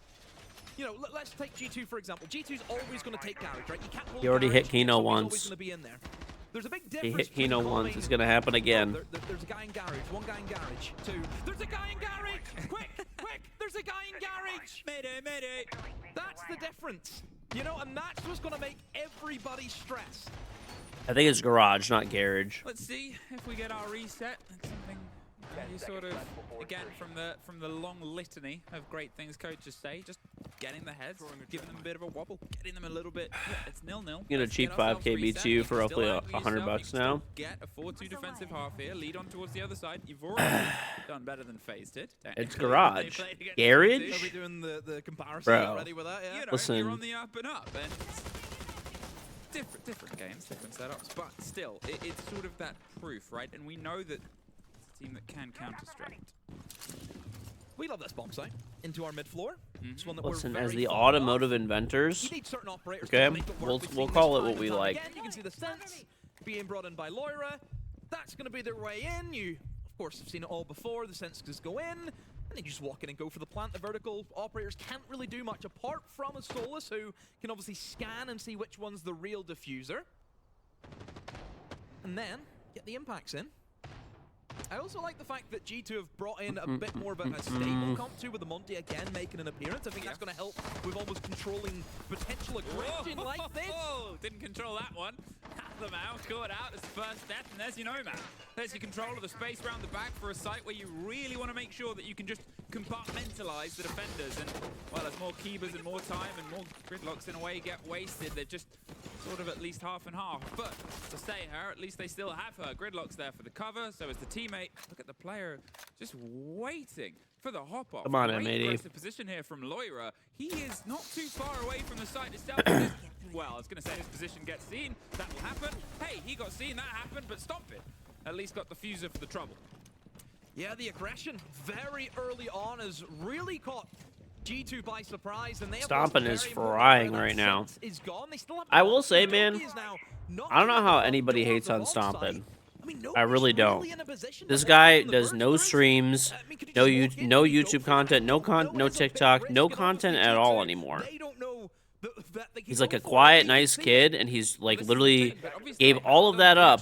Could have been rolling on Easy Street, just riding on Jinxie's coattails to play. Just go for it. I mean, there's the swing player, right? You still have the player not too far away. It's Gunner with a lot rifle. He can do what he can do very well. There's obviously the BP that's reading all. And of he's this playing as well, good the on audio. top of it. Now that Gunner's in this position, He had the highest rated stats out of anyone in any region for Pro League last year. That main breach is not open because I'm pretty sure there's still a mute jammer on it, so The only thing that makes me sad, Oh, he's hitting all the shield. They've used the smoke as the cover. There's just a little bit too many. the only thing that makes me sad is that he's not on an NA team.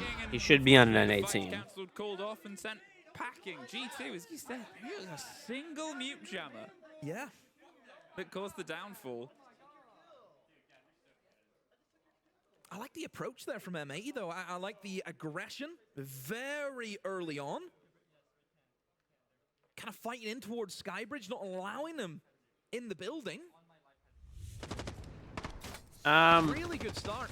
You will love this here from Diffuser. I don't know. Now that he's on G2, I don't think G2's ever gonna let him go. You know, no problem at all. I do want, obviously, you could see Stompin get off the plant. You knew that the player was swinging around. It was all being called by Doki, but when you had Blaz on the cover as well, there was almost this moment where maybe have the pre-fire come through from Blaz. Maybe there was a bit of a G2 has their, like, dude, they're G2, I don't know if you guys noticed, they do everything Rainbow Six related around Stompin now. They're never gonna let him go. Because Stompin's in, and it becomes a bit scrappy. Yeah, I think it's always that risk that, you know, Blaz could end up TKing a teammate as well if things get hairy, so there is always that pressure, but again, still for M80, good old like to start. 2-2, we've got a game. We've got a game. We wanted a game. We've got a game.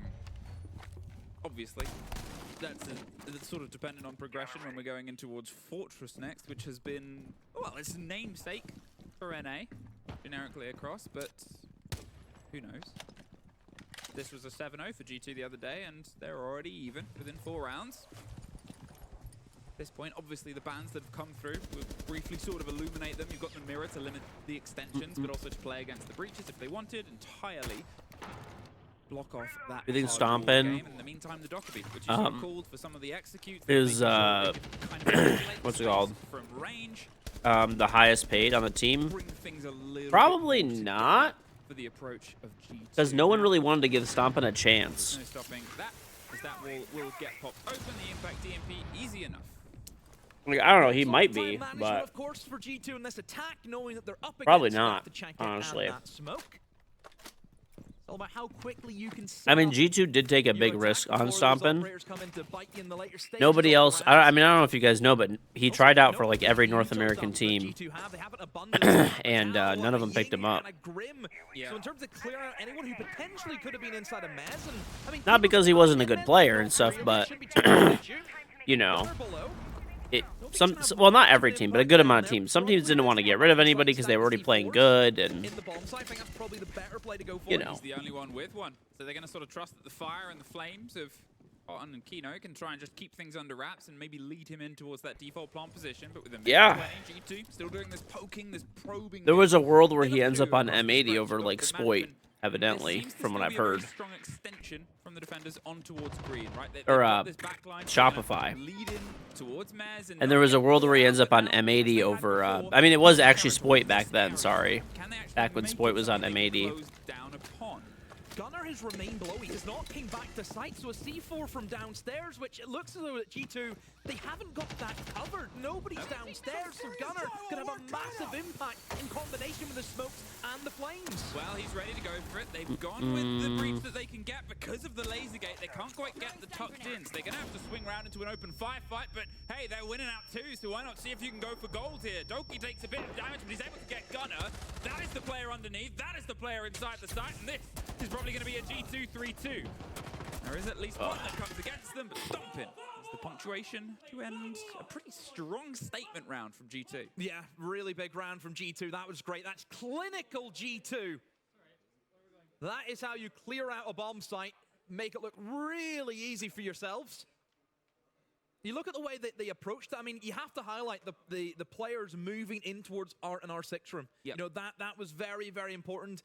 In towards the vault as well, putting pressure on that side of the map, so it means that the Tachanka isn't going to feel safe. You know, the Tachanka's not going to sit and look at the breach if he knows he's going to get flanked from behind.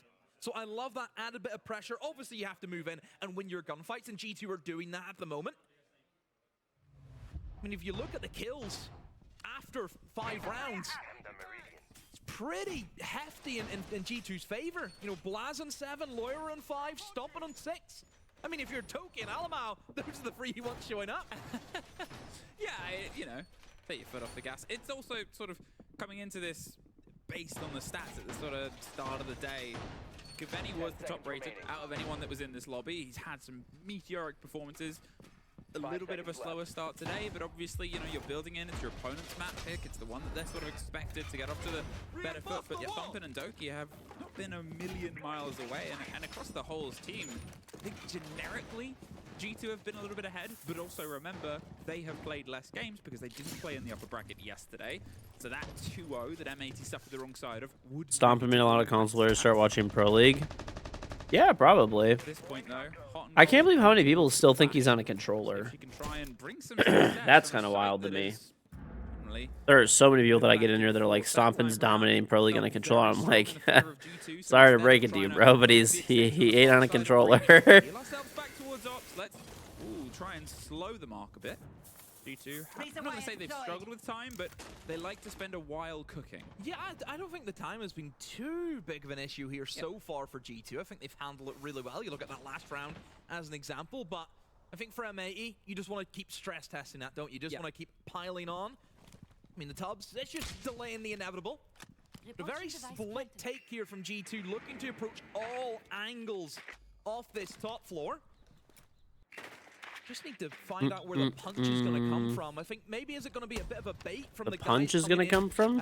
I don't know, probably Fabian. Green, and then you still have Stompin and Alamar here with most of the util, and obviously has the diffuser too. Yeah, well, I think this is the sort of position, right? Push the clash back in towards the site, but with a I don't know, man. It will never not be funny. That meme. Loira are hanging around. They're still, as I said, G2 taking their time. They like to run the numbers, see if they're any good at math. But currently it's just long watches over play spaces. They are opening up. Loira's going to put some pressure on towards the bathroom, which you can hear slowly surrounding Kino is wondering, well, at what point do I leave? Oh, 2 for 2, almost immediately either side, and that's a bit of a widespread as well. So that's now the kit cold in Mez. Alamal's watching to make sure he doesn't get swung. How fast he swapped the mouse and keyboard? Yeah. Well, the game transfers pretty like easily, honestly. Look at the patience though from M80. They've got the 2 kills. I actually think there are some benefits from going from console to PC. They just do the easy part, sit in your hands and just play the trade game. And look at where Kino is. He's got a shotgun bloats. Is he going to go left? Is he going to go right? Where's he going? He's got to choose the side. He's got to make a choice, and he chooses freedom. Sprints his way out of there with 30 seconds. That means G2 do not get a pick. It was probably quite important. The C4 almost gets the rest of Blaz, but he's living, and what kind of life will it be? 2 smokes, they can see if they can try and lead themselves into the side itself. Laura was just hoping to get picked. The clash, well, can't stop him getting the first, but does pick up on the second. Blaz gets Gaveni, there goes Blaz and Alamau. All that's left, 2 smoke bolts and 1 body for it, but with 8 seconds of time left, they know he's on the swing. They're just going to try and take the engagement. Played very smart here by Kino. There's also still a clash on the board for Kino. He's sick of running demo.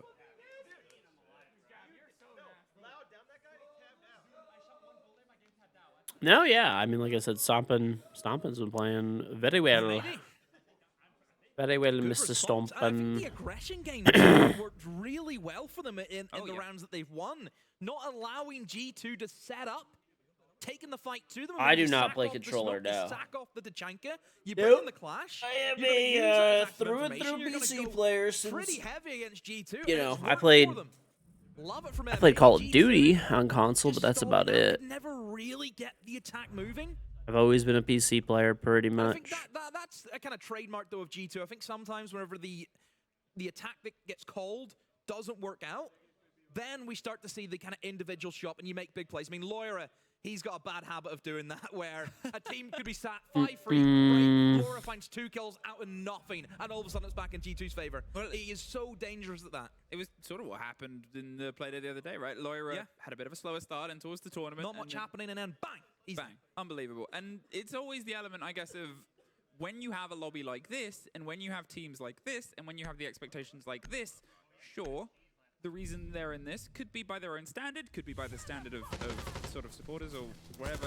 You don't expect your top teams to be in the lower bracket, but that doesn't mean they don't have the capability to still win it, right? It never means that they can be counted out, and there's always that trigger. It's a trigger phrase. It's an activation phrase. Whatever the coaches or each other can say to turn these sleeper agents on into killers in a video game. Just to clarify. Well, they'll see if they can try and get it. And what we will get is a sort of different approach here to limit the approach demo to shields back. Yeah. A little different. So G2 not wanting to play Wii remote. Hell yeah, buddy. Wii remote's sick, okay? Don't be hating on the Wii remote. So opening up these walls should be pretty simple for them. Don't be hating on the Wii remote, okay? I mean, like G2, you also have to then play up against the smoke and that Tachanka combination. So I'm curious to see how MAD are going to combat against that. They've got a decent amount of util dump. Capitao Ying is there. They also have the demo, so potential of going downstairs, looking for the tracks below, and again, clearing out strong positions. You think about behind the desk inside of office, where usually Azami sits. I think kind of Blaz is there at the moment. You can see the keep barrier right behind him. So there are positions that still need to be checked by M80, but you look at the aggression that Doki has over towards Ops. He's wanting to hold in towards Mez as long as he can. Oh, good info though. The Jachanka's across. Going for it. No, the fire will at least stop them, as well as Stompin getting the first and Loira getting the second. They sort of went off to the races, but race has been cancelled. Ground isn't quite passable. We're gonna have to call the whole thing off. This approach. Oh, it's even worse. Now it's another body hits the floor. And a 5 versus 1. Good idea, but unfortunately, G2 with better reactivity. They've all set themselves down the corridor. There's one. There will only be one.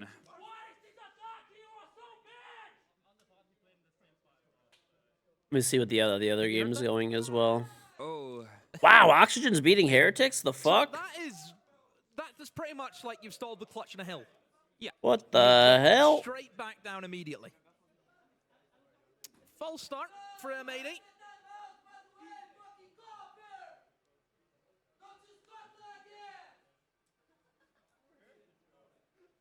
Screaming begins. I mean, they're laughing. It's always trying to work out who is screaming, because obviously there's still 4 teams playing in that room. There's still a lot going on, a lot of siege. Attackers have located a bomb. We're not that far away from them as well. There's the occasion, especially when you get teams do the big like pre-game chants. We hear that where we are, like physically, through the floor. We feel it, the vibrations. So I can try and work it out. The other fun fact about where we are right now is Telestrator is right next to us, and Fresh has just put the picture of Alamau and Fabian getting married on the Telestrator. That's his inspiration. It's his inspiration. He's just looking at it. He's staring at it lovingly. Yeah, great graphic, isn't it? It is a great graphic. Oh, the graphic packages out. This whole tournament has been so much fun. Our desk, though, maybe rein them in a bit. You voted Oxygen? You're a fucking insane person for that. They've decided to bring with outside of Fuse, get Kino on the board. Great shield player. Has been able to get himself manipulating the play space, and that was... I mean, I hope they win, but... Last time, Demo. Yeah, Kino's had his great moments. These bums better not blow your predictions. Who'd you pick? M80? We didn't talk about this. Look at this. In and off to the races. Oh, this is a fast push. Oh, if it wasn't a BB, he literally kills him. Both of those alarm bells were sort of ringing out there, you talked about before, and Kino's just going to keep the pressure going. He's able to drop, but Doki keeps things balanced, and now it's unfortunately not. Loira swings around the back, gets himself a double. What is M80 doing, bro? Said it was help, help, help there in the site, and now Loira pops up, puts them down, and leaves Gunner all alone. But any of these players still standing, it's never over, really. Fabian is about to fucking cave someone's face in. He already punched, I don't know if you were here, but he punched Kino already, actually on stream. Problem is, a lot of time and a lot of utility still stood. That's the downside. They know exactly where the kid is. They know exactly what is still standing, and, well, they know where to put him down. Loira, 3 for the round. He did, yeah. Fabian punched him. I'm really surprised they went for a rush after what happened to them the previous round. 2 rushes? It's... He didn't do it like super hard, but Kino didn't have his hand up for a fist bump, and he fucking smacked him. At the moment, G2 are reacting really well. I thought G2 reacted well also in their attacking half to how M80 were setting up. This is the very important kill. Being able to pick up the Fuser, the only guy with Kino, and then you've left Kino in essentially 1 versus whoever's in the site, which is not going to be favorable for him. And you know, Loira, he's on demon time again today. Demon time? That's it.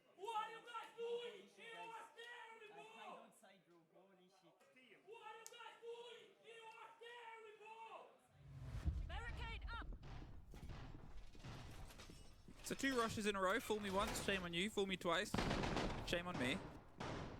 Surely not fool me 3 times.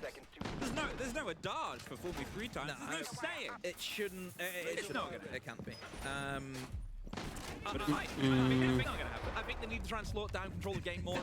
I think with the way that G2 and the players have really developed into this game. You're sad that Gavini and Hot and Cold have to play with these clowns. What, you think Gunner's a clown? Eno and Diffuser are clowns? What do you mean? I feel like all the M80 guys are very chill. You can't really hate on them, bro. They actually had success. They won 2 majors within, like, what, a year and a half or something like that. They have Fabian as their coach, who's very likable, most winning person in Siege history. I mean, and they don't even really talk shit, honestly. Whether they knew that or would work that out as time goes on, but Blatz's mirror position could prove to be problematic. Yeah, I think they're obviously going to try and go for that plant. You don't like Fabian? And then Illustrate? having that Thatcher above to stop any potential Solus who could have been up there, but as we can see, oh, he's the go. Okay, you do like him. I was going to say. It's great for this bomb site to stop that plant going down, which is probably still a pretty good thing for M80, knowing that there is no Solus. You can almost just kind of forget about them if you want and really play into the smokes, but I would still say they're going to add a little bit of pressure. You can see Keno's rotated over here, has the Candelas. You should get a lot of value out of this. There's nothing to really stop the Candelas. So G2 upstairs, they need to be careful. Threaded a network of Denari and threaded a bit of safety behind the shield, making sure they can swing on towards Art Window, but it's just structural work being done right now, right? Get yourself up close. You know they're not going to push out of this angle. Well, they might need to, but they're probably not going to. Here's that Thatcher play. Yeah. I mean, all of them maybe are really chill. I have known it. So funny enough, Hot and Cold was my old teammate. But every one of these players I used to play ranked with before they became pros. Like, literally every one of them. They've always been really chill. Towards the safety and sanctity of the site demo. Yeah, really. Like, dude, I played with Gunner so much. Same with Diffuser. Played with Keno and Gavini a bit too, but Gunner and Diffuser I played like a lot with for like years. And now they have top floor control. G2 though, you mentioned it, a lot of them ran away before they could kind of get caught out, so there is still potential for a retake, or just try and hold the bomb site from outside of it. And now we've only got 1 smoke canister left, demo. So how are they going to plant? Look at that for an external rotate. Wow. They know where Stumpin is, but he doesn't really care. Whoa! What the hell? Hops through the door over Blaz, gets the hurdle, and then kills the hurdle. Now Loira though finds Gunner. 3 versus 4, 20 seconds, and nothing to disguise the plant or any cover inside itself. They're going to see if they can just make it happen, but he can't even get back in. Oh! From above, demo, Stumpin said, I'm going on this. Oh! And I'm going to get 2, and maybe try and find 2 more. 7 seconds. It's going to turn into a 1 versus 1. They got to plant. They got to find the right angle, and you know, he's hunting. He's sort of circling the problem, but a post plant. And at this point, they can just peel themselves away. Nice try. Just pulls that one together. Friend that used to play all the time back in like year 3. What do you mean, like Molly or something? The one that used to team kill me? First he started Q sniping and stream sniping me like a bunch, and then he just quit the game. And then I don't know if it's true or not, but somebody came in my stream and was like, by the way, he went to prison. Oh, Adam? Adam's still around. Adam was a pro player too. Adam went. He works at like a Honda factory. The bands, yeah, the young straight. Adam comes back occasionally. Occasionally. Just look at the area that he's been able to control. He just completely disrupted that roam game, and that was so insane that actually just happened. How has he jumped in the moment I ran up to the door?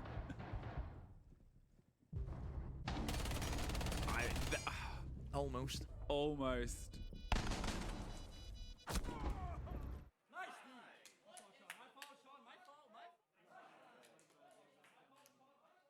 Taking accountability. That's what makes a great teammate.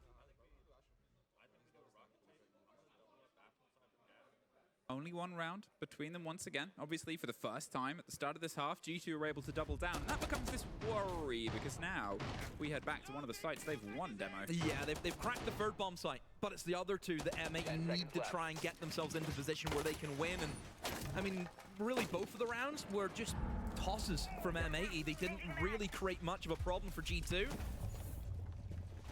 Tried to take early control of Mez coming in through rocket stairs. It was caught on very early on from G2. They were able to put up a fight against it. Gotta be a different approach here from M80. They can't kind of be going with the same reckless playstyle. I mean, look, that slower playstyle worked really well from them, taking areas of the map, taking that control. Yeah. Obviously, it's always the comparison on the tertiary, but now we get, as you said, a different take. There is a lot to slower take here. You obviously still got the Tachanka to make sure you can control the play space. Doki can peel their way back, stomp in on the Goyo, obviously waste as much time, holding a bit of an aggressive step up. They're making sure that the team is one that is leaning in towards the approach, but M80, they're not rushing into it. Themselves this, the pinch on towards Ops, the coverage on towards Skybridge as well. They're sort of taking it step by step. They've got the Deimos of Diffuser, could go underneath, start digging out players, put pressure. Obviously, it's a pretty much a constant ban against G2. They don't want Doki to have Deimos, and I get it. Fear or respect, as he always types in the all chat. At this point, maybe if they do it enough, he might forget how to play the operator.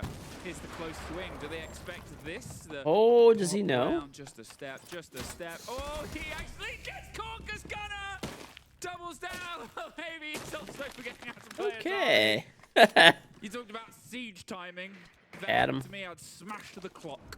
That's a tough one. Mr. Adam. Oh, Doki. Our cave dweller. Again, what I'd still cave dweller. With those keepers if he fell back to the bomb site, but it's into the cameras. And again, the slower playstyle working well for M80, taken just kill by kill. They've got their way in. They've got themselves in towards Ops. Maz is going to be the next thing they need to try and clear out. The players downstairs looking for a bit of a cheeky pick there from the next map is Fortress. Again, still all quiet for M80. This is where they're getting I ready. think that's an M80 map, and Club should be M80, even if they somehow lose this. Layer's a really good map for G2. Able to take the head off of Gaveni. Double can't get three though because suddenly there's Kino swinging around the side, but he's got a second to reload. Hotten's only watching from the art window from long, and Gunner's trying to cut his way across. Mez behind him, so hey, he'll take the work into his own hands. Why not get four? No, Stompin has the cover, but there's another for his trouble, and that just leaves Hotten watching the windows, looking at the art, but the picture currently painted is G2 in a 2 versus 1 situation. Might be able to get lucky here. He's got them angled both towards the same side, but the reason they're there is because that kit is sitting pretty dangerously right in the open of a very long corridor and a very bit of tricky terrain, 20 seconds. And he doesn't even know where to start looking, but he's got to clear every angle so he doesn't get swung on from the back. Okay, well there's the Chanka that sort of makes the rude hello that he can.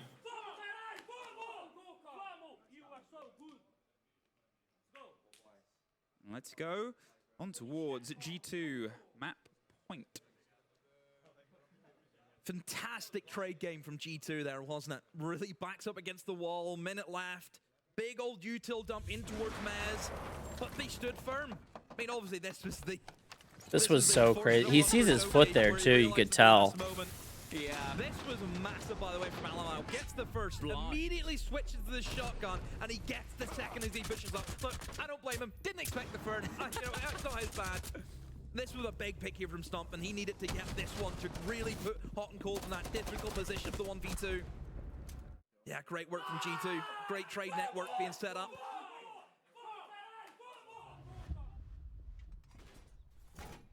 Well, they couldn't quite crack that site that's been doubled down. It's on SVK out. There's always the chance at this on towards the basement. Now, this has obviously been a place where they tried a bit of a rush, and you know, we highlighted one very important kill at the start of that. If this had gone away, it could have been a different round, and I'm wondering how much of that G2 will bring into this. I think M80 is going to try a slower approach whatever happens. But will they try and root out this, especially stomping on the vigil on the top floor, taking out drones so they know somebody's out and about now, just by the sheer fact the utility has gone double down with some support of Doki, and you're going to trade places, tag him in, see if he can bear the first bit of brunt. That position is so dangerous for Lawyer as well. Yeah, we've seen that a few times in EML. Him inside a garage is somebody you just don't want to... Was it against VP? I think it was against VP. Yeah, don't attack him. It's his garage, it's his boats. Can't have them. My man loves his boat. There are boats in there, I am correct, isn't there? Is there boats in that garage? I think so. It's a big garage. I think there's boats. Am I? Yeah, there is. Okay. Good. I passed the general knowledge test. Get in there. Oh, look at all these boats. And enough about boats. Let's get back to the approach on towards the top floor. Sort of said, are they going to try and cut them at the pass? It's very spread out right now, as you can see. Yes, they're putting pressure onto Warehouse, They want to try and catch Come on, the I GT mean, players as they rotate they're on back down. attack, which is gonna just make this like way harder. Honestly, this map is probably cooked. Kind of pinched one, and I think for Stompin, losing up very, very early on without having that impact, and if there are other rumors you could have kind of retreated back to. Shields are fun. It wasn't Laura that got that kill, but it was Doki. Came around the back, got a pinch, and well, a 4 versus 4. They might have lost one, but they've leveled things up, and with a minute 33, they sort of make the idea of everywhere is still dangerous. Where would you like to go? And they're going to say, oh no, let's try and get some of the work done. Get the boogie drones are boogieing as G2 will retreat back towards the site, make sure that they're prepared for the 4 versus 4. In the meantime, they're still set up here and waiting. They have a lot of the control of the site itself, and is it just going to be a try and sort of wrest control here? Yeah, look where Alamau is, a danger position. He gonna get cut off by the verts, but he needs to be very careful if he wants to try and take these challenges, and he's gonna go for it, using the keepers, but no! There's Pino, hits him in the back with a Blackbeard. 3 versus 4, a minute on, and they're still just going to try and wrest control of lockers. They've got it locked down, and Loira, Doki, and Blast have set themselves up as this front line. Gunner's still above.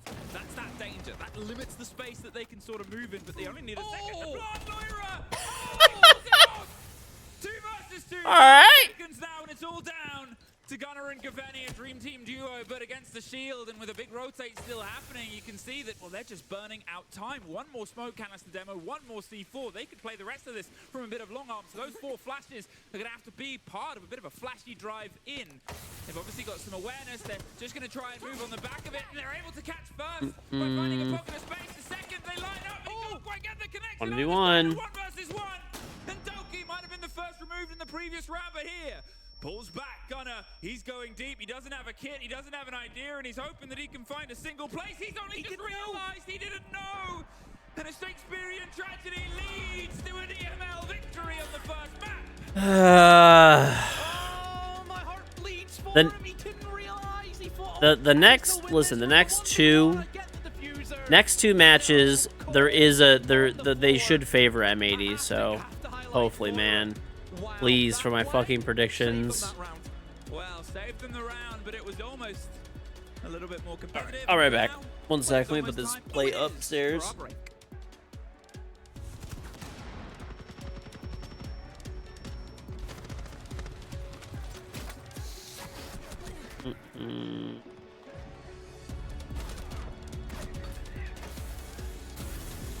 I'll be right back.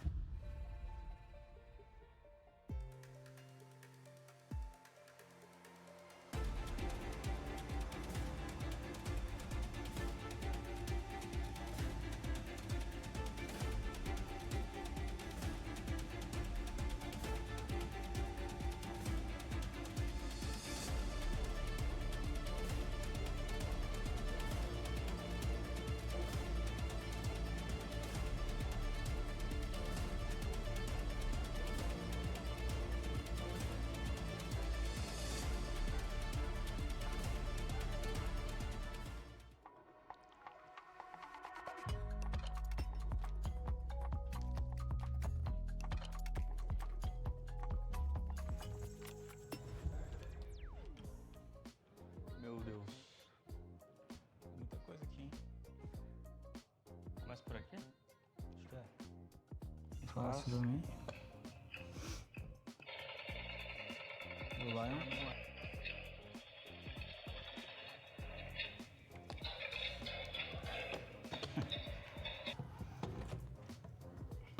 Dois. De cada baú que a gente abrir vai ter um nesse. Porque 3 bang ali é tipo 2 mais... 8 mais 8 mais 8 é 24. 17? 17, 8 e 2. So it will be 18. Tá, tem um cadeado aqui. É de onde os operadores são, será? Mano, país, acho que nenhum aqui é canadense, né? O Capcom também não. Tá, faz sentido. Nada a ver. Mano, não entendi isso aqui não, velho. Ok, we are doing the wrong way. Acho que é em ordem crescente, né? 7, 6. Foi. 6. Agora a gente pegou todas as senhas já, né? Não, faltou uma aqui não. Faltou uma. Não, 4. 3. Aham. Então esse é 4, 3. Sei o que mesmo? Não lembro. Tava onde mesmo, mãe? Foi. 7. Um número. 2, 1. 6, 7.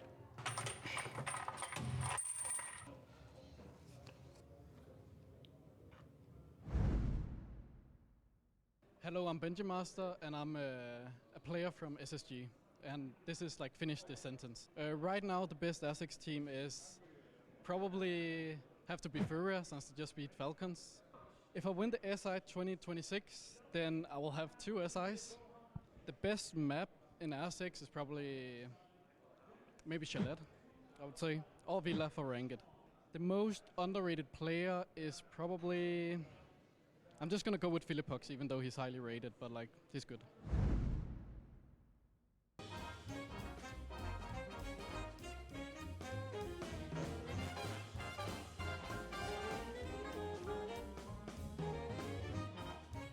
Eu faria uma rotação aqui, né, no closet, obviamente. Faria uma rotação aqui. Faria pixies aqui. Eu faria pixies verticais de cima pra baixo aqui, pra marcar luz. Certo. Aquele da bomba da cozinha. E o do troféu, e o do troféu não, do tapete e o do portal. É que fica muito grande, né? Mas eu posso colocar pixel vertical aqui. Aí, meluze, eu colocaria uma meluze aqui no piano. Eu colocaria uma aqui fora. Eu colocaria uma no portal. E eu colocaria outra... no solário. Cara, vai ser um cara no janelão. Vou botar uma Ing na porta do CEO. Vou botar um Black pra embalar solário. Um Blitz pra pular banheiro. E um cara de 4-1 na Bíblia, que vai jogar solo. Na minha visão, esse cara tá morto. Esse cara não consegue fazer nada por causa do vigil. Esse cara morre de baixo. Esse cara vai avançar aqui. E aí, enfim, não sei. Vai ser essa troca aqui, né? Esse cara não consegue avançar. Aí fodeu pra mim, então. Aí desenrola, mano. Aí não tem o que fazer, pai. Tomei pique, tomei marcando de baixo. Tomei counter no CEO, aí perdi a rodada. Mas o que você faria se você soubesse que eu defenderia assim? Tipo, você traria a Ing pra cá, talvez virar uma Ing pra piano. E aí, no caso também, se eu soubesse, por exemplo, que a Solis ia picar, eu tiraria o cara do janelão, botaria pra ele somar no rapel Tesla ali junto com o Black pra ele conseguir embalar. Mas acho que seria isso, mas a minha principal ideia era a primeira, né, no caso. Sim. Cara, sendo sincero, eu acho que é um 50-50, dá pra ser um draw, empate. Porque dependendo também, se eu faço ela muito rápido, eu poderia surpreender vocês. Tipo. Exato. Se você pula aqui rápido, esse cara entra com dor no posicionado. Sim. Já esse cara já morre, tá ligado? Ou tipo, você domina o piano rápido. Aí não tem como ajudar por aqui, porque esse cara já não mata. Aí é o cara da moreta, trocação do ataque. I feel like that's phase. Ok, so phase winner, bro. Yeah.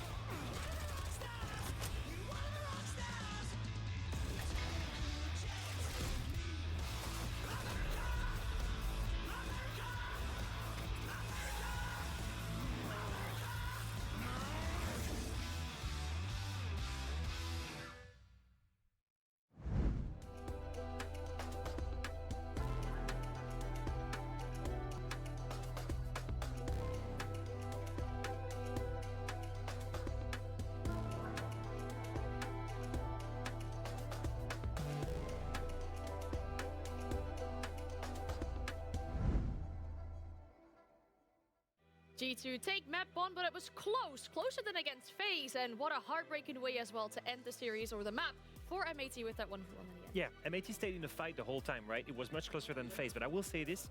I was questioning some defenses. That one, for example, with Kevin in Neo stairs, right? In the defense, he stays there multiple times in basement. Yeah. G2 just takes the bomb site and plants multiple times. I don't see the reaction I usually see from MAT that are so good at adapting to something that you see live. I did not see that.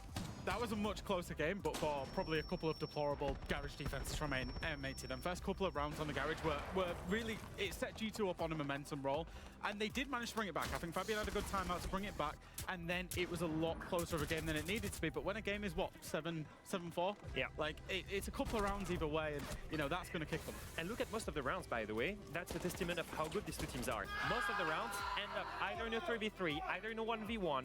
They're made very close because each team is fighting back. And I want to go back to something that Harry said, Demo said at some point. He said, fantastic trading game from G2. Well, I will say this trading game was also good for M80. We're looking at two teams that are playing at the top level because they're back against the wall. I think we highlighted one player at the beginning of this series, and I feel like we might have to highlight him again. Yeah, it's going to be Loira. I mean, I think Harry referenced it. He called it Demon Time. It's Loira and actually Stompin. I think the two main players on the side of G2. Loira actually made a couple of big plays. We saw him just at the very end, in the very final round, make a round-winning play for his team there. He made one on attack as well. And Stompin was really, really good for G2 on the backstab initially in the first couple of rounds. Playing the Dokkaebi, you know, lurking on his own and finding picks, but waiting for his teammate to create that action and then walking in the building. Beautiful how both of them are able to do that on hard breachers, by the way, on attack. Obviously, abusing the vigil in defense, but I will say this, they're basically put on roles where as soon as they use their utility, then they can go and die, it's fine. And so that's why they breach the walls usually that are accessible from outside, and then they're given the good guns. If we look at one of the rounds that, for example, I thought that Loira was doing a great job, it's a backstab actually on the top floor, and it goes to show the way that G2 is playing, by the way, on attack. Yeah. Where the trade game is just so strong. Yeah, if we look at this, for example, you're gonna see Loira and Blaz on the bottom right of the screen. Loira is droning the back of the bomb site. Blaz has sent green bees to try and spot the two defenders. Here he spots the first one in TV, the second one here around the pillar. Look at how Loira gets aggressive on this guy, gets the pick. Blaz is ready to cover the retake here from the smoke, gets the kill, and Loira can then get aggressive on Diffuser close to him with a flashbang. Look, perfect flash, Loira takes the pick. The three core players on the left side are still working the bomb site, but Loira and Blaz, single-handedly, the two of them were able to backstab. And that's the kind of yin and yang, right? M80 in that kind of scenario, their NA, I suppose, fabric would have looked for a plan, whereas G2 were kind of just baiting it and then play for the aggression and find the initial entry in a place that's maybe not too expected, and Loira and Blaz working perfectly together. The teamwork for G2 was exceptional. So far in this series, or in this event, Fortress has been the wild card for NA. Can M80 keep themselves in the competition? Elimination is on the line. The map is ready. Well, I'm excited to take it into the Fortress, as excited as they are to see themselves on the screen. But obviously, that is only a temporary before it gets covered out. I am looking forward to this because there's a lot that you and I will talk about, but before we get there, well, let's get into Fortress.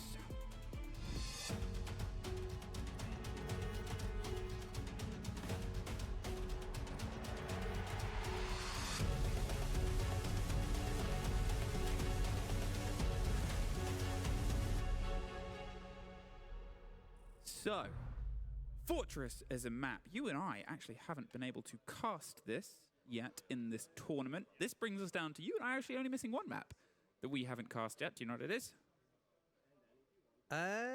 Border. It is Border, but that's a different story. Anyway, Fortress itself, we have seen it have a pretty decent play in generically NA and how the teams have been able to bring the game there. And, well, I'm just going to open with a vague question, Demo, a vague one to pluck at your big brain. What's your thoughts about the map?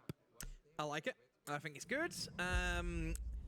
Me and Mr. Pengu have had quite a few, I don't want to say arguments, but debates about it. Okay. He loves the kitchen bomb site. I don't. Right. I am very much leaning towards this being more of an Oregon-esque map. And whenever I say that, I mean there's two really good kind of defender bomb sites, and then the other two you're kind of begging a bit for a little bit of help. He is breakdancing his rook. That's kind of the way I look at this, as almost another Oregon. Hopefully it doesn't, you know, we're not sitting He here is saying breakdancing his rook. a few years later down the line, but you never know. Not Fortress. Oh, AK Fortress. I mean, if it got to that stage, people would actually have to let it through the ranked ban pool. Come on, anyone who's listening who bans it, stop being a coward. This is a direct call out to you, but we're not quite in that engagement. And, well, if I want to back up statistics, if people want a taste of how this map handles dorms and games, and Command Officer and Bathroom, the two top floor sites, they are the ones that teams will drive most of their defense through with pretty decent success rates. Waiting Room Cafe is the third fadeaway for most teams, and there have been 2 plays of Hammam Sitting Room because Demo It's not that good. No, it's terrible. And I think even Pengu can even agree on that. Yeah, that's the bad one. That's the fourth, you know, and the fourth, the big gap there. Looking at this hold in terms of G2, I like it. There is a very much a layered defense going on. It's that onion that we love to build. You have the kind of 3 different phases. You've got the Izami you have to burn for as the attackers. Then you have the mirror window. And then the kicker is going to be that clash in the late stages. So there is so much that M80 need to try and work through. And as possibly as fast as they can. Seems to be they're kind of stemming for a more traditional minimalistic take where all of their pressure is going to come from one side, that being up in through white stairs. Demo Shotgun, a very common operator to be used here. Ooh, trying to charge their way right into the traps for the Razor Bloom. Can't quite get either of them. Instead, the shotgun rush rocks white, and suddenly they've lost this pin position on the backside of the site. Loira, it's a bit of a danger place to be in, right? You don't fully expect to survive.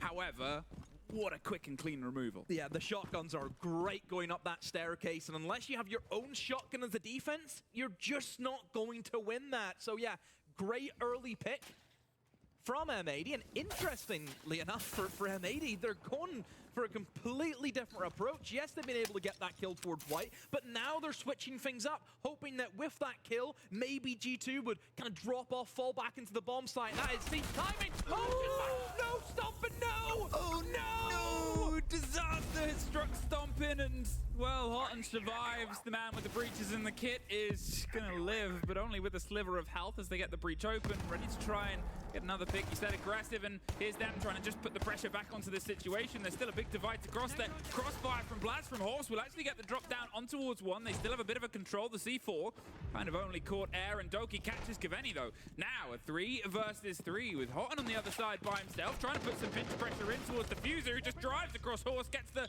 double down, but it's again these consistent engagements back and forth. The anvil rocked on the other side, so now we're just left with a bag of hammers, and we'll see if we can slap them against each other and see which ones can survive the drive-through. The Fuser cuts his way across, his gun is able to get the pinch on the other, and M80 build a better structure.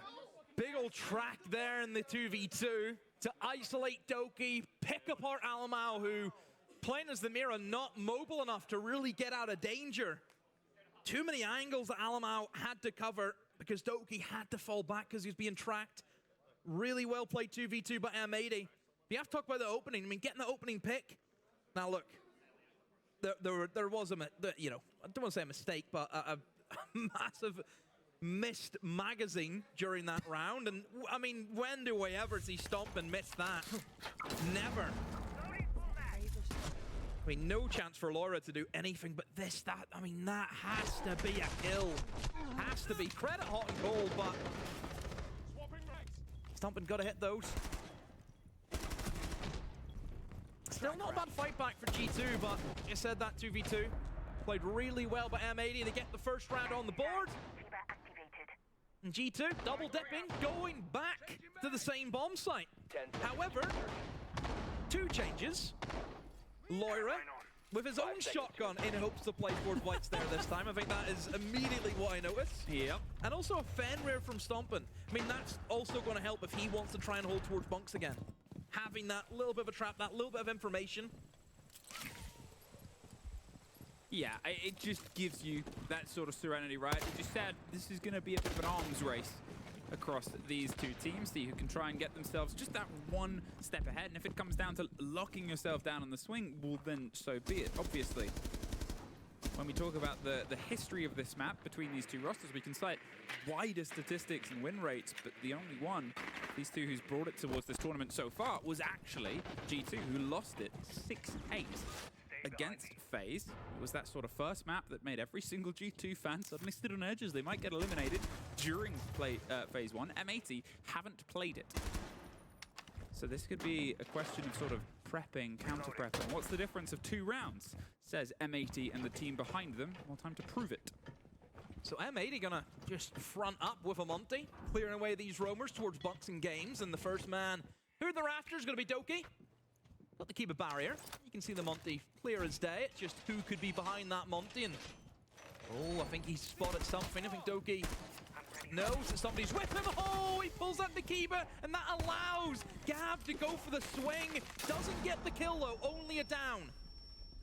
Well, they should be able to get him back up, and you can see that they're using the Clash as a sort of saving grace. It's a bit of a cross line here. It's a no man's land, and that's how that wall plays into the hole. And look at the info that that Blaz has been able to gain. There's 3 players that he was able to spot out, so they know that everything is going to be flooding through in towards meeting now, and this is where G2 can go and play with those mirror windows, play with that Clash who is still full HP. And you kind of look at what have they got apart from the nades. There ain't much to really get rid of that Clash shield. At this point, M80, they get themselves rolling around, and as you can see on the picture-in-picture, this pass, this cross across the meeting room is one of the hardest sort of swings around on this map. The pressure that you can generate on towards that singular back door all sort of rebuffed, so instead they drive on towards Horse.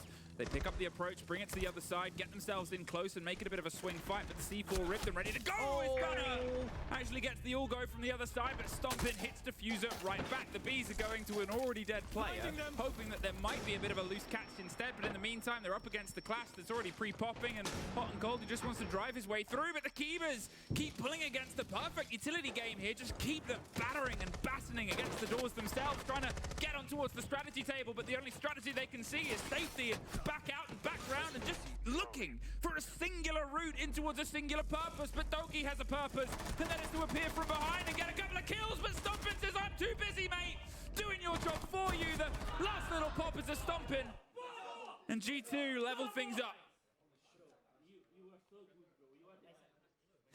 You are so good, thank you. Brilliant from Jack. Yeah, G2 playing the operators that they have at their disposal. Just look at the onslaught of util being dumped, even around the minute mark. You know, the Kiba barrier still playing big. That Clash, an absolute nightmare for that Monty. What could he do against it? I mean, the Monty had to almost go from one end of the map all the way to the other because the Clash said, no, this way's blocked, you have to go the other way. A detour. I was also a little bit worried whenever I seen Loira get taken down because he was the man holding Horse, and we know how big Horse is to kind of secure that control of. Opens up all the different avenues into that bomb site. But M8, I think, just almost feeling the pain of that time or two. You know, it took them a while to really get in position, and nobody looked as though they wanted to move into the bomb site. They were very timid, I think, on that final execute.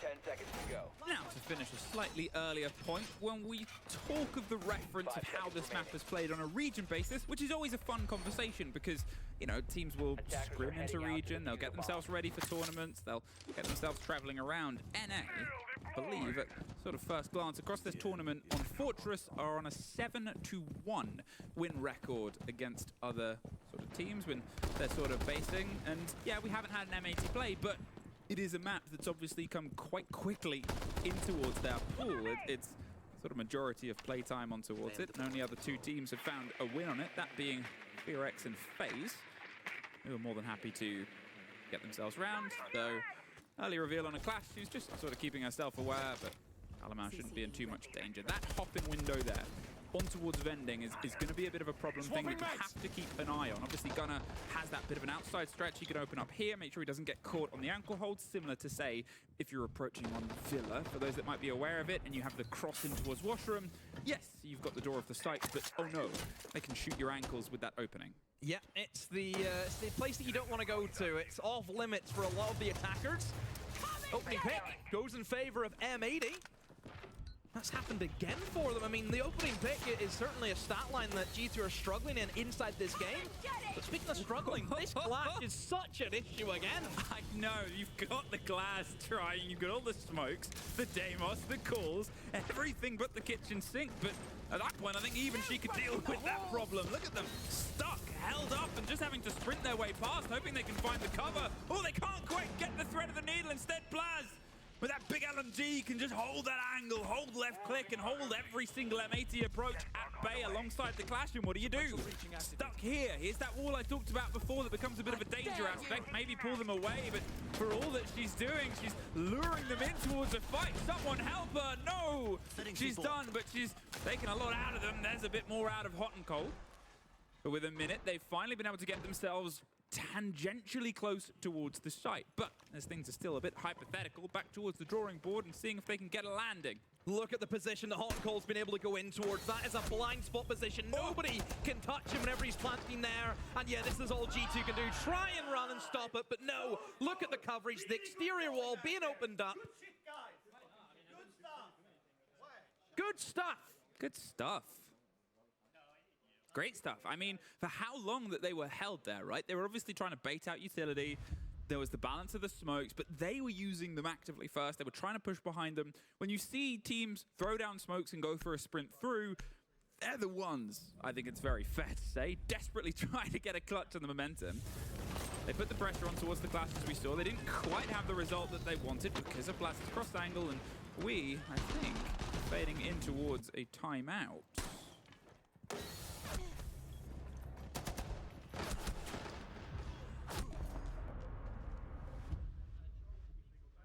Okay, so like they can do that to me because like they did the first time because we didn't have like first there. Yeah, okay. So like we're gonna have like first for me for the master. They can't play push there anymore, and I'm gonna have the gate the other night for the other push. Okay, so like we should be fine. Okay, and for kitchen, is gonna say like just try to hide the gate, put in the back the brick hatch, and one for Tiny if you fall back in reinforcement. Okay, and for banks guys, I think like just like we don't need to worry about the mountain now. Like just can. You want me to start there still? Don't play also the organized for banks. Okay, play traps. Okay, let's go. So we just got the tail end of that, but obviously he always calls very specific plays. I think in terms of how your coach leads, we've often talked about what can sort of be pieced together, but whether it's something that G2 as a team prefer, it's always very specific. It's watch this hatch, go bring this operator, get this answer to this question, I've solved this, here you go, take it away. Yeah. And it's really great to see the sort of contracting.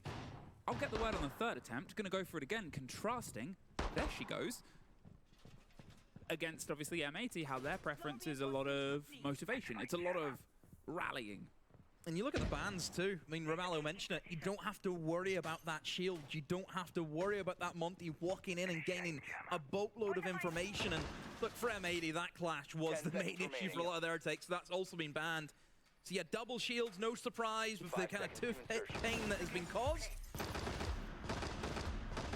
So, and now we move into the third bomb site choice, which, again, I'm just not a fan of this kitchen. I just think you can't play in the bomb site because there's no real safe position that you can sit, because you can just go above and open up everything. So it forces you to have to go for a roam. And because the map is so large, trying to get a solid roam game with really good trades without giving away half the map is really difficult, pretty much impossible. I mean, you just don't see teams be able to maneuver a 5-man roam with the full extensions going in towards top floor and in towards the first floor. Yeah, I don't know. It's very tricky to try and hold, and I think if you're a competent attacking side who can play well against the roam game, this bomb site is very easy to go for. Now, let's see if the early call timeout is going to net some success. It was the same time with sort of the reversed score of the previous split, where we had the result, but here's the coverage, here's the glass, here's the drive right round to a fight that currently isn't actually active. Oh no! Stabbed in the back, and who's to blame? Maybe the cover that can't quite be there. There it is! Doki swings around, gets the pinch on towards one, takes a bit of damage, but most importantly has pulled out that front foot forward and made sure that they stumble just a little. They need to try and keep this momentum going. As the Boogie drones working over the top and over time. Target acquired. But in the meantime, they're just going to see if they can slip their way through and taking off a fight of somebody they're not quite sure where she is, probably because of the mute jammers scattered about. There it is, the Boogie drones. And at this point, G2, once again, as we complimented them on before a couple of times in the previous map, pull back. Yeah, but you look at where they are now. They've all kind of had to fall in and around the site, which, again, the vertical play, it just makes it impossible to really defend that B-bomb site.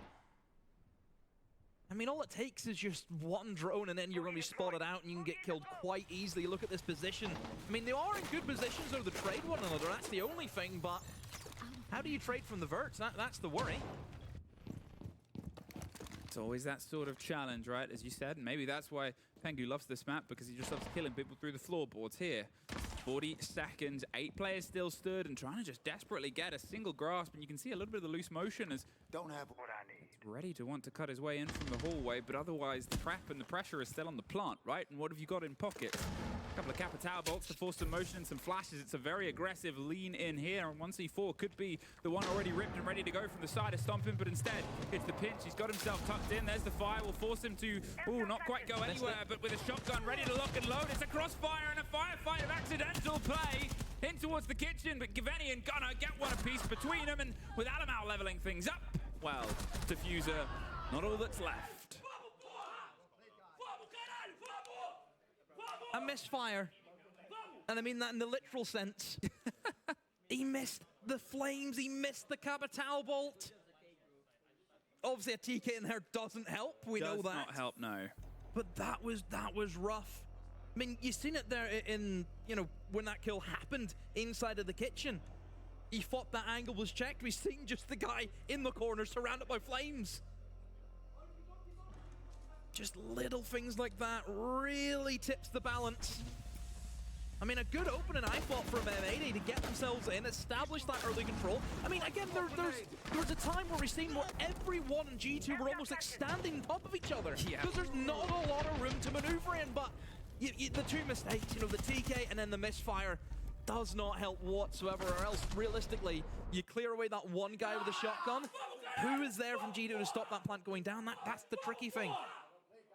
But this is what it's about. It's playing off the misses of the team you're against. It's about taking advantage. It's who can adapt better.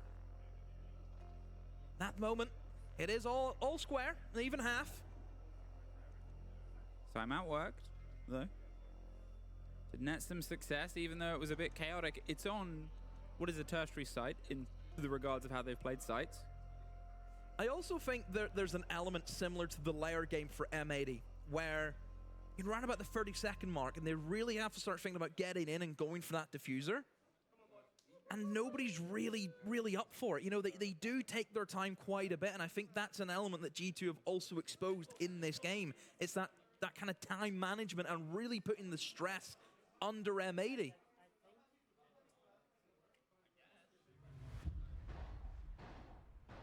Deploying jammer. Back in.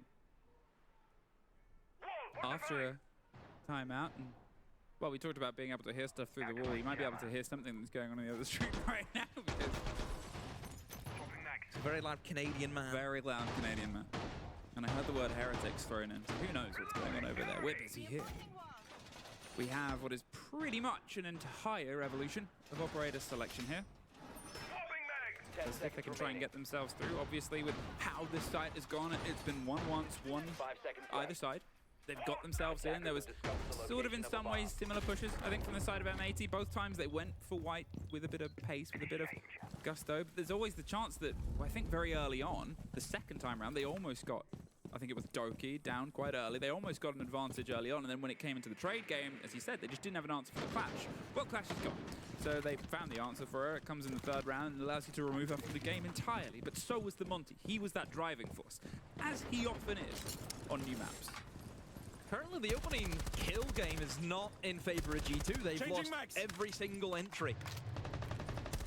Most of it coming in the form of Loira, who I believe has died all 4 times to that opening kill, and that's why he sits 0-4. And look, the guy had 15 kills in the last map. And it is a surprise to see you go from one map to another. So Loira needs to get himself stuck into this game and make that imprint, but again for G2, another opening kill goes against them. This time it's Blaz. Yeah, Blaz won't be getting stuck into this game. The Kaid, you assume, has already done what he wants to do, but still. We talk about the importance of the trade game. We talk about the importance of that cross-control, and it's just removed out of their perspective. They can try and get some of this work done with the Blackbeard. We've already talked about how Kino can be on this shield, and you can see G2 is just kind of giving the terrain over. Oh, what is this little engagement? As we cut away from shotguns at dawn, but apparently both of them weren't quite able to connect. No one wanted the full risk, and here, this is that divide, that cross. On the long meeting room I talked about before, you know they'll have the angle from the opposite side. You've got to do this and just make sure that they can't watch it so comfortably and force them further. Back in towards the site and actually goes for the reinforcement just a little bit later. They have one more Selma if they want to get that popped open. But otherwise, outside of that, what they've got is what they're working with. It was the clash that caused a lot of issues last time for M80. It just slowed their approach down, especially in towards Horse, but they're making moves happen now. They're using that util, no clash to go up against, using the Grim. Horse is gone. You have that shield. Kino can now start looking at these different engagements, spot out for his team. M80 in great shape in 40 seconds to make this a success. Well, will he drive himself in towards the bathroom here? You can see that Loira is more than happy to go for the swing itself, but he's being tracked. But to be fair, he's holding a shotgun angle, and he's got a shotgun to make it work. Gets one! Can't get his way out the building with the grenade, but in the meantime, Doki's able to find one on the cover. So once again, we find ourselves in this sort of flat-fronted 2 versus 2. Drive right into the site, but diffuser! His cape took most of the damage, and the mask took the rest, but he's still standing, and instead, 13 seconds. Force Alamo out, they know where he is. That doesn't mean they can do a damn thing about it. The 2 versus 1, Kino, he should be swept up here as soon as they go for the close, and there it is. I said it was shotguns at dawn. Apparently, they're just as good, if not better, at dusk.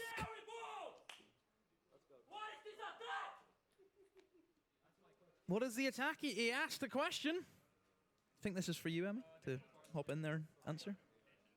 Well, that was an attack on towards the 2nd floor of Fortress, and that is all I am qualified to say. I think he's looking for more details than that. Oh, well, do it again. I'll go through it all once more. I thought they were in a really good pause here now, like 3v4, minute left, got horse control. Finally, Laura gets himself into the game, and look, sorry about that, chat. Bro, we had an all hands on deck. Sparky, thank you for the sub, and Miss Claus, thank you for the sub. Very much appreciated. Has to get his flowers too. You know, the year that he has had, you know, I always like, can you go get, you know, my youngest son and get him up? And I'm like, yeah, cool. He blew out all over the place. That was a joy to deal with literal shit. Literal shit all over the place. We know the potential that they can play up to. But this M80 side, I mean, they are also so good. You know, I sat down and Heretics lost to OXG. Shocking. But I'm actually... So I voted for Heretics to win just because of how they've been playing. But... I mean, so Heretics is out then, right? They're just done. Yeah, they're just done then. Good. Honestly, Heretics is kind of annoying. Their screaming is so fucking annoying. I don't know what it is. Still, though, they have the Blackbeard. You've got the Glass. Also, they fucked up my initial bracket, so I'm pissed at them. I'm glad they're gone. 45 seconds. Where are they going to stem from? Where do they want the entry in from? It looks to be Horse. I mean, nades are being used in towards Horse, but Stompin' on that Azami can easily plug up that hole. But for G2, it's just about staying compact and having that trade game. Wrong. Alamau gets the self as double down, and oh, why not make it 3 for the trouble? Wow. Blast wins out in the just shootout against Kino, and Hot and Cold is left with plenty of time. That's great. No flashes, drones loose, and some Selmas. This will probably be a bit of a conversation between the team. He's got time to try and dig in some of this round and a couple of picks to potentially find, but I mean, think about what's still in the pocket, right? 3 C4s, all the fires. They could play the rest of this hands off if they want, but that's not really what G2 do. Instead, they cement themselves the 4-2 half.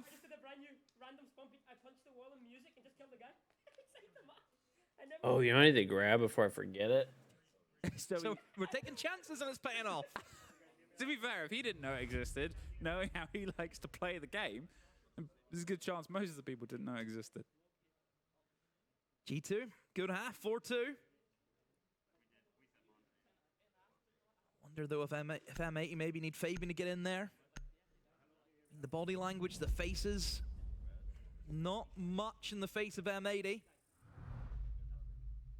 And we know what a Fabian pep talk can do for a team. It's always that mark, right? It's always that thing, and they, you know, illuminated it at the desk at the start. It's the conversation piece around this series, is the history of these sort of orgs, of these players, of these coaches, of where things have gone and how Fabian is related towards them. We've all seen the clips. We've all seen the grandstand rallying he can do. I mean, SI-23. SI-23. With G2, that was his most iconic call-out. Sometimes you got to be back towards the wall, but it's also the same thing about G2. But here we go, I think. Mike's down. Having a slight issue, I think. Yeah. Yeah. You lot at home, you got to wait. Gotta wait for the good stuff. Think he's got it written down there, or do you ever think he sat there, Fabian, and he's like, oh, this would be a banger line for the next speech? Knowing his mentality, definitely not. No, I've worked with him on a desk in a studio. He was the invention of the fact that we had to get a swear jar in the old Parisian EML studio. He made it mainstream, didn't he? Yeah. He was the first to do it. He was first to do a lot of things, we will say that much. Well, it's such a trendsetter. It is for Fabian. It's that fourth hammer he's chasing. Yeah. I mean, he's already got the most as it is with the free, but then to go 2 ahead of everyone else. Wow. Could he ever be caught? It becomes that sort of question. I think Pengu bet it best. We can't allow that for Pengu's legacy. He's in it for himself. He can't have Fabian go 2 ahead of him.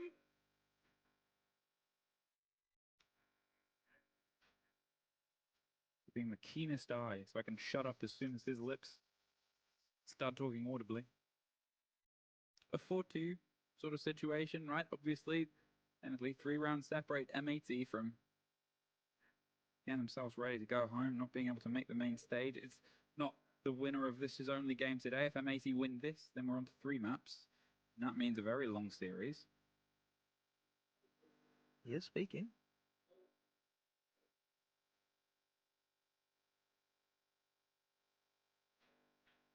Fortunately, we're not hearing. Yeah. I don't know what's happened here.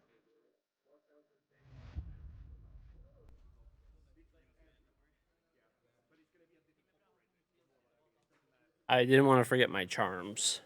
Just the bands. My IRL charms.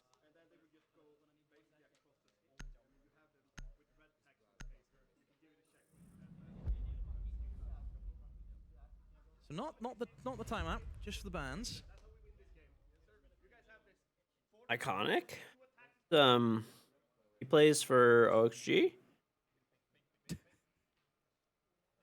Fortress 2 attack's good. Apologies everyone, we thought it was going to be the tech timeout and we thought that's why the big pause was, but no, it was for the bands. But is Mike... Yeah. Okay. Oh well. It means we still get it though. It means it's still in the cards. Yep. Damn it. I was ready. I was excited. I lied to myself as much as I lied to our wonderful viewers. 4-2. And we get the multi-ban. Yeah, he still plays. He's not retired. He like originally had like a wrist injury, I think it was, and he recovered. But the Monty. Now he's playing again. When you're up Yeah, he's against playing again. unfamiliar sort of enemies, it's sometimes this is a panic multi, but it's also the exploration multi. You get the chance of face checking, of clearing. I mean, yeah, he had carpal tunnel. Against, I mean, Alamau, yeah, very confident in the shields. We know that how good he is in those operators. So you remove the Monty, who is great at just getting the information, being very, very safe. But for Alamau, still plenty of other shields he can choose from, and he will go for the Blackbeard. Now, what's the take going to involve here for G2? You look at the lineup, it just screams the util dump in towards the old tower side. That's what I would maybe look at. You have the Glass, you have the Ying, you can strong arm your way in through that, but what's the one thing that G2 did so well in layer against them 80? The backstabs. That is always going to be an element that they're going to be after. Here is the old tower take. You've got the shield primed and ready, and I'm sure that the Ying and co will not be too far off it. However, if he does drop, Smoke is ready with the toxic canister in hand. It will choke him out. So Alamau just needs to be really careful here. So I like the play here from M80, trying to counter those shields. Gunner, though, on a roam game. Has he killed him from courtyard looking up? Where's that kill came from? Oh, the hop. It is, yeah. The door, yeah. Gets rid of the player, gets rid of the lockdown, and pulls out Stumpin, pulls out the glass with all these blinds, all this cover. Not going to be able to really have the biggest impact here. They're loose on towards the vending window as the blinds and the flashes start to move. Make sure they can keep the pressure up. An untraded body doesn't go any further. Toki gets caught out by Hot and Cold, and that now leaves the 5 versus 3. No more Lions to try and help Prowl and the pride of the approach. Instead, it's the Blackbeard they've got to try and build behind and hope that he can batter down the hatches. The roll of the flashes go even deeper. As for the players itself, Loira, he's able to take care of one, and Kino. This is crazy, dude. Drop on towards. There's Diffuser with one more. Leaves just Blaz outside of a window, and does get one more for the hop. Bit of a bold approach. And the 1 versus 3 no kit, as you pointed out, right buried in the middle of games, but I think the only game he's playing is being toyed with right now. They've got themselves a very good cross peak. They've gone wide. They know it's right in the sort of pinch of it. He's got to drive himself through. I'll be there tomorrow. Yeah, I'm going tomorrow, but my wife's actually packing for me. But I'm trying to get the stuff that I have to pack together. So like, my wife's not gonna know to pack like my 3D. Oh, what? You can't do it. You're not allowed to do that.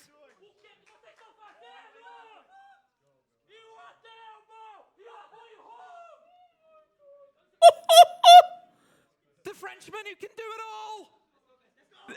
He wants to be in front of Paris. You can't argue the Frenchman doesn't want to be in front of a home crowd, Demo. But you also have a little bit of a question mark over M80, and what were just... Hi, Mr. Cross. This was crazy, bro. Look at this. Look at this. Right, he's jumped in vending window. 1. And they just peek him one by one. 2. 3. The shot on the last guy is insane. But that's look at the jumping in that window. He should be dead. There's barbed wire. But somehow they Penalize him. He took his headset off. 10 seconds to go. You just woke up with the 1v4 is your first play. Gonna be a good day. It is gonna be a good day. How's the babies, Mr. Cross? Hopefully well. I don't think he counted throwing defense rounds at them as well, giving them that feed. I would have made a Pojo's Digest back. Yeah, dude. What of it? What of? 2 rounds of continuing along the lower bracket, starting on paper technically sweeter than they did back in Montreal a few years ago, where they made bringing any and all germs from daycare. Feels good. Feels good. Feels good. They dispatched off the top of my head was FaZe. Oh, equally difficult. But the momentum that can put into a team like G2 could be off the charts. Quick work with a Twitch drone, get some of this locked down. You can see already a player's down inside the site, and they're off, making sure they can keep He said he's on demon time. Apparently it's unending. There's Gunner at least getting one back, but Adamau keeps the pressure hot. Can't quite thread the needle on towards the stairs, and now the 4 versus 2. But Gunner, with the operator he was in the position he was in, is going to have to try and slowly creep his way back to offer some support. But at this point, with all of this happening in that opening minute, G2 have a lot of time to cook with. I don't know if M80 comes back from that, to be honest. G2, acres of space. You look where the defenders are. They're confined into the bomb site, in the bathroom, in towards office. And they just don't have the information. They have no idea where G2 are going to try and pop up from. And this is the advantage of going fast. It's the advantage of having Loira. Blaz just keeps it going with Sophia here today. And Gunner, can he maybe pull off a clutch? The 1 versus this happens. 3. He's gonna find the next one. He's not pre-fired it. But at this point, G2 sit but 1 round away of dispatching M80. Nah, bro. I don't think they come back. You ask for difference. I don't think they come back from that. That's just kind of GG. Maybe it's the coach. Guys, I wish I had words of wisdom for you now to tell you on how to come back on this. Honestly, I don't. But the one thing that I do think that can give us something against their walking is just to go heavy traps. Fuck this, Mia, fuck this, fuck that, all that shit. Just go hard on traps and then time it together and swing off the traps. Generally, we have nothing to lose. And obviously their walking is what's struggling for us. They're just walking and finding gaps. They're constantly calling for it. That's what we got told in the break. Yep. So, Matt, in my opinion, one round of struggling. it was Slayer 2. But if you want to keep playing that, that's up to you. I wish I had the wise words for you. But it's the one thing I see us struggling with, and we are not finding a fix for. They're walking on us, they're finding gaps, and they're abusing them. Alright, fix that. Let's go. Have this. Come on. We run back bunks spread. No, I think it's over. If anything, I think it's a fair Maybe the underlining Fabian of motivational the speech. entire day so far for M80. It was what we talked about on the first map, right? G2 on their attacks, they were able to just walk their way I don't know. underneath the map itself. They see these angles and advantages. And whether it's just sort of gaps in intel, gaps in communication, as it was talked about before, even Fabian seems a little bit stumped. It's up to them. It's up to them. It's not Fabian controlling it. It is up to Hot and Cold as our IGL to lead this team to one heck of a comeback if they pull that off. Because for G2, that momentum has just engulfed M80. 10 seconds to insertion. I mean, it's the confidence, and yes, it is that opportunity spot. It's the gaps that G2 will abuse. They've always played like this. That's the way that G2 play. That's the way that Alamau, IGL, you've got players like Loira who are so incredible at finding the space. That's what you have to prep for against G2. 6-2. 4 rounds M80 need to find, or else their invitational story will come to an end for this year. For the major winners. At this point as well, that's been now 5 rounds threaded in a row here for G2. Yeah, that Blaz clutch was. I mean, it was a crazy clutch on his part, but they also kind of fed it to him as well. You are correct. And that builds this energy, this momentum, and now they'll see if they can put it to a final use and prepare themselves for what will turn into a big showdown against Secret in but a couple of hours. But look at the position here. Although, like the way these teams are playing right now, I don't know if either of them beat Secret. Closer and closer, worried about a C4 or some potential pressure elsewhere, but here with the crossfight, just going to bait somebody to swing in, hope they can get picked. Doki, as I said before, he's going to look for the engagement elsewhere, but both him and Gunner leave a little bit worse for wear. Diffuser suffers a bit of a strike, and you can see M80 desperately not wanting to hand over the first. Yeah, all these individual 1v1s happening around the map, but it's G2 who strike first blood. Loira, who just became alive in their second half, is causing them, again, just so many issues. Could not get the trade as well, could not get the double down either. Loira sets himself up here with the cover on towards the window, and they're feeding themselves in, and they've just got to bunker down. Hunker and hope that they can keep themselves, get 1, get 2, but G2, they're threading this needle and making it into a beautiful fabric. There's the walls going up either side. The Blackbeard can just keep this heavy step and the pressure on towards the site with a rotate round. He reinforced both of those walls late. He could have gotten wall banged. He's found a pocket. Yeah, I mean it's probably over. It's probably over right now. Keeping themselves on Loira time until Oh, there we go. gets cancelled and called off, and Diffuser slows things down. Deeper watch. Inside games on towards the cross with a bit of support from Gunner now on the bathroom. He's just got to find an angle and he gets stomping. Levels things up and causes a ruckus, but Alamau has a quick counter and levels things back in. But Kino, it's back and forth as it needs to be. Fabian said you need to work out how to do it in the lobby, and now Kino and Diffuser have to work out how to keep the dream alive. A dash across. Alamau's in, but he's not the man with the kit. Instead, he's the cover in the 2 versus 1. 15 seconds. Doubling down. Oh, come on, Kino. Let's go, Kino. Okay. Oh, almost. G2. I think Kino had like a breadstick before this. He got like 4 there. A massive engagement against Alamau. And an easy cleanup onto the plant. M80 still in it for 1 more round. But again, Emmy, we have to talk about it. Loira being allowed to do what he's doing right now. I mean, I'm pretty sure both of those kills were from outside. So that's people swinging into him. That's not a good idea. Well, they learned that, didn't they? They learned that a few rounds ago. They think they're the Demon Slayers. They're not. Well, somebody did kill him, but that's beside the point. There's one Demon Slayer. You cannot allow G2 just. I mean, it is like negative amounts of team play. I don't know what's going on. Yeah, they're really like, they're very separated out, and they're just taking ones and they're not winning them. Like, I get it. Sometimes they are able to do it and pull it off, but it ain't working now, bro. And you can see it. It ain't working. Like it's just anyone's guess, anyone's game. And M80, got to make it stick inside the server. All we have ahead is clean play. And look at the timeout that Fabian went for. What did he call for?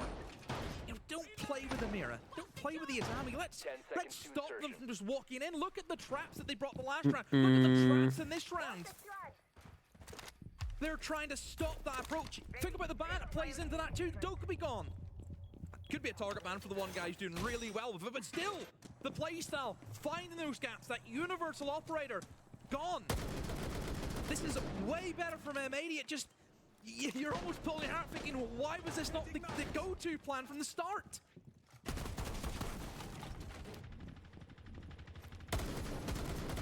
Now, though, G2 were able to pull off the first 2 kills in the previous round and get themselves propped up for success. It was a bite back from M80, and the same way we've talked about momentum, the importance of it is the same way. They could almost have a bit of a memento for growing back in, learning of all the mistakes made and all the ways that you can try and bring them back to pay dividends on your opponents. You can see, as you said, a heavy trap game. All that intel as soon as they try and set foot inside any aspect of the building, as Blaz is about to do from where he had all his success before. This time, all the narrowest of they're playing this shit like lines, it's Gunnar, ranked. he's slipped his way on path. They know. He's just got himself in towards this slightly aggressive position, and your eyes don't fool you. He is on the other side of a hard box. Neither of them is aware, and bro, what is happening? Almost covering the player. If anyone sneezes, you would know that they were there. Bro, what is happening? They're just unaware. Look. Holding on. Oh, and he misses the moment. Gunnar reacts quick enough and probably a loud scream. At least an M80 entry. Oh, it was the longest hold I've ever seen. G2. Minute 15 remaining. They've lost the opening pick. Doki tried to get a kill back, but he's been forced Okay. down. Another flank being attempted by M80. Can this catch them by surprise again? They're going to use this. They know somebody's off site. Instead, try and focus on Diffuser. Has his take. There's another one. Loira does find one in the mix, but now he's all that's left. You talk about demon time. He's got 50 seconds to see if he can really cement the rest of this round. And 1 versus 4. Double reinforcement right in front of him. Yay. And a shotgun to boot. That was interesting. M80, 2 rounds in a row, something that they have not been able to do for a very long time, to be fair. And I think actually throughout this entire series, as I have a quick glance back over, so maybe the timeout of Fabian, though it was a little unorthodox compared to, I guess, the comparison of as usual. Players are rallying themselves, they're getting conversational.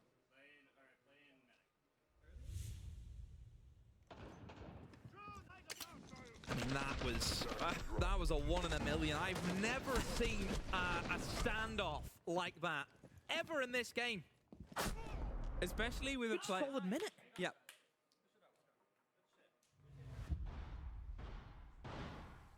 He was waiting for the approach from the other stairs as well.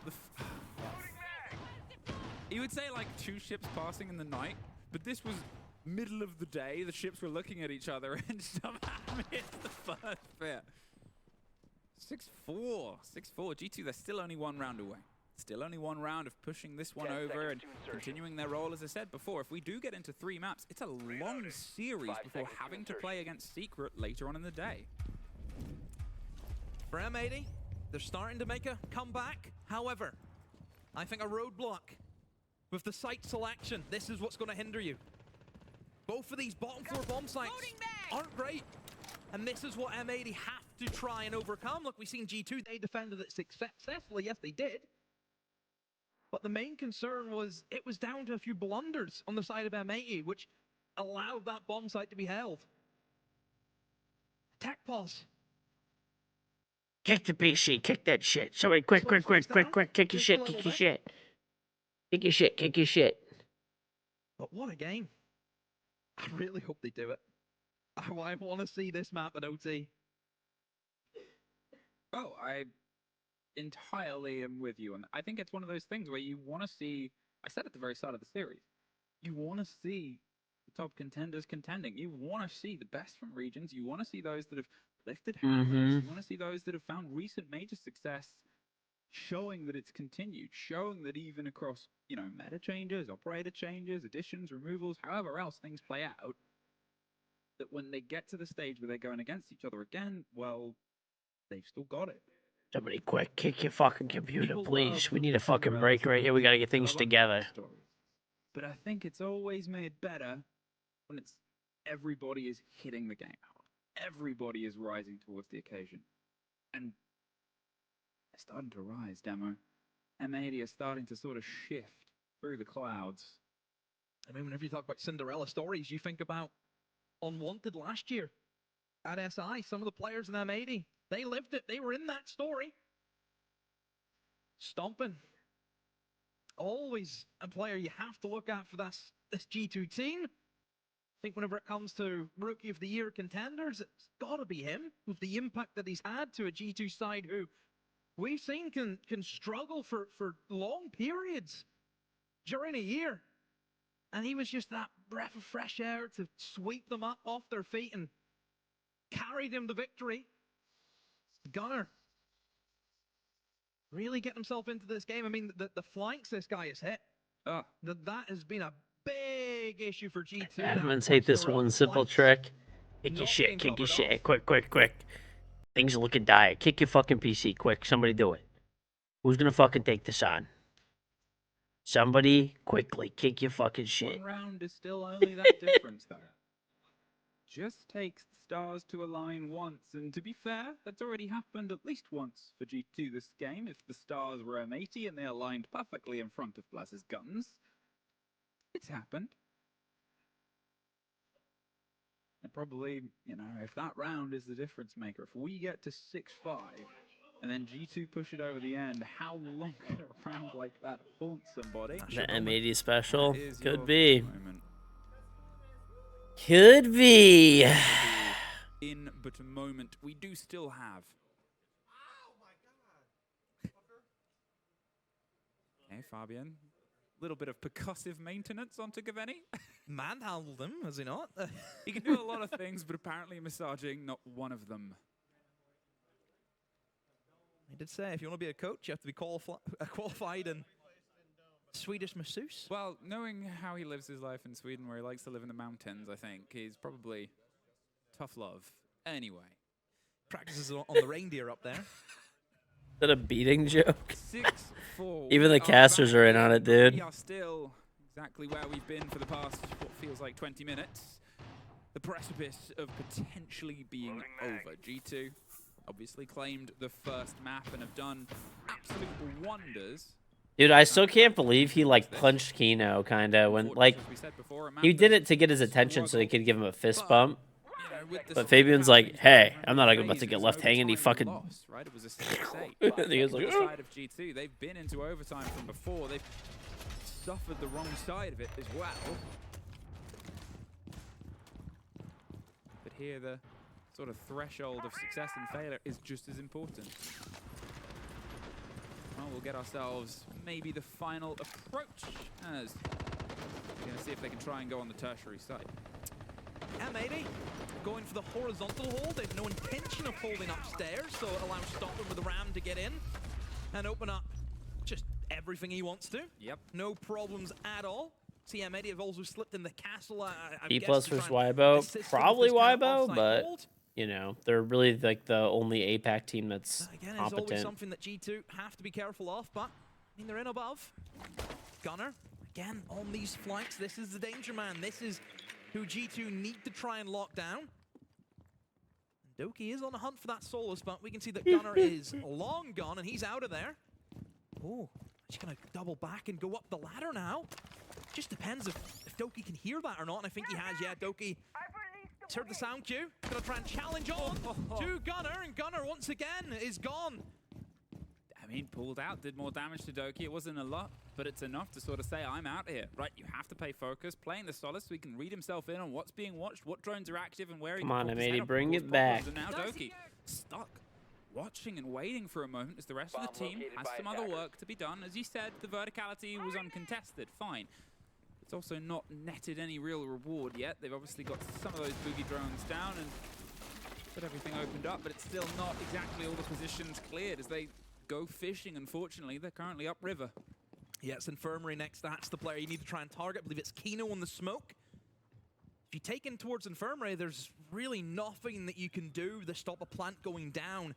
So that's going to be the position that G2 need to try and target. And got the line scan to try and help them. And here comes the push, and they've been able to find the man. Kino goes down. Eyes on towards the side, they're cut in half, but they just have to try and find a safe Getting place med to land, and control Neura this fast gets is himself scary. on towards hot and cold. We're in the final minute here in a 4 versus 3 with a surround on towards the pressure of a site where actually the kit is currently in the most danger, but recollected, and you can see the propped up position of Gaveni ready to fight for it as Stompin gets one. Gunnar retakes and puts some pressure back in, but with the vertical watch, it's all down to the straight firing line. They can't quite find the slip in.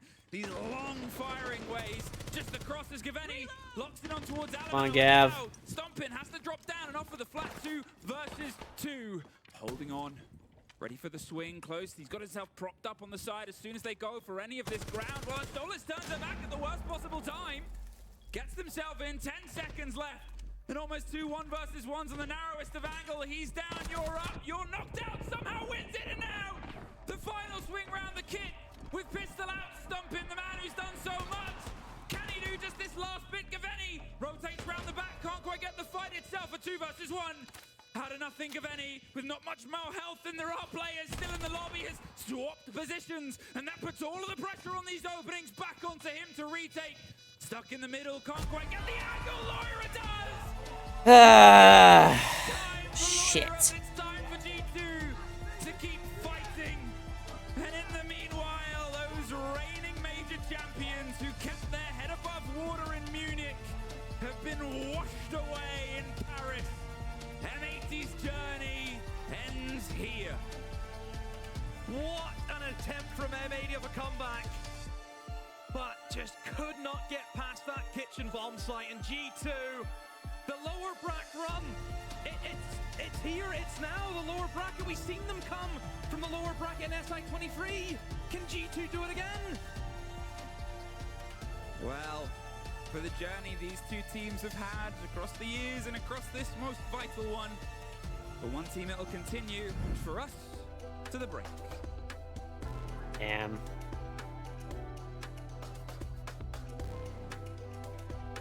Ugh, I'll be right back.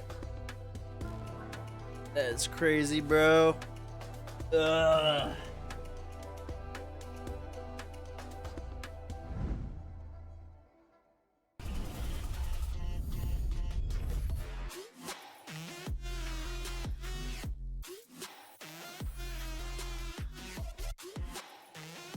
Pichu's gonna probably get waxed by Secret. I don't know.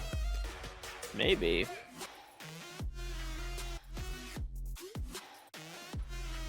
Secret showed some weakness yesterday. It did show some weakness yesterday, so.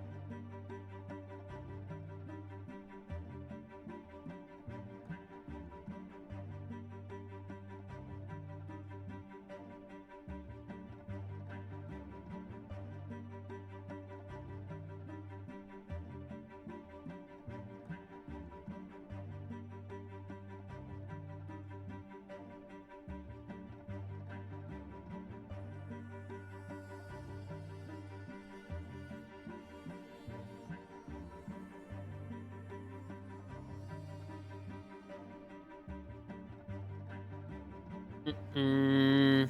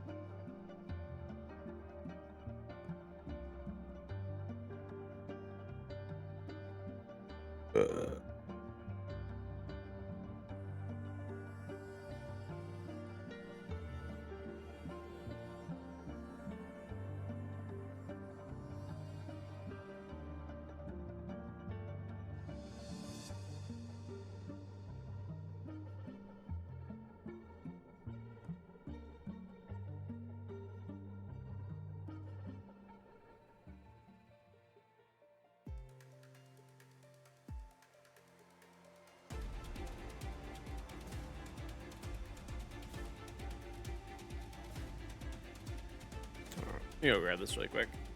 Right back.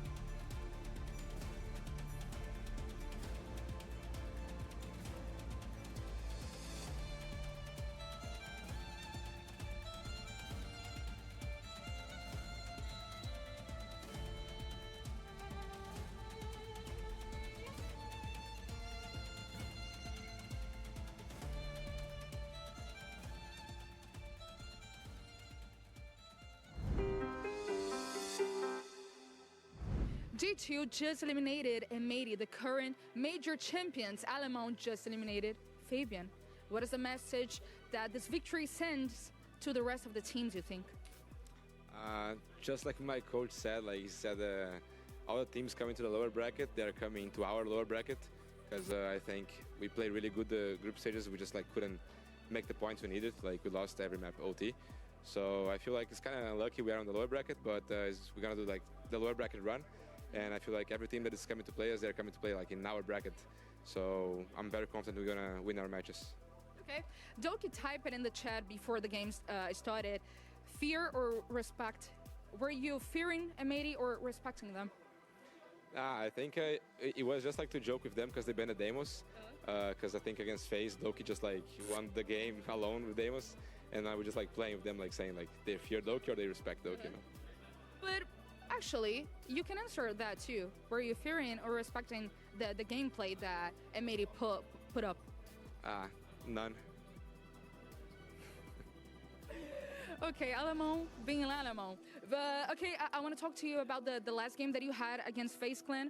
A fun fact that some of you might not know about is that you didn't know that you needed to win the game to qualify for the playoffs. You thought only one map would it be fine. But today you knew that your back was against the wall. How much pressure do you feel from that? Yeah, I feel like on the last game against FaZe, coming to the match, we kind of knew, we thought one map would be enough. But then by the time we won the first map, I think I heard somebody speaking outside about like we didn't make yet. So like me and Doki, we knew we didn't make the playoffs, but like Stomp and Loira and Blast, they didn't know. So we played the other maps without them knowing like we didn't make playoffs. And you choose to not tell them? Yeah, me and Doki, we chose like we just like didn't tell them. And also my manager and my coach, they knew it. We just didn't tell them. But today it was fine, no pressure at all. Nah, yeah, it's fine, like no pressure. I feel like, I don't know, we kind of feel more pressure like when we're playing bad, but I feel like we're playing good. Just unlucky losses, but it's fine. Okay, thank you so much, Allemand. I'll see you guys tomorrow. Bye-bye. G2 stay in the competition. In fact, it's also the first time a European team wins Fortress inside of the 6th Invitational. We're joined by Doki. Congratulations on this victory. How are you feeling? I feel good, yeah. Very confident, good. 7-4, 7-4 win. Happy to win Fortress. It's good to build confidence on a new map, so yeah, feel good. That's awesome. Glad to hear that. We have to talk about the big moments inside of this matchup, and one in particular. We're talking about the 1v4 from Blast. What a crazy round. The silent killer. What are you thinking during this moment, Jack? Are you just letting it play it out, or? I'm going to be completely honest. I'm not thinking. I'm trying to tell Alamo that he's calling it completely wrong, because he's saying it's a 1v1 Blast, it's a 1v1, but it's like a 1v3. So maybe that was the confidence Blast needed, that it was just a 1v1 from Alamo. So it's like genius from him. But yeah, I don't know what they're doing. Blaz is just hitting insane shots, but I don't know what they're doing. I think they missed a target opportunity there, but yeah, I don't know. But yeah, happens, right? That's what SI's all about. Let's go, Blaz. I guess you'll take the gift, right? From that round? I'll take it. I think looking at more of the rounds that were built the right way, I'm looking at round 5, for example, where you guys are like in a 3v4 situation, and you bring it back. And I just want to go through that with you, because I feel like that's really well played. Like, you're off on call shot, you're trying to find a pick over there with Cavani. But look at Loira. Loira gets aggressive and stops like actually 3 guys from coming in and gets the pick there. What's interesting is look at what Alamo will do there. Can you tell me what he's doing? Yeah. He's baiting them. Yeah, so basically, like, you can't see what I'm doing on the other side of the map, but like I knew there was a guy holding the flank, and like I have 2 options. Like I can continue holding him, and basically I'm useless. Carl and Loiter in like a 1v4 then, 1v3. So I decided to like take the fight against them so I can help my teammates. So I end up winning the fight, and then everyone's screaming like, Carl, play safe, like Alamo, play safe, play for the time, because the time's running really low. So we are both kind of like juggling the enemies around the map. Like me on the meeting side of the map, we call it meeting, I have no idea what you call it, and Carl's on like the white stairs. So yeah, like we were both literally just playing ring around the rosies with the opponents. So just burning the clock, so a bit. Up until that moment where you guys like collapsed together. Exactly. It was really well played, and I feel like, I don't know if you feel the same way, I feel there was a turning point in your adventure at SI, and I think that's like the win against FaZe. I think those last 30 seconds and that moment and the emotion that you all shared, do you think that's at a turning point in your adventure here? Yeah, I mean, I've said it in a lot of interviews now, but like ever since we started the group stage, we've had like really close games that could have realistically went either way. Yeah. And tough opponents, yeah. So we always say to ourselves, like, you know, it's 1 or 2 rounds each match that could have went a different way and would be sitting in the upper bracket right now. So I made sure the guys know that we should have the confidence of an upper bracket team. One of the best teams here. We've just knocked out the reigning champions of the last major.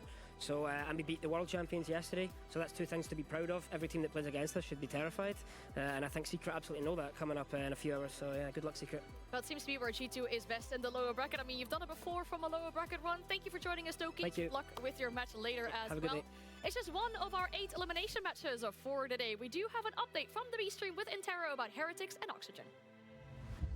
In the depths of the lower bracket, we had to say goodbye to 1 of 2 teams today, and unfortunately for Team Heretics, it was them. OXG, a 2-0 victory over the upstart T2 team. Map number 1 was a show of strength between both squads, with Flexi carrying the weight for Heretics, but ultimately a team effort for OXG takes Heretics map and puts it in the North American win column.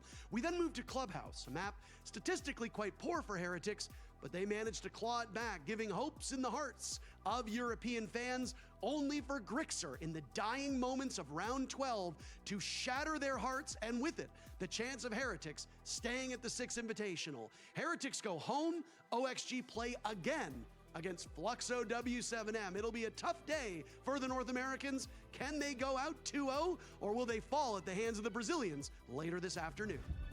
And we have a bracket update for you as well with how we're currently standing. And what is crazy to me is that with the elimination of Heretics, Weibo are now the only team remaining from Group A that still have a chance of survival in the tournament. They're playing on the B Street right now against D+, and that's going to be a close game too. And at the end of the day, we'll only have 2 European teams in SI. Stop. I do not want to hear it. You know, it's full of bad news. We knew it going into these days. It is the eliminations. It is the playoff brackets. It is extremely, extremely dire for many of these teams that are going to be sent home today. That's the tough part, but it's a beauty of 6 Invitational. I've been stewing on it. I've been marinating. We're only going to have a maximum of 2 European teams at the main stage of the 6 Invitational. One of G2 Secret are not going to make it, which is massive for our region. My day is ruined. Love that. Wonderful. But we have so much more action here on the A stream. In fact, our third match of the day is SSG versus Shopify Rebellion. And we had 2 players from either side sit down together to talk about their generations in Siege.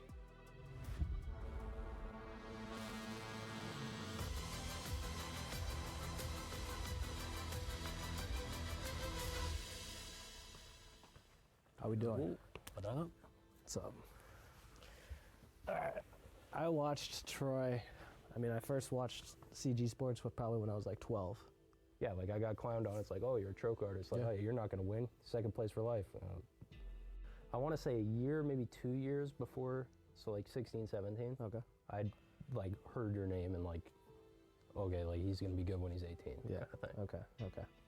Yeah, I think Troy was definitely a role model for me. I remember on console I'd steal some of his pulse strats. So on Oregon I'd play pulse a lot. So yeah, I mean he's definitely a role model from all the way back in the day. So yeah. Oh my God. Okay. Well. That's okay. I've seen this like a million times. This one's iconic. Yeah. Yes. This one's iconic. Wasn't it the flank drone? It was the flank drone. The flank drone. That's why you get on cams. Well, so I'm pretty sure they were saying this was back when if you had 2 drones. If you threw your second drone, it would delete your first one. And he threw his second drone and it deleted the kitchen door. Yeah, I didn't see that guy. Can kill this Blackbeard before he gets around this corner. Blackbeard's on his drone. Canadian doesn't see him. Canadian peeks over the top, kills the thermite charge, but then will fall.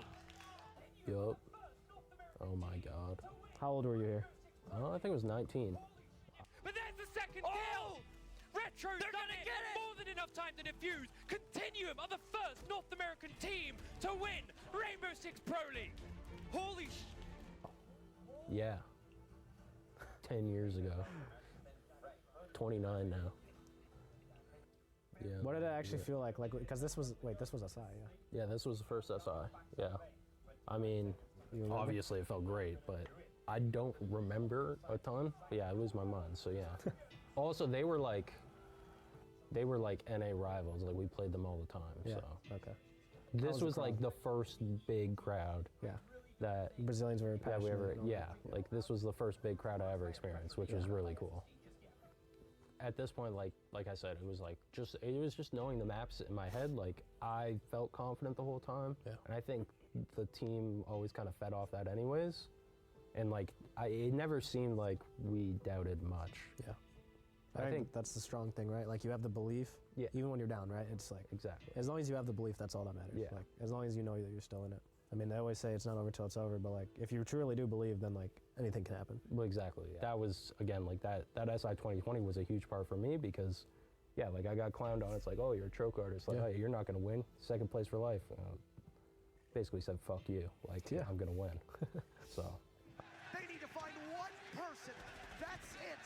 He'll head in towards Archives and get caught. The hammer heads into orbit, but it's home once again is North America. Space Station Gaming are your world champions. And I think that's always been a motivation for me is like kind of, I like to have a chip on my shoulder. So I think the qualities back then, I think nowadays you have to have more qualities to be good. I think the qualities are the same. I think back then though, you could get away with like, you know, only being mechanically good or only being like smart strategically. I think that was always my edge. and then I'd play with, at the time, mechanically gifted players. Yeah, I think for my team especially, it's a lot different than most because our culture is so, obviously they say it's like a brotherhood, but it's kind of like, you see it in sports, Our team's ran kind of like a very high tier like sports team. We have our coach he sets the standard, and it's a lot of it is of what he preaches is coach driven, but it's on the players to hold each other accountable. And I think that's where there's a big difference between our team and a lot of other teams because, usually a lot of players, they'll just, let the comfortable thing slide and, not push your teammates. And our coach preaches that, and he shows what we should, the right thing to do. My coach isn't just a siege coach, he is a nutritionist, a personal trainer. He teaches a lot about like mindfulness, and he's brought a lot of good stuff that, in the game may not help, but overall to make us a better person, it helps a lot. We've called kill, and then I went wide, I think, which was a troll. Yeah, I mean that would have been rough either way. Yeah. I remember we were down like 5-2, I think, and it was just like about the belief, like we said earlier. Yeah. I mean, it's like finding a way to win, no matter what. Yep. For us, the solution was bringing a Monty and walking tiles. And it's down to Ashen and Folks to try and keep them off of map and series point. It's Lagonis for one. It's a 1 versus 1, and Ashen, I said he needed to pop up, but he does. Shows when he needs and ties us back up 5 apiece. I mean, again, I think you seem to have a good attitude, but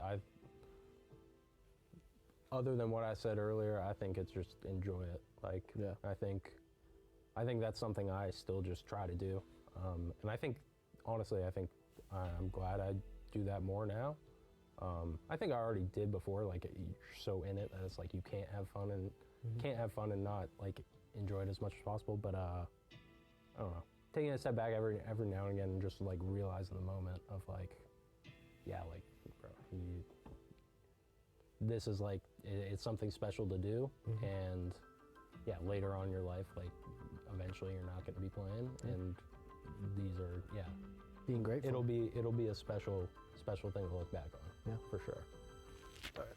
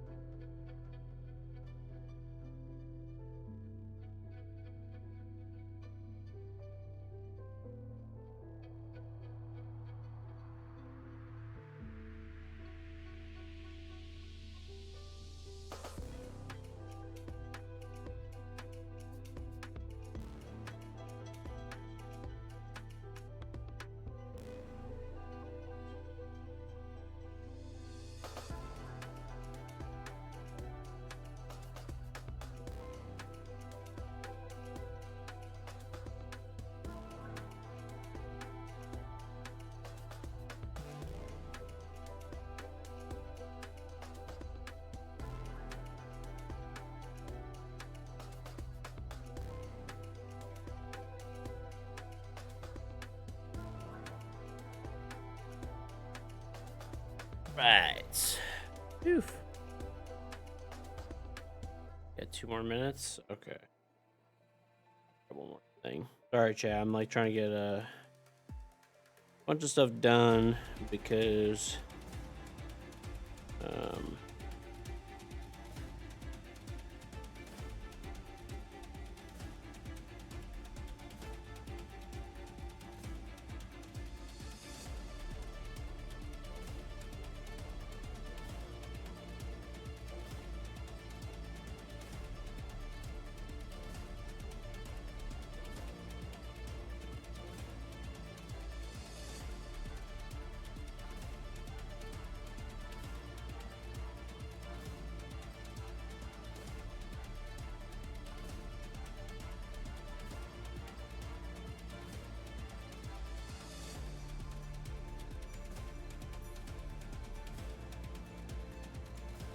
need more water too before this starts.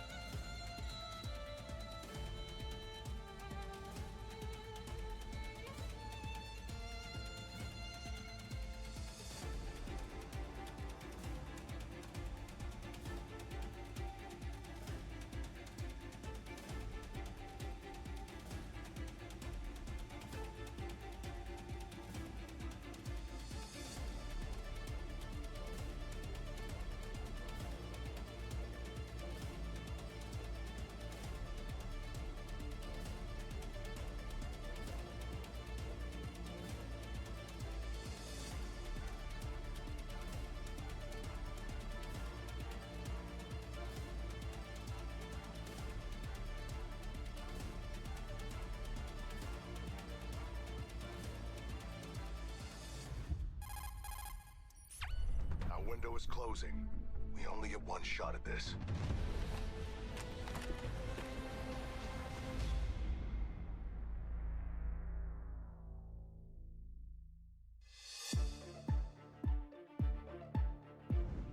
It's the battle for North America here in Paris.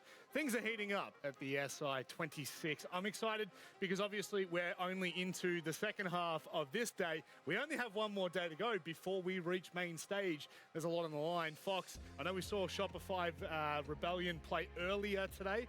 Did you feel like they were up to the task? Not at all. Not at all. Wow. That's why we find ourselves that's why we find them here. Fair. Oh, well, I mean, that was pretty quick. I mean, I personally think they had a good performance against NIP. Do I think it was the best by all means? No, but the fact that they are still here, they still have this last chance to put themselves one step further and make it to main stage. NIP is NIP. We're used to seeing them get, have tough times, get eliminated from the tournament. Very true. SR here against a good team like SSG. Yeah, that's it. It is the North American battle, the bash, if you will. But of course, this is how things are unfolding in front of us at the moment.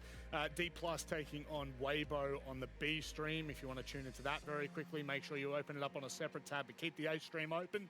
This is not one that you want to miss. Obviously, G2 just knocking M80 out of the tournament. I mean, Fox, does that come as a surprise?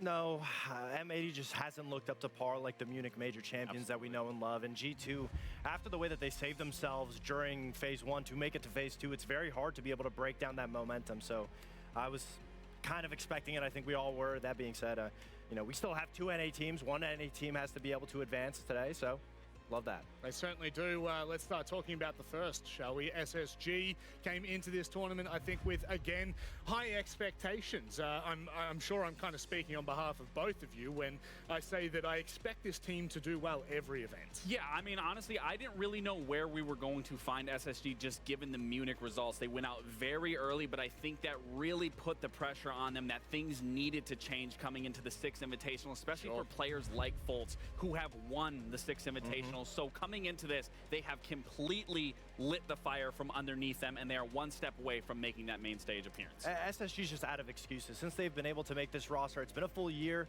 They have a good coach. They have everything fundamentally. They've had time to have developed their own diversity in their playstyle, and it really comes down to just little intricacies, little issues, and that's what it was against Wildcard on map 2. I mean, the last round easily could have been SSG. We could have gone to a map 3, but they left the site completely open, and that was the biggest issue for SSG, is sometimes they get so caught up in playing so aggressive and the game plan that what's going on that they get blinded by something completely different out of the ordinary that the other team takes advantage of, and the adaptation just isn't as fast as the rest of SSG. Where do you think their happy place is? Is it the Adidas Arena? I mean, I think that's what they're envisioning right now, but it really just speaks into the true testament of this SSG roster. I mean, they are a brotherhood. They do everything together, whether it's the gym, whether it's inside the server, and just being able to just breathe here and relax. Again, it really sets a precedent of how strong this team is. A lot of this is built on the back of call-outs mentality. We heard it from Ashen. You know, he is a coach that really leads at the front and helps create an atmosphere for this team to sit in, and we see it time and time again. It looks incredible. Fortunately, though, Ollie actually caught up with him right before this match. Hey everyone, I am here with Call Out from SSG, and we're going to run through ahead of this matchup against SR. This is an all-American matchup right now. Is there a little bit more comfortability? Obviously, you guys have played each other a heck of a lot lately, and you guys, to be honest, you've got the track record on SR at the moment. Yeah, I mean, anytime it's an NA matchup, I think that we both know each other so well to the point it's kind of just like the same thing over and over again. It just whoever executes better on the day of. And looking toward the maps, we've obviously got Labs and Club. You guys picking Club. Of course, Cafe is the decider if we need it. Looking more toward Labs and Clubs, though, very structured maps, quite typical of NA at this point of things. And as Super said, it's maps that you guys just seem to rotate between whenever you guys play one another. Yeah, I mean, Club and Labs, like you said, they're very utility focused, like X-tier kind of attacking end. I think that it's a good map for both teams. So, again, it's about executing more correctly, and I think that we're going to be the team that does that today. Brilliant call out. Thank you so much for your time today, and I hope the best team wins. Thank you. Appreciate it. Obviously, a lot of conversation about execution there. They've played each other time and time again. What are your thoughts on this matchup in particular? We know essentially what the maps are going to be. We know the play styles that both teams bring. It's going to come down to adaptations, and that's where SSG fell short when it came to the game against Wildcard. But even just having a chance to speak with them, you can see how lethal it looks in their eyes, that they're ready. There's a different type of energy from their side of the booth to SR side of the booth. On the other side of the booth, as you were just mentioning, SR, Shopify Rebellion. My question to you, Lax, is overall, when we look at this roster, are they reaching their mark? Are they hitting heights here, or are we seeing them somewhat peter out? I mean, listen, I know we made the joke about their just recent match against NIP, but you have to remember what happened in Munich. NIP was the team that sent them home, and if you want to get over a hurdle, you want to get over a mental block, it's that first matchup against NIP to put themselves here. Now it's another mental block, because when you look at the history of this team and this matchup as a whole, the Rebellion have lost 6 times in a row to this SSG roster. So again, we want to talk about mental blocks. We want to talk about just physically, mentally being capable to take down this roster of SSG. There is going to be a lot of uphill battles for SR, not just in the server, but even in their own mental. It's something that they're going to have to be considering, specifically since they're going up against a familiar opponent on a familiar playing ground. But the one caveat to this is that for SR, Spoit has woken up. He had an amazing performance. Ambi has woken up. He had an amazing performance. And that is what you want to see to be able to start that journey through the lower bracket, is big players coming alive, gaining that momentum step by step. In this must-win matchup, it's all the small 1%ers that matter. And for us, one of the most important things is hearing from the coach. Let's hear what Super had to say. Hey everyone, I'm joined here by Super, and we're just going to ask a few questions about the ahead matchup you've got versus SSG. Obviously, very familiar opponent here, NA versus NA. Any initial thoughts going into this one? No, I mean, obviously we're pretty familiar with each other, so it's going to kind of come down to who's maybe adapting better and who's playing better at the moment. Does that give you a bit more comfortability knowing that this is an opponent that you've played, obviously, all throughout NAL, very familiar players? Obviously, there's going to be a bit of scrim practice in there against each other as well. Does that make it more or less comfortable knowing that this is an elimination game? To be honest, I think just because it's them specifically, it maybe fires us up a bit more, because I think everybody knows they've had our track record lately a little bit. So I think it just fires us up. brilliant. And looking at the maps going into this one, obviously you guys picked Labs, SSG picked Club, two very structured maps there. That's kind of typical, I guess, of NA at this stage. Yeah, I mean, I feel like we play each other on these maps like every time. It's like kind of rotating between about 4, so it's no surprise to either of us. It's just going to be, you know, again, who's adapting, who's playing better. Well, Super, thank you very much for your time and best of luck today. Thank you.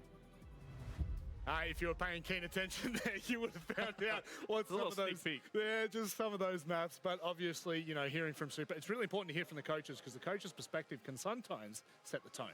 Yeah, and exactly what we're saying, that's exactly what the coaches are saying. It comes down to the adaptations. We know what the maps are going to be. We know what it's going to be approaching, but it's all about figuring out the other opponent, how to be able to make those minute details. And that's what we love to see in a game like Rainbow Six is counter adaptation. And it's two teams in North America that do it the best amongst them all. Yeah, and I think it's important to take away when they've played against each other so many times, it really doesn't matter the maps you're going to play. Because if we're looking at history in terms of when they played, last time they played Clubhouse, SSG 7-0 them. Last time they played Nighthaven Labs, SSG beat them 8-7. Last time they played Cafe, SSG beat them 7-1. Clearly the maps aren't in favor in terms of SR. It's the mentality. It's the being able to adapt. When you know the idiosyncrasies of every single individual on this team, you have to know when they're able to be a switch on a dime. You have to know when to transition one play style to the next. That is going to be the most pivotal factor for both of these teams to get ahead of the curve. That's why the mental battle is going to be so massive when it comes to this matchup. And you can see in the camera, SSG live and in charge. SR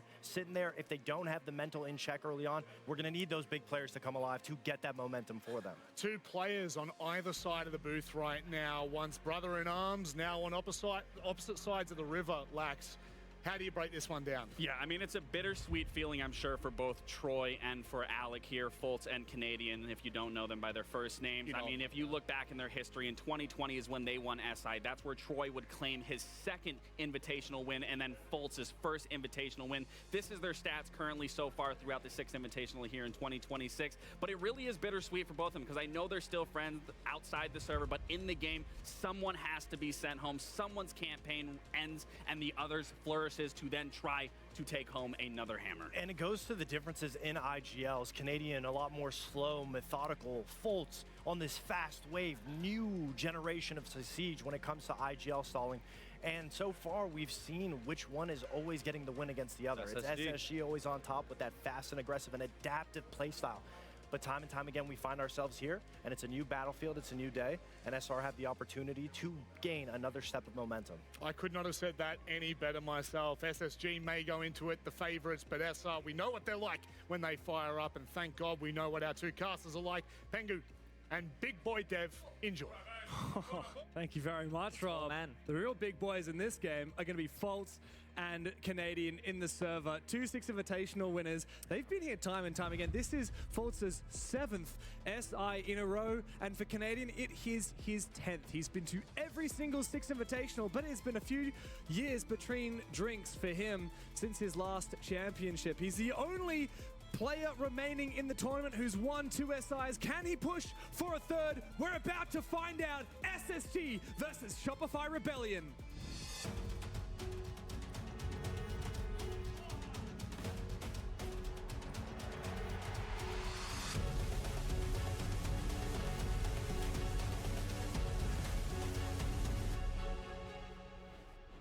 It's another all-North American bash here in the lower bracket. Elimination on the line at the 6th Invitational.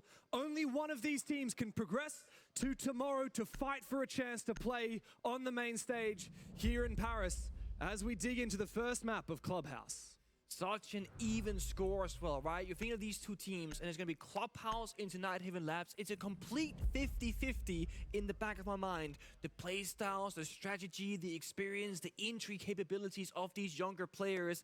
But then we go to Cafe, and it feels like an SSG map. So if I'm Shopify Rebellion, I got to get this done in 2. Because I don't think they have what it takes on Cafe. And it's the first time that Shopify Rebellion will find themselves up against a domestic opponent here at SI. They've only played Brazil and APAC and Europe so far throughout the tournament.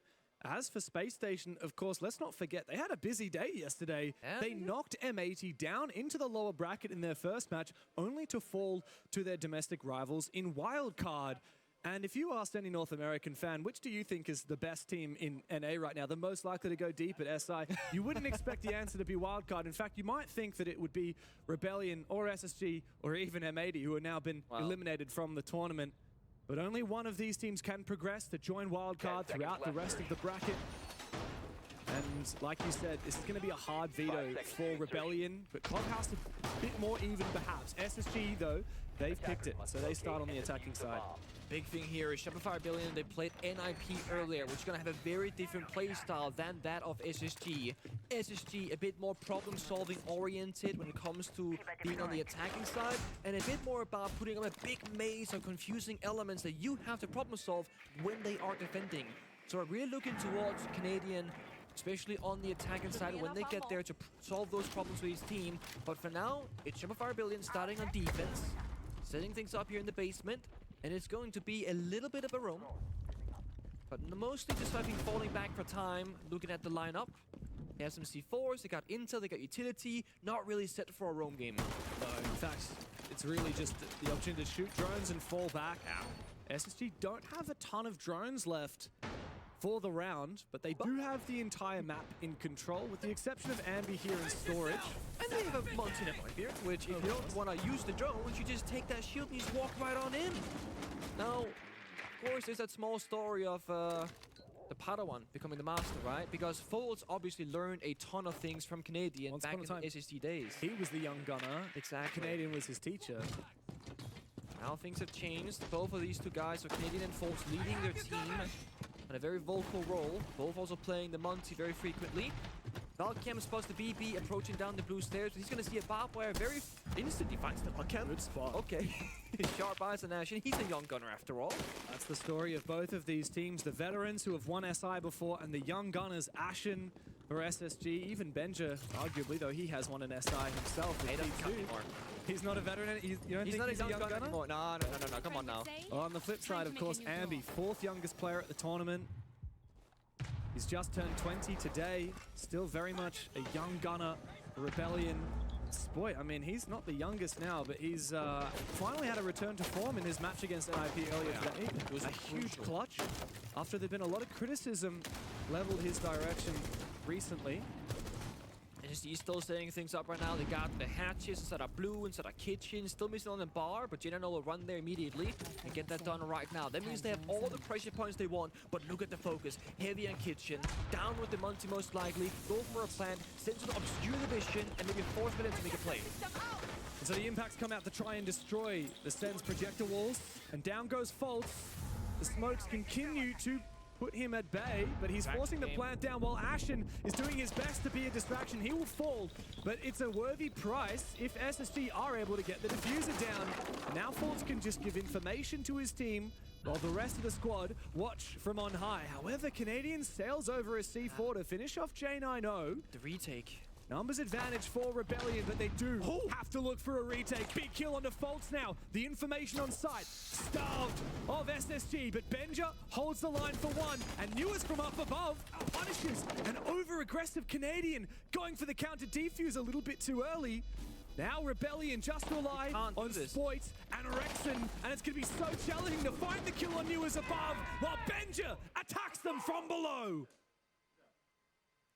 A crucial attack from SSG. Ashen playing the sacrificial lamb, dropping down, just looking for a one-for-one trade, enabling the Monty to confirm that diffuser, because that is the entire win condition. And that's where I will leave a big question mark towards Shopify Rebellion. They land 2 C4s, they find a kill, the retake looks winnable, 4v2.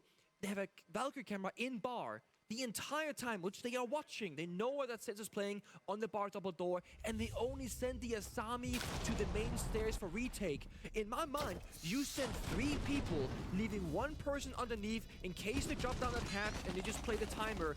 But they send a singular person. They think they can long arm defuse. There's verticals everywhere, 2 people watching it, no pressure on the map. Some teams would send all 4 players up the stairs for a retake. That's too much. You think so? Because then they drop down the kitchen hatch and you're chasing your own tail. You leave one guy below for the catch, you send 3 people up together at the Valcam and take down at least one of those 2 attackers. I think that's a bit of a, not sure if that's panic, because Shopify Rebellion, they did the hardest thing first. They got the first 2 picks, took out the Monty, cleared bottom main, both C4s hit the marks, and then they bottled it. Not to overthink things, but the Azami did have 1 Keeper barrier left, which he used to try and retake upstairs. That was Ambi. Imagine if he had been the player down below, using the Keeper barrier to clog up the floor, holes in the ceiling so he could go for a counter defuse. A lot of things that just slightly went wrong there for Rebellion. Big praise versus T. I think a lot of teams, they take the Monty and they take the Sense and they just send down the guy planting and hope it all works out. But I think Ashen truly getting down there in the action makes a huge difference of the outcome of the round. You'll never know what happens if he didn't make that play, but HG are happy. They take the first one. See a bit of a stall game. Early 2-brow on the CCTV wall. Buying, what, 12 seconds? 3 times? Just simply stalling out the round here. Keep in mind, back of your head, Ambi is on this roam as well on the Scopus. Down in the basement, he can always TP. I assume that that's back on site, his other shell, inactive shell. Oh, Canadian, where's he spotted? Top red. He just walked up the staircase and took him down. Oh, he was still 2-bow tricking the wall and he just walked up and killed him. Beautiful from the Dane as he sneaks up. The second inactive shell is actually in rafters. Ambi might have the ability to go and continue battling on that map control. There could be a very late round flank potential here, but look at the timer. Despite the 2-brow, despite trying to slow down the pace of the game, they've breached every wall known to man. Jacuzzi, connectors, CCTV, and they cleared the roamer when Canadian fell. So the only real kind of ace up their sleeve is going to be the Scopus shield and Catwalk Rafters. They haven't destroyed it. They haven't seen it, I don't believe, because they would have killed it surely, right? If they're not aware of it, then this could be an opportunity for Ambi to go for a flank. No, the inactive shell has now been destroyed, finally. Okay. Jan-I-No. All right, good start from SSG then. Incredible start. I mean, again, they've done everything they need. Do you have any predictions? They got opening kill, all the heartbeats destruction, and they still got 2 Yink and Dillas for side execute and 3 Deimos trackers. Rebellion, again, forced into a spot where they need, like, either a big hero play from individual people. I'll do it the way or Ontario something does like the a Rebellion. C4, but they don't have any C4s. So they were just down to hero plays, and Canadian watching the cameras, trying to establish the crossfires and where that push might be coming from. And if you let SSG execute, you better be ready. Ashen goes deep. The flag from the Scopus is tempting. Newers finds one onto Wrexham before he's traded back. Ashen is given a lot of mobility, but he can't actually find any enemies. The entire bomb site seems clear because the defense has retaken Connector, which Jan-I-No can swiftly cut down. It's Spoiled up against the world, and he's now targeted by Benja. And Ashen will quickly peek him from the top of main stairs. Excellent patience from Space Station. And they make a second round look even easier than the first. What did he say? Come on, you're shitting your pants! Something like that. Classic Ashen. It's a Troy quote from back in 2018 SI, if you've seen the documentary, where Troy goes, they are shitting their, effing pants right now. You cut to Penta, Fabian's like, I don't want to lose. Do you want to lose? Let's go out there and show them what we're made of. So a little bit of a little... that one end again? Well, the person saying they're shitting their pants lost in the comeback, But maybe Ashen is that guy. He's going to say it and then win afterwards, not falter to Shopify Rebellion. I think for SR right now, though, I think they gotta change their approach strategically. They've tried to play it slower, stall for time, play the layers, which SSG are so familiar with, and they're actually letting SSG get to bombs and execute in a 5v5 or a 5v4. I think trying to play that disruption game early, extend on the roam, play some trap operators, might need to be attempted in the next couple of rounds. Because when you play strategy against SSG, again, they're really good at picking that apart. And we've seen their executes. They've been lethal. Super said it himself. Did G2 win? Yep. Unfortunately. SSG has had Rebellion's number. I mean, I like G2 as well. I mean, I'd like them to win, but, Almost all of those games happening at a domestic level, only one of them being on the international stage. That was at the Esports World Cup. In the quarterfinals, SSG 2-0'd Rebellion pretty comfortably, as has been the story for most of their matchups. The last time Rebellion actually got a map off of SSG, even just a map, it was all the way back in stage 1, 205 days ago. Is every NA team still in, by the way? Even though Rebellion have looked like a really solid team at this SI, especially earlier today against NIP, they might have made a match here against SSG. Well, there's a good chance. Well, no, M80 just went home, I guess. Right? They're out. So, yeah. They're the first ones to fall. That can make all the difference. Now it's Folt on the glass. And then we're going to lose one NA team right here. Injured. That gas pipe through the wall. Benja also gets taken down. So possible 5v3 here for SR.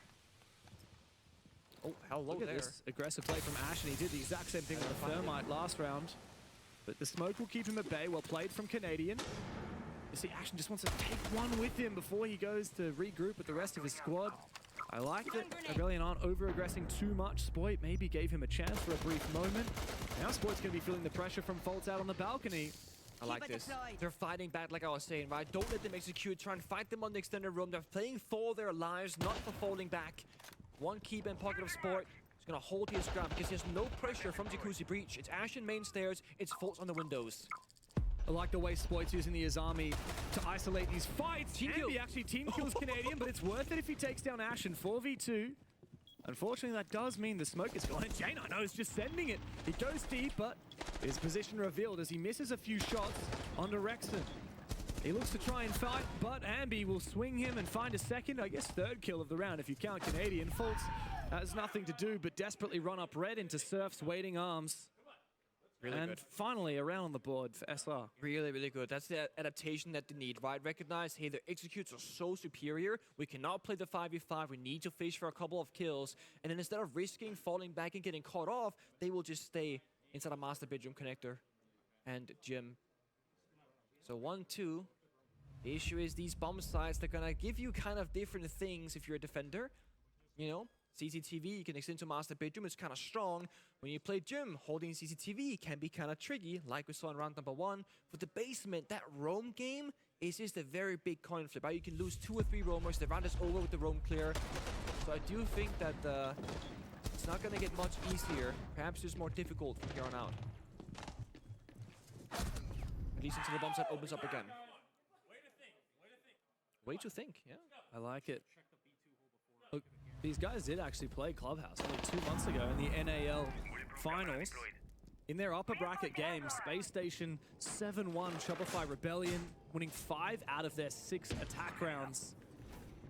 Rebellion surely have had a lot of time to think about what exactly went wrong back in that matchup. Canadian and Rexon both only got 1 kill each on that map back then. It was Ashen who was stealing the show, 11 kills and 3 deaths. I mean, good news here. Canadian and Rexon, they can only match or do better. They've both gotten that 1 kill. We got many more rounds to go. Well, Canadian got TK'd, so we'll give him we'll give him benefit of the doubt. Okay, so the kill that Ambi got last round goes to Troy, actually. That's right. That's okay. right. So Ambi's on 1. And we can get rid of 1 death from Canadian as well. Oh, that's very generous of you. He's going to be happy with that. He was the only player to die last round, and it was because his teammate shot him. So unfair. Thermite banned away. Now, I'm a big fan of this personally. I do think with the buffs to Heartbreach. You're so close to prediction skin. I just need 1.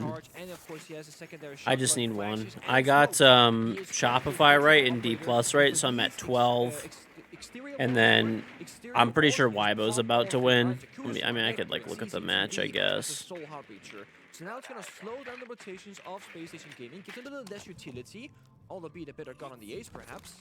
They responded back with a Clash Bang, something that Canadian's been playing quite a bit of this event so far. He's a big Clash kind of guy. Doing pretty good on it. But it's again, they're leading up the roam game pretty early on to hold down that bunkered basement bomb site. I mean, it's not through yet, but they should win. This is mostly the Mozzie pests on the top floor. This must be a church attack. Is this aggro here from Benja? I'm not sure if he's aware. Ambi is just around the corner. Benja now gets out the DMR and wins the fight onto Ambi, retreating. Benja, a few shots sent his way by Canadian, but not enough damage to net a kill. The triple wall had feet holes, so they couldn't contest in triple wall actually at all. That was a good read there from Benja to realize he wasn't exposed to triple. Yeah, I mean, I think I'm securing the skin today. It should be. They have a singular C4 and some toxic babes. They can pop the church wall with a range feature. It's very cooked. I mean, there's no flank happening. They have almost no plant denial because a singular C4 they can get a kill. They can't play in church. They can't play beef kitchen hatch. Yeah, they're just not fighting SSG. I think I am securing that shit today. And now without the Azami for late rounds, They can't make as many plays. They can't plug up these holes in the church wall. SSG just have so many options. I mean, yeah, they don't have any a split attack. It's going to be blue church most likely here. They're flipping it, and without the shield operator, they can't go for a plant match. So they gotta go for kills and bomb site control first, plant later. Still a call in pocket. Wow, a lot of damage to Foltz. Thanks to the Thorn Trap. The Deimos track onto Rex in the smoke. Now they know exactly where he might be able to toss those smoke babes. And it's time to start moving. Even with your spite predictions, you're almost there. I feel like it's not that hard to get it. It's really not. But in there is still Spoit. Canadian on the bomb side has found a double, and Spoit is doing just what he needs to do, holding on to blue for Rebellion. Ubi makes it like fairly easy to actually get at least the skin. As Spoit shuts down Ashen as well. New is in his 1 versus 4, and Canadian playing on the bomb makes it a 3K. Oh, he's feeling young again, finding all the kills, logging it down, not even dying. And that was us going. The old man himself. From Shopify Rebellion. That was the old man himself. SSG did not do the vert in the kitchen area so they could play back B portion and have more crossfires. And secondly, I think SSG were expecting a pretty intensive roam game because they were playing Sophia, Dokkaebi, Sledge, and again, no execute bombs at operators, no way to go for plants, and they even found the opening pick. That should have been so much more difficult to hold, but Canadian, on this chassis, gets 3 big kills. Once you open up the church wall, you should not be able to have a Mozzie just play off of the bomb and win 3 fights. And mind you, if you're on that side of the chest that Canadian was, you can actually see that if you're pro in the kitchen hatch and look down to the vert, but there was no vert and hatch wasn't opened up. It's funny because they had a Sledge and a Zoph, and I'm pretty sure J9 Canadian got excited. He's getting his, you know, he's being loud again. I think SSG just missed one teeny tiny detail there to optimize the strategy. 10 seconds to insertion. And that was utilized by the fact that Rebellion goes, you know, this spot that normally we can't play in, well, they didn't get the vert. We can play here now. That changes everything. I like this from SSG. Falls back in the Monty, can call the shots, take their time, and find the clash to worry about now. Exactly. No hard counters to the shields here at all. In fact, from Rebellion, be very hard to kill this Montaigne. 2 Nitro cells is really all you've got to try and do that. 2 bars interesting to me, right? This is the 3rd time, I believe, or 2nd time. And is it for Deimos? Well, last time they were just, the second these breaches came out, he was just freezing them, right? Didn't care about anything else. Then he died to Pentimas and walk up the red staircase. This time he's playing deeper inside a cash room itself, with Ambi playing top red. Exotic Rose, take the trap 33-month resub. Welcome back. Out that when the push wants to come, they say no, not yet, no, not yet, and keep stalling them out. But where do they want to stall? Because they did contest early on the CCTV. Are you gonna get the Xbox bundle? I don't think maybe. Inside of cash this time, yeah. So they got their 2 people in the bomb site. It's going to be Rexon and Sport working bathroom and midmaster. And they have the extended roam here, a Canadian and Surf and Ambient connector, so the triple link. The big thing is the person playing connector Ambi here, if he dies, they cannot get back and forth between the sides. So it's very important that Ambi stays alive. And that Monty will make it awkward though once Foltz starts making his way forward. Direct attack as well. I mean, once you open up bathroom, now Rexon can't play in there anymore. Spoiler's not going to play June, he's going to go back to office. They had 1 ADS, which did catch the first flash, but it didn't catch a Selma as it intended to. So Janino has so much ability now, and Spoit was not in position to shoot those Selmas early enough. Now we see the Monty come into play in cash, but this crossfire with Ambi supporting Canadian might make it better. And the wall between Connector and Cash is reinforced, so there's no crossfire to deny Foltz to walk in. Canadian is relying upon Ambi to save him, essentially. They had to play it perfect together, but SSG has fallen off. SSG is flipping the attack. They're back on the side windows instead. You go for a fast one. And Canadian is now alone. I think you sent it here. Are they just going to go for bros? Spoit was on site. Rexon as well, aggressive on the windows. Does a bit of damage. Surf is also looking for a peek outside. He's going to get the down onto Newers and finally finish him off. But meanwhile, Fultz has gone into the objective. Rexon holds down the fort. And Benj has been silenced by a nice Nitro as well, leaving SSG with so many questions and no answers. Ashen cannot retake into Connector. And J90 desperately makes his way up from the main stairs, from the breach. With him and Ashen getting kills together, maybe there's a way into it. It can't take out this BPC, and it gives so much info now for Rebellion. It's just Rex on the bomb site and Jim. Surf stuck downstairs, but not bottom main. How do they play this? J90 10 bullets in the magazine, but Rexon finished off. Surf has no choice but to get back to side now. The diffuser needs to be reclaimed. Ashen worried about pressure from below, but J9 Nice. catches Surf on the rotate. Fultz is on his feet, and SSG take the lead. Incredible stuff right there. Both Chat's teams really favorite adapting individual. So many times in a single round. Surf was cast side, then he was master. He was cast side, he was master. Just rotating back through that bottom floor, the basement, first floor, etc. And SSG will call a tag timeout to figure out how they can keep up this lead. I can't hear SSG. No sound. Just keep it very simple. It's going to be cash right here. I'm probably just going to talk about that real quick. Let's identify what they're doing on the mesh side, post the drones a little bit deeper. If they're doing the extension off that bulker, let's look for the breach semi with that Montang pulling on the breach side itself. Benja, you have an option. You either take the Thatcher to get rid of the Malusi they're going to have inside of side set, or you can just take hard utility for that. But I want to prioritize a semi-breach on this, and then just fucking crank it down on those guys. We You can want go Montang on the breach? No, I want Montang I pull do the garage BB. work. Are we freak pressuring master first or no? Yeah, apply Don't pressure keep on him the in screws place, wall I and flip think. it over. Should I bring the apply BB? pressure. Yeah, it's fine, it's fine. Alright. Make sure you're pulling though. Yeah. Yeah, Let's and then go. who So calm as always. Yeah. There's two words that I feel like it's used quite a lot there. It's crank it, the first one. The other one is flip it. Because my point I was about to make is how well Surf was rotating between helping the master bedroom people and the people over in cash on the extended roam. Because he was literally spinning back and forth between them. SSG were flipping the attacks. They started cash. Then they were applying pressure at master bedroom, right? Getting the bathroom breach, the windows, the office hatch. Then they went back to cash with the Monty, saying, hey, we're over here. They jumped straight out the windows and straight into the bump side. They were flipping the attack multiple times because they know Shopify Rebellion are going to adapt whenever they feel that pressure. And Surf got stuck on the main stairs the entire time. You saw from Rexon there. Yeah, I don't think that was what he said. Well, that's what I can say, okay? But it was tough. I mean, you can imagine how frustrated Rexon would have been there because he's on side. Surf went for a huge flank to get one of those players on the balcony. As soon as they got that pick, SSG said, well, once offside, we crank. And they go into side, leaving Rexon all alone. Yeah, the thing is, SSG are a bunch of hog crankers. You can respect it. He couldn't fortify himself anymore. And by process of elimination, SSG knew he had to be in the side and hadn't dropped So down now to you catch like because SSG. Otherwise, it'll be free. And S-Star doesn't make it free for you, right? So they knew he was somewhere. The dock bundle, is it worth it? I mean, it's literally free for just watching the stream, so yeah. I mean, it's decently cool. Surf couldn't get back either. It was being covered. I'd say it's pretty sick. I actually think I got the whole bundle already. Pretty sure. Ooh, wow. Damage. Yep. I already got everything. A month and a half ago when they played each other, oh, it was actually 2.5 months ago now. When they played each other in NAL finals, Rebellion have won 2 defenses already compared to the one they got in the whole half. Yeah, I do expect this to be a heavily attacker favored on Clubhouse here between these two teams, so any defensive round is a win. Canadian is so low. It's so risky going to CCTV. This bomb site is so exposed. Once the breach is open, it becomes difficult.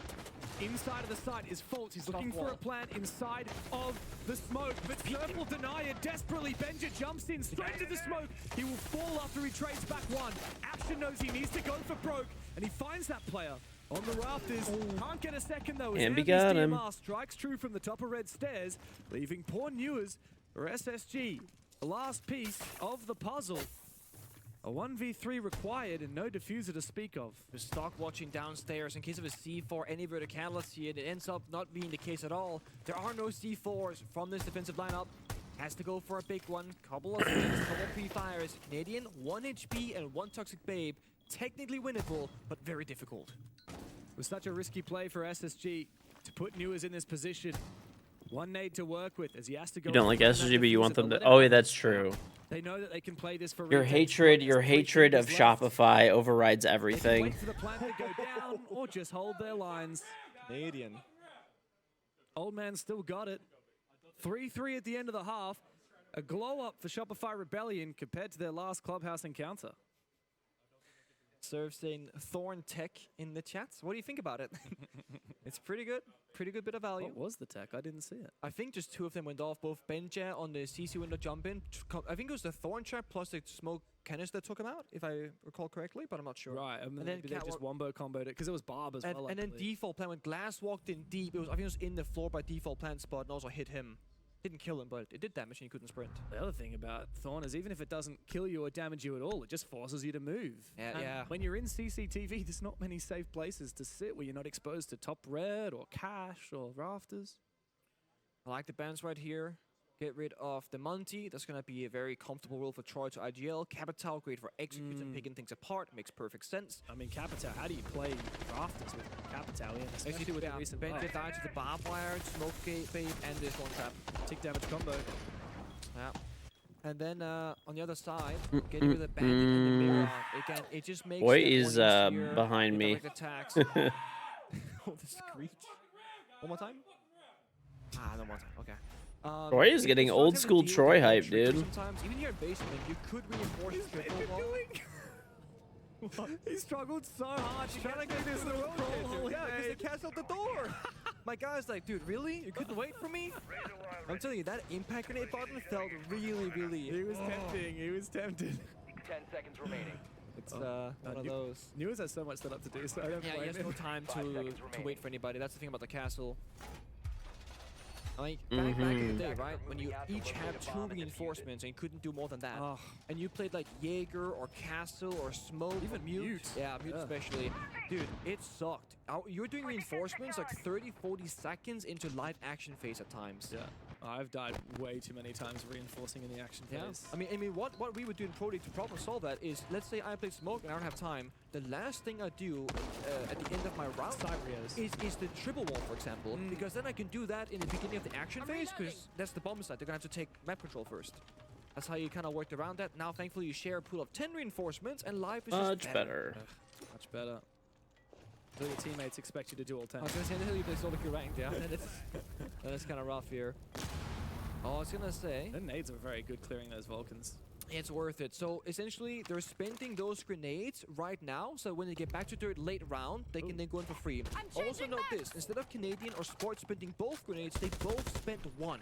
This means they're gonna have grenades in 2 separate locations for different use cases, and or if, let's say, Canadian spent both grenades and then Sport died, now they have no nades. So they're spreading out the util usage very consciously, which is a great small detail. Smart.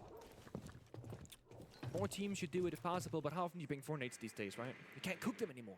One downside for SSG of making feet holes is it means the drones have so much more visibility. If this was head holes, it'd be very different. But Yeah, but if you set your toes in there, you have no toes anymore. Right, they've turned blue into a complete kill box. There's also a bulletproof camera at AKs as well. It's low-key bait to go blue. It feels like a gap, and you get so many lines of sight like you mentioned, but there's a lot of lines working towards you as well. If you have an Ash or a Buck, it's not so bad, but you want to really open up these walls. But you see how they're playing it, right? They're roaming top floor around bar, master bedroom, etc., denying like kitchen hatch and the bar hatch, and then they're giving them blue saying, come on, take the blue, there's no roamers here, but they're holding it from deep within the bomb site. So again, it's a big bait, and they might take it 2 people blue stairs. Yeah, well, it's a dangerous game here for Rebellion. They're playing right into SSG's hands. They've now cleared that bulletproof camera, I do believe. Those who won't be able to get info off of that. The nades being very, very useful. And the castle barricade follows as well. Oh, he got his feet. Dude, that gun does 40 damage now. Does he have a long barrel? 42 damage if he has a long barrel. 38 without. No shield to hide behind. It's a bait. I'm telling you, blue box like this, they want you to go there. That's the setup. You're playing right into it. It's super risky. It's gonna have to be a crazy interplay here from Ambi, Surf, Rexon, and Sport to make this round work. Rexon's got the long angle. Oh, but he's shot by Newers again. A second kill with the UMP. He's holding on from this doorway. He's vulnerable to so many angles right now, but none of which Rebellion are able to tangle with. Ambi's the last one left, and Newers makes it a 3K. What a killer way to kick things off for SSG in the second half. That's disgusting. The UMP against the shield, so there's 2 things that came into action there. One, they reverted the limb damage change, right? So before, you would take 25% less damage in your toes, etc., your limbs. That got reverted. Now you take full damage, plus they buff the UMP, plus you play extended barrel. 47 damage a shot. It's like a TMR just shooting you in your toes. Is it 47 or is it 40? It might be 47. Big round for Newers. Would have been a very different story if that had been a Montaigne, of course. SSG banned it. 47 is crazy, bro. Against these more vulnerable shields like the 47 Blackbeard. is insanity. It's crazy. You never see strats like that from SSG because it relies on having control of the entire kitchen hallway. News could have been shot from directly above his 47 head. with a long barrel. And that's the thing, right? They had bar hatch That's open, crazy, 2 or bro. 3 people roaming there when the round started. And again, what SSG do? It's very obvious when we have the top-down perspective at all the positions. They made blue and CCTV side 360 just look camera. like you couldn't not take it. They had to take it. But like, what's the bait? It's funny because if they had Monty, I don't think you can defend that. Like because they could have defend the Monty. Yeah, but like imagine Monty was in. Yeah. Monty Doesn't work. Monty walks up a dirt tunnel and someone just plants right behind him, and they have nothing they can do about it. Yeah, they had no toxic babes left, nothing. As soon as you ban Monty, different story. Yeah, and that's why you tailor your strats and play specific strats very much based on the operator Ben selection. Like I said, I think you can play that round 100 times. I don't think SSG go for it if Monty is open and they know the enemy is good at playing it. It's smart. It's good stuff from the prep team of SSG. And like Super and Callout was saying in interviews with X beforehand, they have played each other a ton of times, especially on Clubhouse. And Super said it's all about the adaptations. It won't just be about what you've come in predicting your opponent to do. It's having pocket strats and being able to read your opponents at the drop of a hat. SSG did, like you said, phenomenal prep work coming into it. If they have strats like that, Rebellion need to quickly be able to adapt to whatever they're thrown. More castle play out of Fultz this round. SSG have a lot of ideas. Yeah. It's different every single time. Same thing for Shopify Rebellion. They're applying pressure on the CCTV breach, a little bit downstairs in lounge and main door. But the open and kill department, we're feeling a lack of entering in the map and taking those early gunfights. Again, SSG, they want that late round 5v5. And SR, I'm more often not giving it to them. Vert, watch out for the Vert, my friend. He's careful. It's kind of. No, he's not. No, he's not. Okay, he's not. Well, Cobium, not careful. Keep huffing that Cobium. This is an old school Vert angle from way back in the day. This is a very deep one, all the way into Garage. With the Capital banned, Rebellion have very little that they can do against a setup like this on Rafters. You've got to contend with vertical angles, got to contend with Newers, who is playing down below inside a lounge. You've got to contend with the player on the Rafters himself. Ambi and Surf in a 2 versus 4, and Surf thankfully can find J90 and maybe take control of Rafters. In a 2v4 though, Ambi's gonna have to find a massive opening and, well, it's shut down. Both walls reinforced, by the way. Even if they got Calographer's control, it was all for nothing. They don't have the hard destruction for it. They spent all the hard destruction early in the round, so even if they had gotten it, they don't gain a single damn... Who's on, Steve-O? Step ahead strategically. 2 rounds in a row, a perfect strat prepared and played perfectly. Played beautifully. Ashen holding onto the red stairs after he already found his kill on the Vert. Attack? They are strides It's gotta ahead. be attack. Attack timeout, that is. Yeah, Rebellion are 2 rounds behind, but I'm not seeing the tactical timeout call. Oh, there it is. Here it Can is. you guys hear me? Yeah. Alright, I think the biggest thing right now is we just gotta get in the game. We're sitting around doing just fuck all for like 2 minutes of the rounds, guys. We have a plan. We know what we need to do. It should be like fucking clockwork, and we're acting like we don't know what the fuck is going on. Right? If we need to burn something, fucking burn it, clear it, and let's go. Those basement rounds, guys, if we can't fucking push, let's go. We're fucking sleepwalking. Right? We're having good openings this round, we're getting good info, and we're doing fucking nothing with it. We have a plan, do what we do. Stop fucking around. I was mad. Play our game, count shit down, be together, play together. We do not win individually, we win as a fucking team. Pay attention to the time and get it moving. Let's fucking go. Wow. Coach Super, and again, I think he's spot on, right? They're getting to those late round 5v5s. They're kind of getting stuck in the early to mid stages of the round, and it all falls apart on one bad gunfight. We got Angry Super. Very early, dies alone. Then Rexton somewhere else on the map dies alone. They don't ever get to utilize any of their operators or any of their teamwork or coordination. And that's what sets Shopify Rebellion apart from other teams. Their coordination, their creativity, and their strats. Very rarely. Yeah, we haven't. In fact, SSG have been running rings around them when it comes to the strategic game, which is funny because, yes, SSG, like, they have good strats, but of all the North American teams, which tend to be more structured, DAC regions like Brazil, even Europe to some degree, I would have thought SSG was the most loose and aggressive. The most loose and aggressive. I would have thought so. I think back in Forest days, maybe. Yeah, Fox is nodding when I say that, and Gabe is doing that. I'm also a bit like, I don't know, man. It's all mental, is what Laxing is saying. Oh, okay, I thought he was calling me crazy. I thought he was calling me crazy too. No, I mean, it's true. Like, the battle of attrition is a battle often won by SSG, right? When you go Let me wake up. Oh, the audio's glitchy. Sorry. My bad. Yeah, I'm like that's my prediction. Yeah, sending it's a 2-0 message. or My it's a 1-2 apologies. for My Ship of Fire apologies. Rebellion. That's generally just how I see that map V2 play out. I have every to single respond to this right now. I apologize. So there's a bit of pressure. How well they fought earlier today against NIP. For the individual performances, Hey, mind NIP only beat Fear because sets a false narrative. NIP on paper is a much weaker opponent than SSG.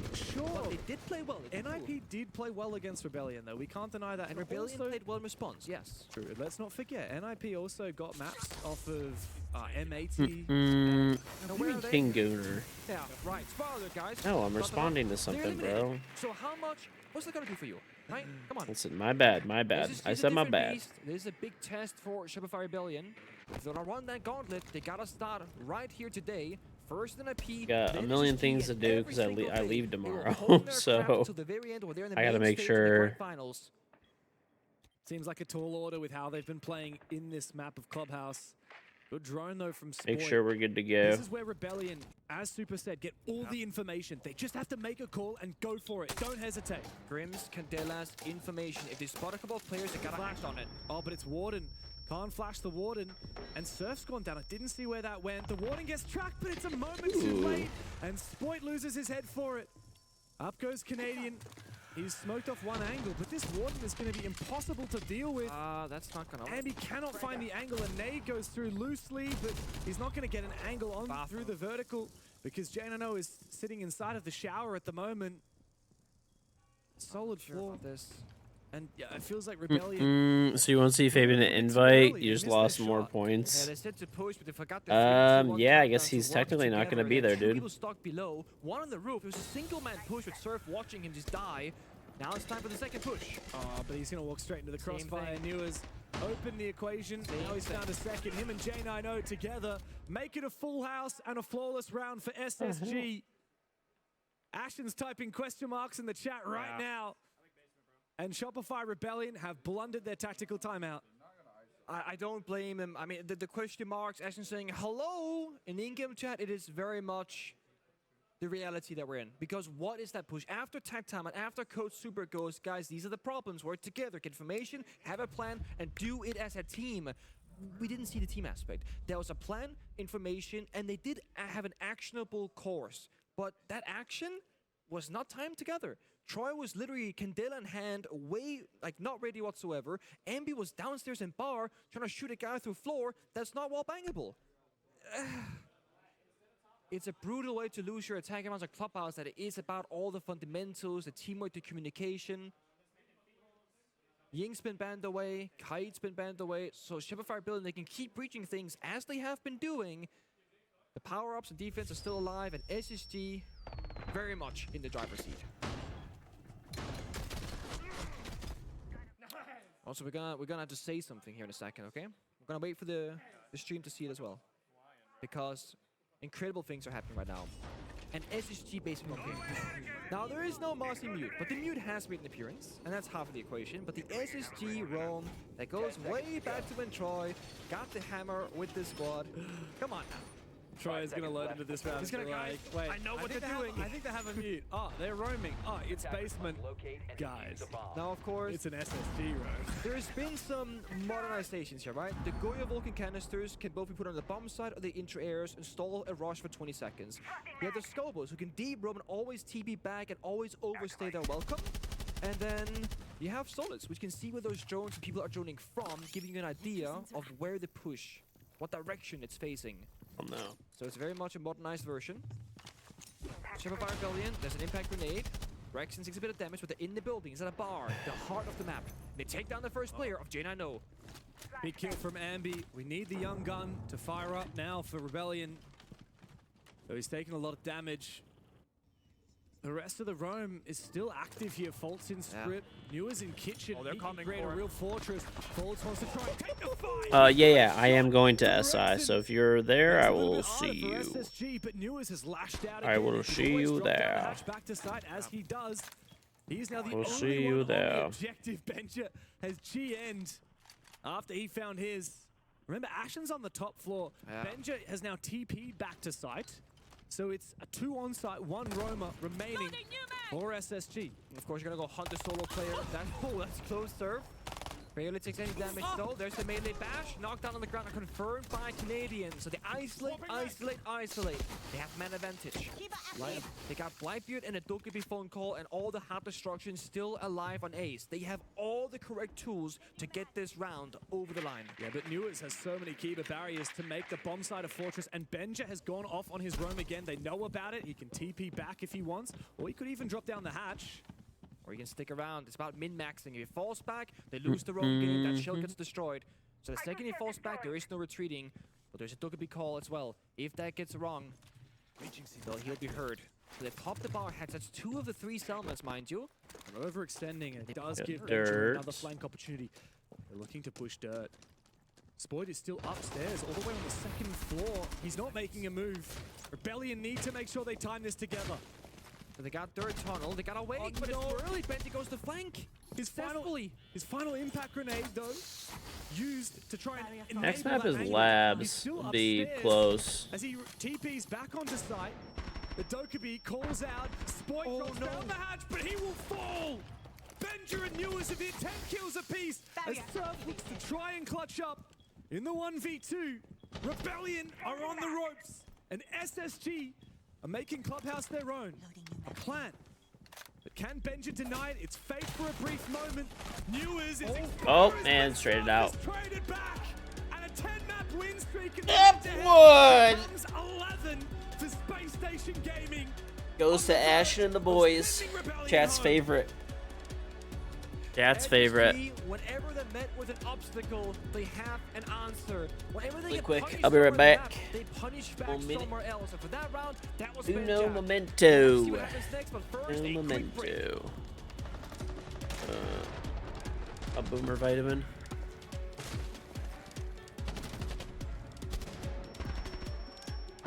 Wait, KD check. He's 4 and 7. Look at Duat. Not looking too hot, fortunately. Better. Fortunately.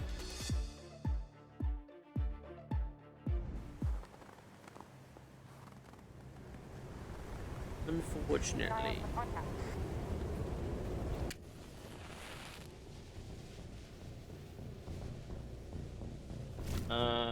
What? No, we didn't do yet. I gotta unbox this. Alright, chat. So, Rainbow Six / Ubisoft sent me a really cool box. Really cool box. So, like the best here. I don't know if the best way to do this is for YouTube, so you just kind of see the bidet. So the unboxing is here. Check it out. Really nice box. One of the kinds that has like a magnet inside of it. Pretty sick. Okay. We open it up. Rainbow Six Siege 10th anniversary envelope. Ooh, there's not like a code on here or something. Okay, there. Oh, this is cool. There's like Cav art. Really sick. Vera art. Okay. And now there is a spoiler of what is inside. I'm not going to read it yet. I won't spoil.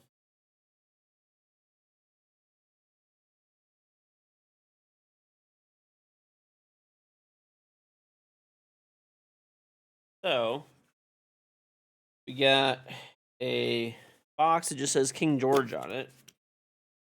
What is this? Ooh. Yo, this is sick.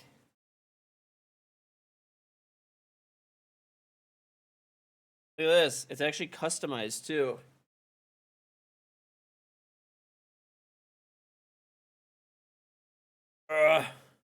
George 10. Look at that. This is actually sick, dude. Let me try this on.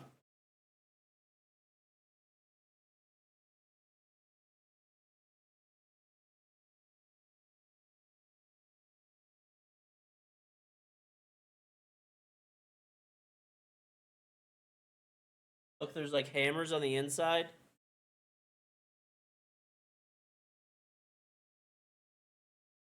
Fit check, fit check. This is sick, dude. Okay, this is actually so sick.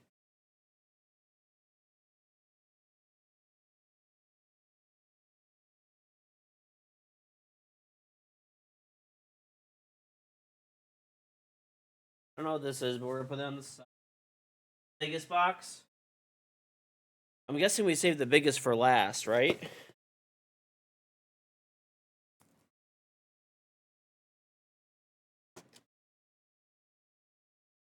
Oh, shoot.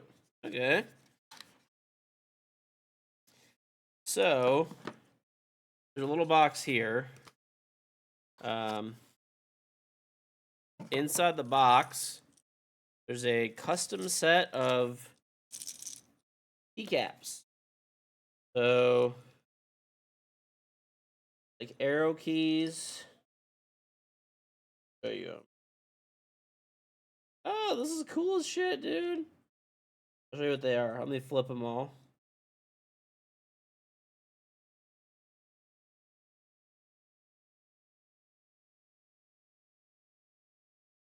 So, notable things. Okay. Oh, that just fell. All right. I don't know how well you guys can see. Like a magazine, so this is Reload, Rainbow Six logo, Leaning maybe, Leaning, Grenade, Primary, Secondary. There's like movement. There's Knife. That's pretty cool.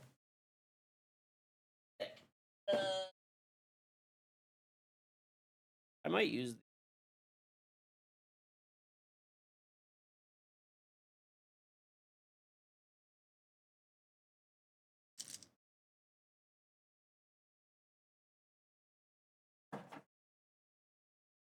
All right, and then I got 3 IRL alpha packs. 3 IRL alpha packs. Can I open them? Oh, they're pin badges inside. All right, so. Whoop. Hold up. These are cool, dude. It's gonna be a duplicate? Okay, bro. You guys are just something else. Oh, this is sick, dude. Look. The Caveira logo. Caveira pin. Cool. That's pack 1. Not a duplicate. Not a duplicate. Okay.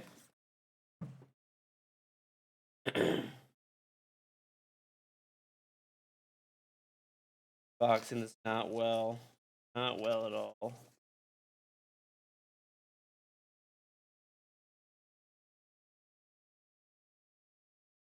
Alright. Up. Whoop.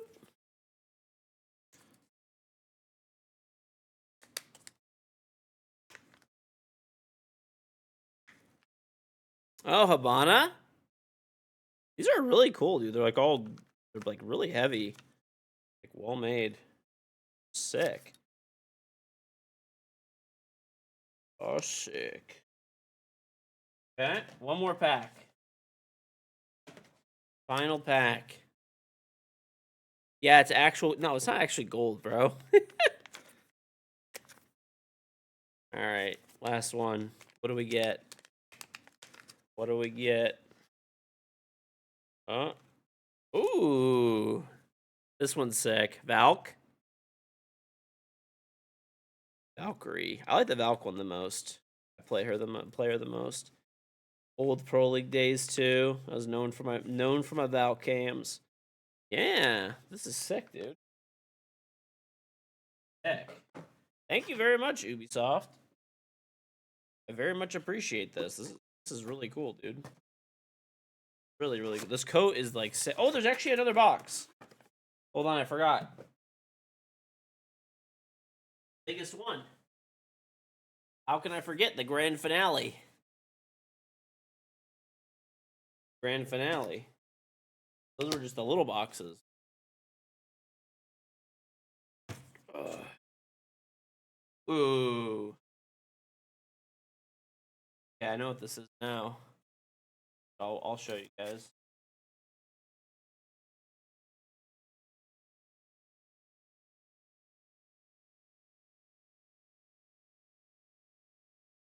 Oh, no way. Okay, hold up, hold up. You guys will just see it.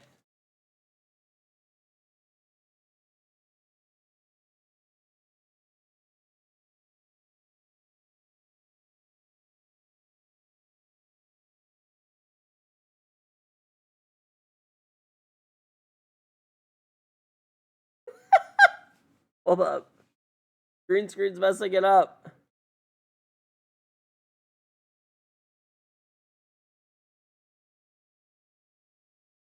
Hold up.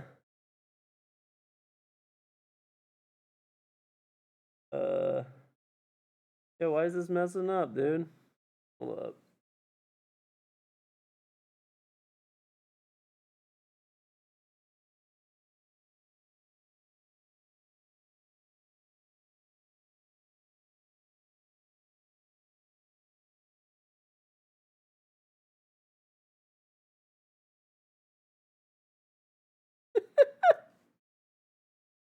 Okay, hold up.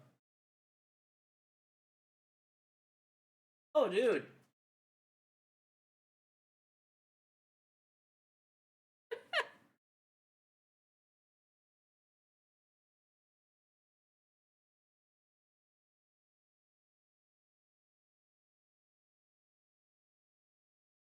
This is sweet, dude.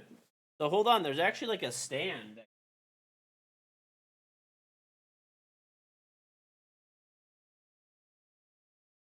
Hold the phone, dude. Here.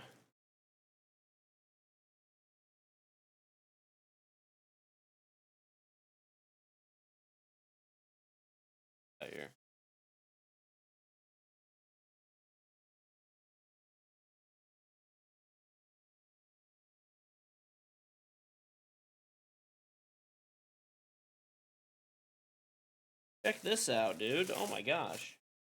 Like almost like the whole thing is metal too. Super nice. Right?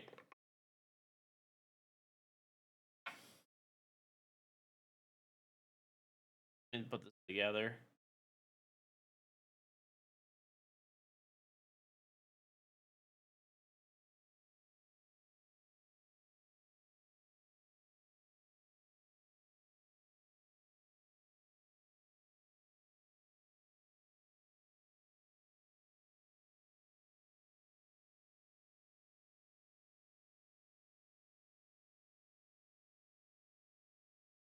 So this is the end result.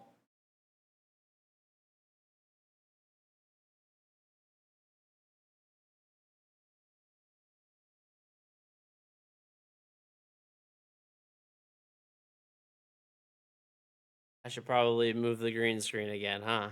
That would probably help.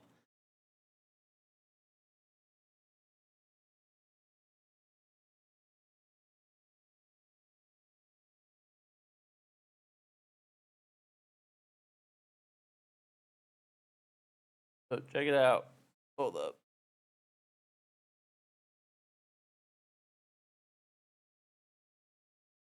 Pretty sick. Oh, you guys can see my vitamin. I'm actually out of boomer vitamins. I'm out of my boomer vitamins. I know you guys can't see my boomer vitamins. Whatever.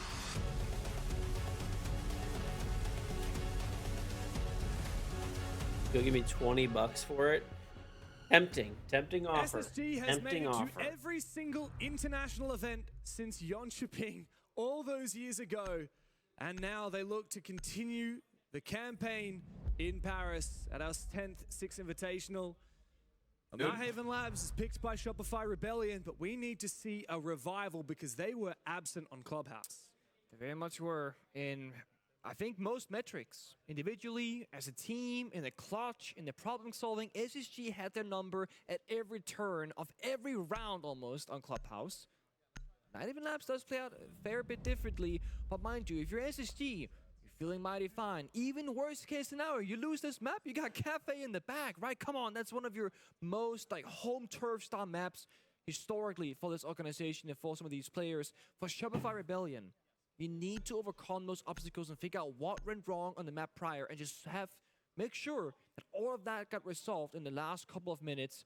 We walked by the SR squad outside our very doors and they're discussing, guys, Night Haven Labs. And I did hear a small, we might not have gone into this thinking that our Night Haven Labs was better than our Clubhouse, but we're going to have to play it better than our Clubhouse because right now, it's do or die. And look, the last time these teams met on Labs, it was a grueling 15-rounder in the NAL Finals upper bracket. It was a second map. Shopify Rebellion had just bounced back after being 7-1 on Clubhouse, funnily enough. Thank you, Ubisoft. That was sick, dude. This is actually so sick. Oh yeah, let me make sure we're not missing anything. What's inside? The Chonka helmet, a tribute to the legend himself, crafted display, so please do not use for actual protection. We're pretty sure it won't help. Alpha Packs, a collection of items celebrating classic operators. There's 6 possible variations. Good luck on your pulls. New cherry, so keycaps. New cherry switch keycaps. You can customize your preferred setup. Exclusive concept art taken straight from the Siege archives. Don't tell the art team. And a 10-year anniversary jacket to dedicate, crafted to celebrate the decade of Siege. Let's see for now. Pretty legit. Thank you, Ubisoft / Rainbow Six. This is actually so sick, dude. It really is. This is actually so cool. This is, I think, the coolest thing they've ever sent me by far. This is like actually legitimately playing down under, but not all the way under. Look, they're not down under until they're down in Melbourne and Sydney. You know it. You know all about that. All the way down in control. Playing on the floor above with the extended roam. And classically, we have plenty of C4s. The late round plant denial. Deny from above through the Verve, deny from below with the C4. Thoughts on that pulse. He's likely running the shotgun as he's got the Reaper out at the moment. Rebellion have so much work to do to clear this map and haven't made a lot of progress as of yet. Everyone outside the building. I mean, that's the nature of having a Twitch, right? It takes a little bit extra time. Verticality from the roof down towards the bomb site. Sees the water down, does a bit of damage, but he peels away. Actually an angle all the way to the basement. It could be all the way downstairs. What's the angle here for Shopify Rebellion? Is it nomading off the IT room, holding the retake, and trying to go for plant beneath? Because they're missing those kind of plant operators, right? There's no shield for quick entry. I actually don't think I'm going to take this to Paris. Cool as it is. They're gonna look. They're gonna get the kill as well. I feel like opening for Surf, but good trade from Jamie. No, thankfully Canadian is there to reply from inside the garage. I feel like this is a keep at home type of thing. Out goes the Nitro cell. But Ambi manages to run away just in time, and Canadian to regroup with his team and bring Rebellion back into the advantage. Force rather either has a pre-placed C4 or he popped it immediately on the post. Not entirely certain. As cool as it is. The chaos of the round. Either way, he's back to that primary floor. Shopify Rebellion, despite having numbers advantage, they've reset everything, giving enough time for Foes to fall back and help News. That storage bomb the thing is it's actually like it's kind of like too cool. I would be like mad if I like lost it or Speaking of late, look at that time. I'm gonna hang it up in the closet behind me. And yeah. It doesn't leave Rebellion with a lot of options. I'm obviously gonna keep it. Still has that shotgun, and he's just flanked back upstairs again. Rexon needs to find a safe haven to plant, but he's in the middle of 2 players, and Newers has swiped his head off. Ambi the young gun with no diffuser to speak of and no time to find these final 2 players will desperately sit down. And SSG steal the first round on Labs. I think I know what happened there. I'm pretty sure that they knew that Pulse was still alive and thought we cannot plant inside a stockroom because the Pulse downstairs will destroy us. So they have to plant in control, either on the desk, on that concrete floor, right by the door where the Nomad died. The thing is, Foltz left the basement a good while ago. It's lack of information from the Shopify Rebellion that is costing them the ability to go from that. Right here, they walk in this door, they walk to the left, and if anybody wants to be downstairs, they can't deny the plant. But SSG one step ahead again. Oh, they think we're gonna play Pulse downstairs, therefore we go upstairs and play the bomb side 2v2. It just feels like even when the round goes well for Shopify Rebellion, it still goes sideways. Yeah. And how is it that whenever we end up in these 3v3s in the mid to late round, SSG are always finding someone disjointed from the rest of the team? Was it, what, 3v3 or 2v3 for SSG? I think it was 3v2 and Troy died to a 2v2. Canadian fell. I think so, at least. Somebody died early. He snaked his way back into it. 10 seconds left. Now, the last time these teams played Labs, like I said, it was an 8-7. Shopify started on the attack. So, crazily enough, it feels like an immediate repeat of what we have seen just 2 months ago. Shopify Rebellion managed 3 rounds of attack in their half. Both teams did the same before we went into overtime, and SSG won by winning both an attack and a defense. It tells you how split evenly That was cool, bro. That is the coolest thing I've ever been sent by any company.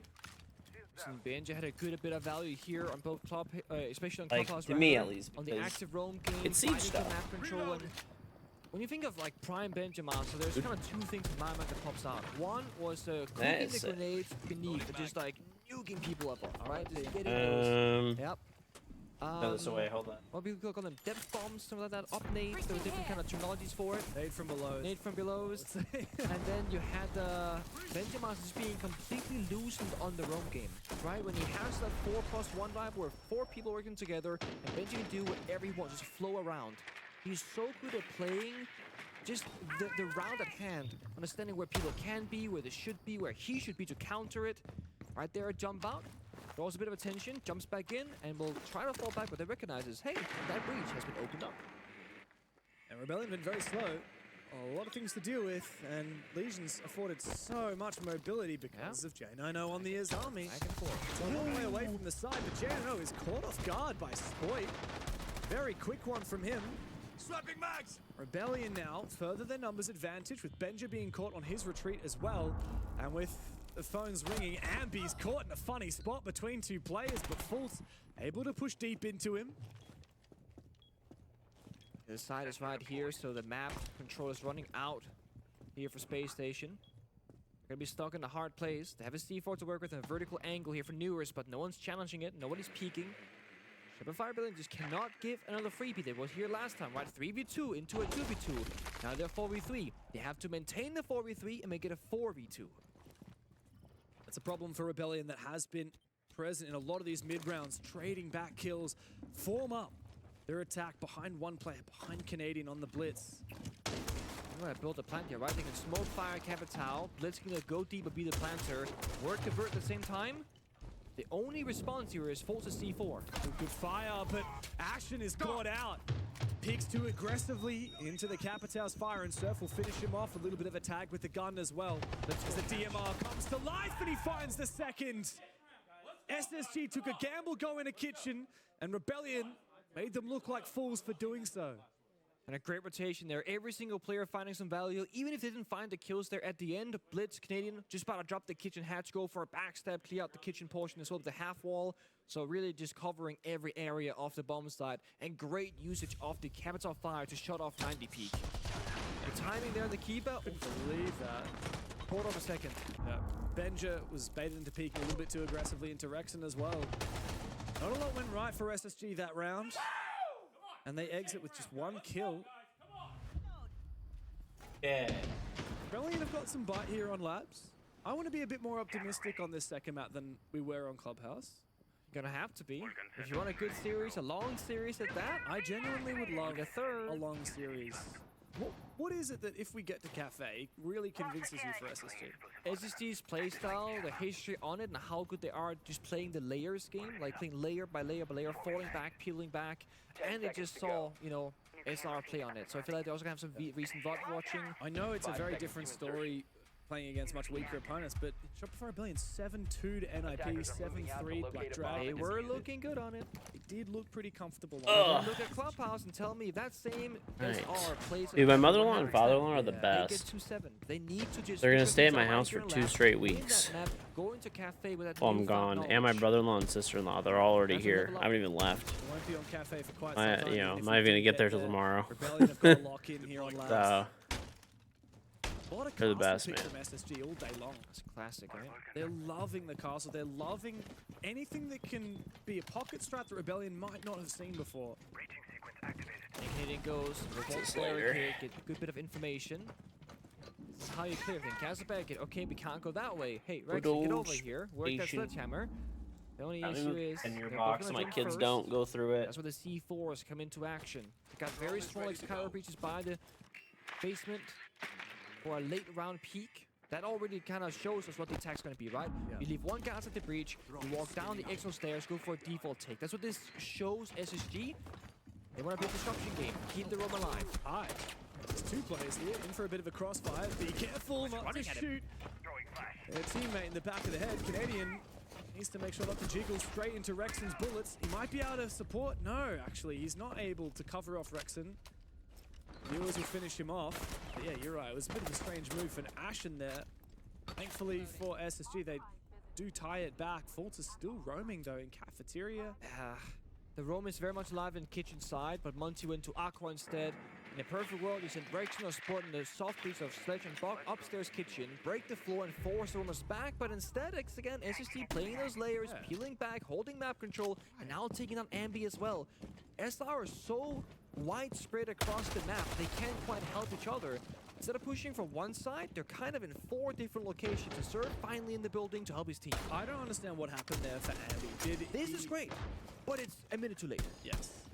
And it's fighting from a player down that really shouldn't have died. Like, did Ambi assume that kitchen was clear? Was he face checking it? Was he not aligned with the rest of the team that we were focusing up on garage? All I know is Canadian and Sport have to work some magic. Canadian with the information, Sport with self-destruction. Following him downstairs, so no verticality being used right now. Perhaps Serve peeking for those angles. Fultz is going for a flank upstairs, which means Rebellion need to have a light on the bomb site, but they spot 2 players. Sport supporting Canadian from behind. The Kiva barrier is going to make it difficult. And Fultz, he will go down after he gets